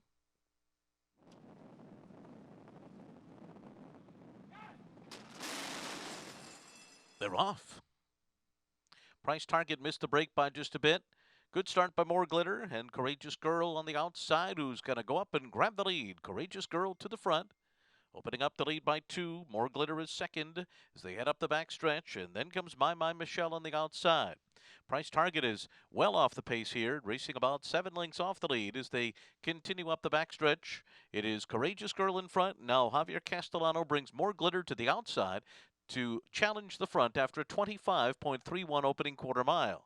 My Michelle is third, backing off 4 lengths from the pace, and she's got another 2.5 on Price Target and Around Ortiz at the back of the field. So they continue their journey up the backstretch and head for the far turn. Less than 5 furlongs to go here for Courageous Girl and Manny Franco. They're on top by a length. More Glitter continues to pursue from second position. Another 2 lengths to My Michelle, and still Price Target last. 50.81 was the half mile as they make their way around the far turn. Courageous Girl continues to lead the way. More Glitter still 3/4 of a length behind, running in second by 2. A wide trip for My Michelle. Price Target starting to pick up her stride a bit now, and she's been saving all the ground. She's still got 3.5 lengths to make up as they make their way to the top of the stretch. Courageous Girl and More Glitter turn for home together. Price Target takes third on the inside, still with work to do. 3/4, 116.48. They're into the stretch. More Glitter on the outside of Courageous Girl. These two clear. Price Target not going on. Then My Michelle, who's back into third on the outside as More Glitter passes the 16th pole in front. Then Courageous Girl and My Michelle, More Glitter. And Javier Castellano do it by a length over Courageous Girl. My Michelle was third. More Glitter, content to let Courageous Girl get to the front, sat right behind her, and then takes over in the stretch. Yeah, Manny Franco did a good job. Listen, he did all he could do with the 12. You get 50 for the half. He was able to spurt away from the 6 a couple times, but Javier did a great job going, okay, you're not going to get away from me. Yeah, certainly that was the right move to do, especially in a smaller field like this. Courageous Girl has natural speed, and Manny Franco took advantage of it. But More Glitter, Javier Castellano never let up on the outside, pushing and pushing and pushing to get by. It wasn't easy to get by, but when he did, she certainly seemed comfortable as they moved down to the wire. Really, really weird here. The 11 sort of was not responding. And when Johnny V hit her left-handed, whoo, she took off like a rocket, started taking off a little bit into that slow pace and started figuring things out, I think, a little bit. She's one to watch on the turf next time out, obviously. And there's in price market for Chad Brown. I don't think he's too worried. They'll put her on the turf next time. Javier Castellano, Rapoli Stable, Todd Pletcher, and More Glitter only needs to beat 3 in here to get that maiden score. And now moving on, Graduation here at a short price, 4 to 5, 6, 12, 11, 4. Prices when we come back, and maybe we'll talk a little more Breeders' Cup. Maybe.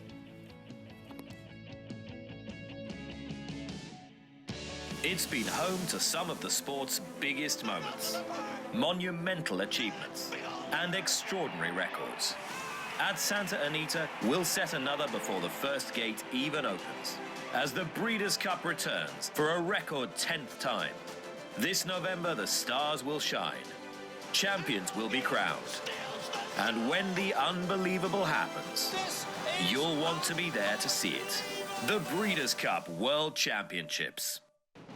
Eclipse champion Blaine was considered by many as the breakout stallion of 2018. His top runners included Grade 1 winner and Eclipse Award finalist Marley's Freedom, plus Grade 1 winner Fault, and graded stakes winners Moreau, Beyond Blaine, Miss Kentucky, and Blaine. This year, his 2-year-olds have sold up to $700,000. Outstanding results, outstanding value. Blaine, standing at Claiborne Farm.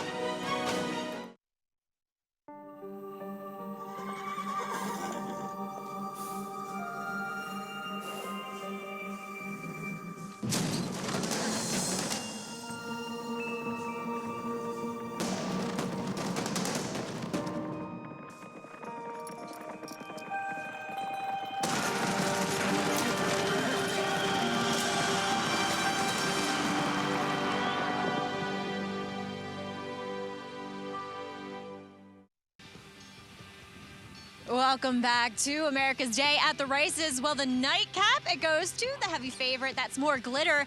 I'm pleased to be joined by winning rider / birthday boy of today, Javier Castellano, with your second win. But More Glitter, Javier, it feels as though Todd Pletcher is the one guy you want to be riding for when a horse is trying to get a longer distance for the first time. Absolutely, Maggie. I think one of the best riders in the country. Very competitive. I think he put the horse where it belonged. Unfortunately, last time I rode a horse on the grass, and I have a little trouble in the race, and they disqualified the horse. Finished second, they qualified to 4th place. I think I learned something about the horse the last time. Now he put in the dirt, he moved forward, he stepped up big time. Yeah, absolutely. And Javi, we were talking about Breeders' Cup races prior, and we showed Come Dancing's work. I mean, that was the fastest work I think I've ever seen on the training track. Did it feel like you were going that fast? I didn't feel it at all. Actually, I'm very surprised. And as I wore the feeling, I was so satisfied the way she did it. And everybody, oh, you know how far I went? No, I didn't know, but she did it really good. I said, you went 1 in 10. I said, I can't believe it. And it was all the way in my head after I see the video, and the way he did it so easy. I feel the same way. I felt the horse, he did it very easy. I know she's fast. I don't see too many horses he been do that like that, those work. I think keep your finger crossed. I think she can win the Breeders' Cup. Yeah, absolutely. Now, also, and we saw in her last start that she kind of wanted to lug it. Is that something that she just kind of has propensity to do? She kind of wants to stick to the rail a little bit more? I believe that kind of horse he needs on target a little bit in the race. I think last time I passed a little early because I felt I got the best horse in the race. I took advantage a little bit and I let him go past quicker. And when she soon passed the horse, she logging a little bit. I don't think I'm gonna have that problem in the Breeders' Cup because they're all competitive horses. They're always gonna be sticking together. And I think I have to ride with a lot of patience. Hopefully he can work it up pretty good, the trip. We've seen a lot of those Breeders' Cup filly mare sprints won from horses off the pace, so hopefully that's the same kind of trip you pull with Come Dancing. But how are we celebrating your birthday tonight, family? Yeah, absolutely. I'm going to be home. I've been traveling a lot back and forth with Keenan last week, and I think, I need a little rest for the Breeders' Cup next week. Good to hear it. Well, congratulations and enjoy your birthday. Thank you, Maggie. Thanks a lot. All right, the ever-timeless Javier Castellano with 2 wins on his birthday. Greg? That's a nice little birthday present. Party at Javi's house tonight? Yeah, why not? We can crash it. Javi's a cool dude. He'll let us crash it. Why not? All right, we're there. He's the best. We just got to bring some stuff. Javi's the best. He is the best. And congratulations to him. Always a great interview. Always great insight, too. And don't forget, Empire's up to $183,000. And we got to give it away on Sunday. Could we get to $1 million? With a mandatory payout. There it is, yeah, 169,702. Pot growing. Obviously, there was not one unique ticket with that outcome this afternoon. But you were right. The pick 5 paid $350. That's was basically unreal. wrapped. You needed wrapped, and that's it. And all you had to do is all Use 4 4 horses. horses, yeah. Crazy, crazy. Wow. And, you know, Maggie was talking about Come Dancing, and Javier's been the regular pilot. That work, obviously, everyone talking about it was sensational on that Belmont training track. Her throwing down against Kofefi. Obviously, there's some other talented runners in that group as well, but that showdown between those two, I think a lot of people are looking forward to seeing. I can't wait. I can't wait. And the thing about it is I hope, as you see the Belmont showdown, Allen's 71. Ekes it out. By $2. Ooh. Well done. Moose 58. So sorry. But, yes, I want to see Come Dancing break. Because with Come Dancing and Kofefi throw it down the top of the lane, that's going to be a lot of fun. Well, we're going to have a throwdown coming up this weekend on Saturday in the Bold Ruler. It's our ABR race of the week. Maximum Security crossed the wire first in the Kentucky Derby in that historic decision of a disqualification in that race. Came back to win the Haskell. He is back in action this Saturday. We are going to have it live on our show, and this is who he's going to line up against. This is not going to be an easy task for the comeback start. No, it's not. And I heard, Greg, you and Andy saying yesterday, or earlier today, actually it feels like yesterday in some ways, but you haven't had a chance to see Maximum Security run in person yet, and pretty exciting to see him come here to Belmont. I've had the privilege of seeing him run in all 4 of his first races, and he debuted for 16,000, and here he is winning the Haskell. Right. So it's been pretty fun for me, having seen that first race, because I saw him in the paddock and I said, what is he doing here, actually? Him and now Math Wizard as well, who's also pointing to the Classic after winning the Pennsylvania Derby. But Maximum Security's done some good running. He unfortunately did not make the Travers or the Pennsylvania Derby. He had, unfortunately, a bout of colic. His colon was displaced. They were able to correct it without surgery, so great to see him back in action, and good to see him coming to Belmont Park this weekend. He just wins. He does. No, he does. He crosses the wire first. Listen, what happened in the Derby, he got beat. I think he was a little bit tired when he got beat after that, and I don't think that Service had him completely cranked up. This is going to be a big race for him, the Bull Ruler. Like you said, this isn't slouches of horses in here. Nick Sko is very fast. Now, I'm not saying he's even close to Maximum Security, but he's going to test him early. There's horses that will test him a little bit late. I think this is going to be it's a great starting point for him to try to get to the Cigar Mile. So, go ahead. Oh, I was going to agree with that. I mean, you've got a horse like Prince Lucky, who's become a pretty good horse, true. You know, he's proved that he deserves to be in these ranks, especially going that one turn, elongated sprint. We're going to look at him in a moment. Killebeg's captain, he's going to face, though, as well, coming off a win in the Grade 3 DeFrancis Memorial Dash. Before that, he was third in the Grade 1-4 go against Batoli. Yeah, so what you're going to see is, this is Killebeg's captain in the Memorial Dash, and he was, I want to say, very, very good this day. The thing you're going to see here is Maximum Security is just going to face a bunch of older horses that are gritty veterans. So he's going to have to bring his A game, because a lot of these horses like to fire their best shot. Yeah, they certainly do. And I think that this was an encouraging win at Laurel in the DeFrancis Dash. And that race, even though they decided, okay, let's go to Laurel to him to get the win there, those races come up very competitive on those big stakes days there. And He Hate Me was the favorite. He was swung out wide. And don't forget, it's a long stretch run there at Laurel Park. And He Hate Me was dynamite at Saratoga. He was. So he beat a legit horse last time. And so I don't dismiss the Maryland horses. They've run well here. No, and you have a multiple graded stakes winner he's going to line up against in Prince Lucky. Second, third, fourth place finishers, all from the Kelso. Going to come back to take a shot at Maximum Security. Prince Lucky couldn't get it done against Pat in the back, but he ran a good race. He was actually favored over Pat in the back in the Kelso. Well, I mean, a lot of people point to Pat in the back. He didn't run well in the Empire Classic. I don't think he just wants to go that far, Greg. Let's be honest. He doesn't want to go that big mile and an eighth. Prince Lucky, we'll see what happens. But you're right. At age 4 now, he's got to be the best son of Corinthian, right? Yeah, I would certainly think so. I mean, I loved it when they cut him back to one turn. He's a fun horse to watch with the flaxen tail. Coming out of that Kelso as well is True Timber. Speaking to trainer Kieran McLaughlin earlier, he was second in this race in the Bold Ruler last year, and be a little bit of indication pointing on to the Cigar Mile for him as well. With a 104 buyer in that race as well, the race that Case is talking about. And you know, maybe just needed that race in the Kelso coming back from Dubai, first start back. No, you're right. Sometimes the horses have that Dubai bounce where they come back and they struggle a little bit getting used back to their routine here. Horse ran well. Kieran McLaughlin's horses have been running well this meet. I don't count out True Timber at all. I get it. They all have to beat Maximum Security. He's the standout in here. But again, he's facing solid horses. And he, obviously, we know how quick he is, how devastating he can be with the speed.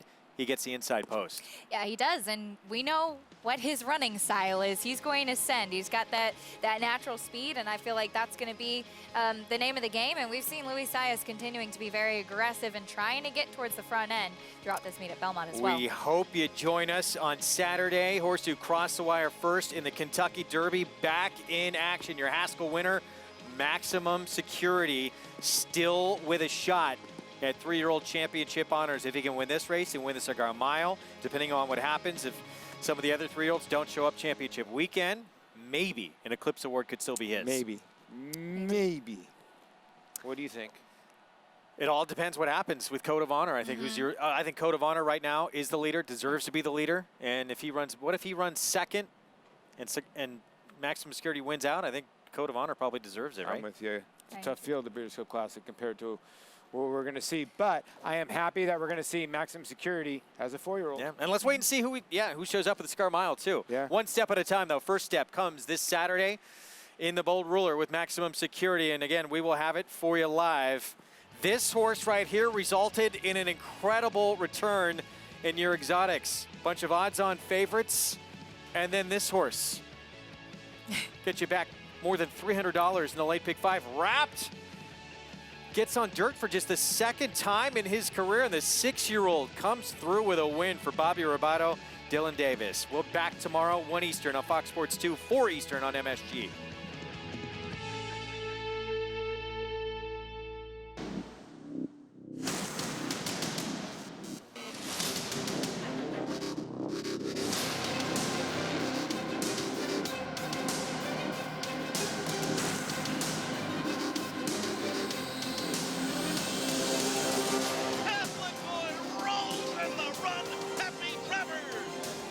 Rushing full, and she's too good. She wins the Longines Just a Game. It's America's original sport, and no one covers it better than americasbestracing.net. From the sport to the lifestyle, the best races, horses, and destination venues, cocktails, gambling, fashion, and more. americasbestracing.net is a sport for you. Live it, love it, bet it.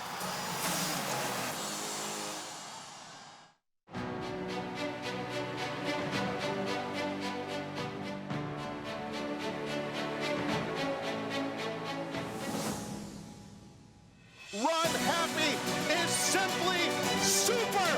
He polishes off an outstanding campaign with a dominant victory in the Malibu.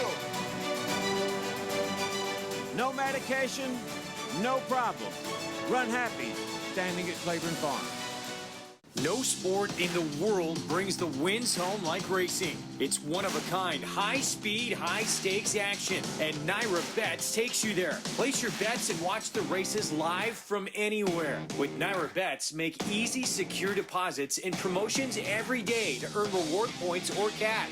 Download the Naira Bets app or visit NairaBets.com. Sign up now for a $200 new member bonus with promo code LIVE at NairaBets.com.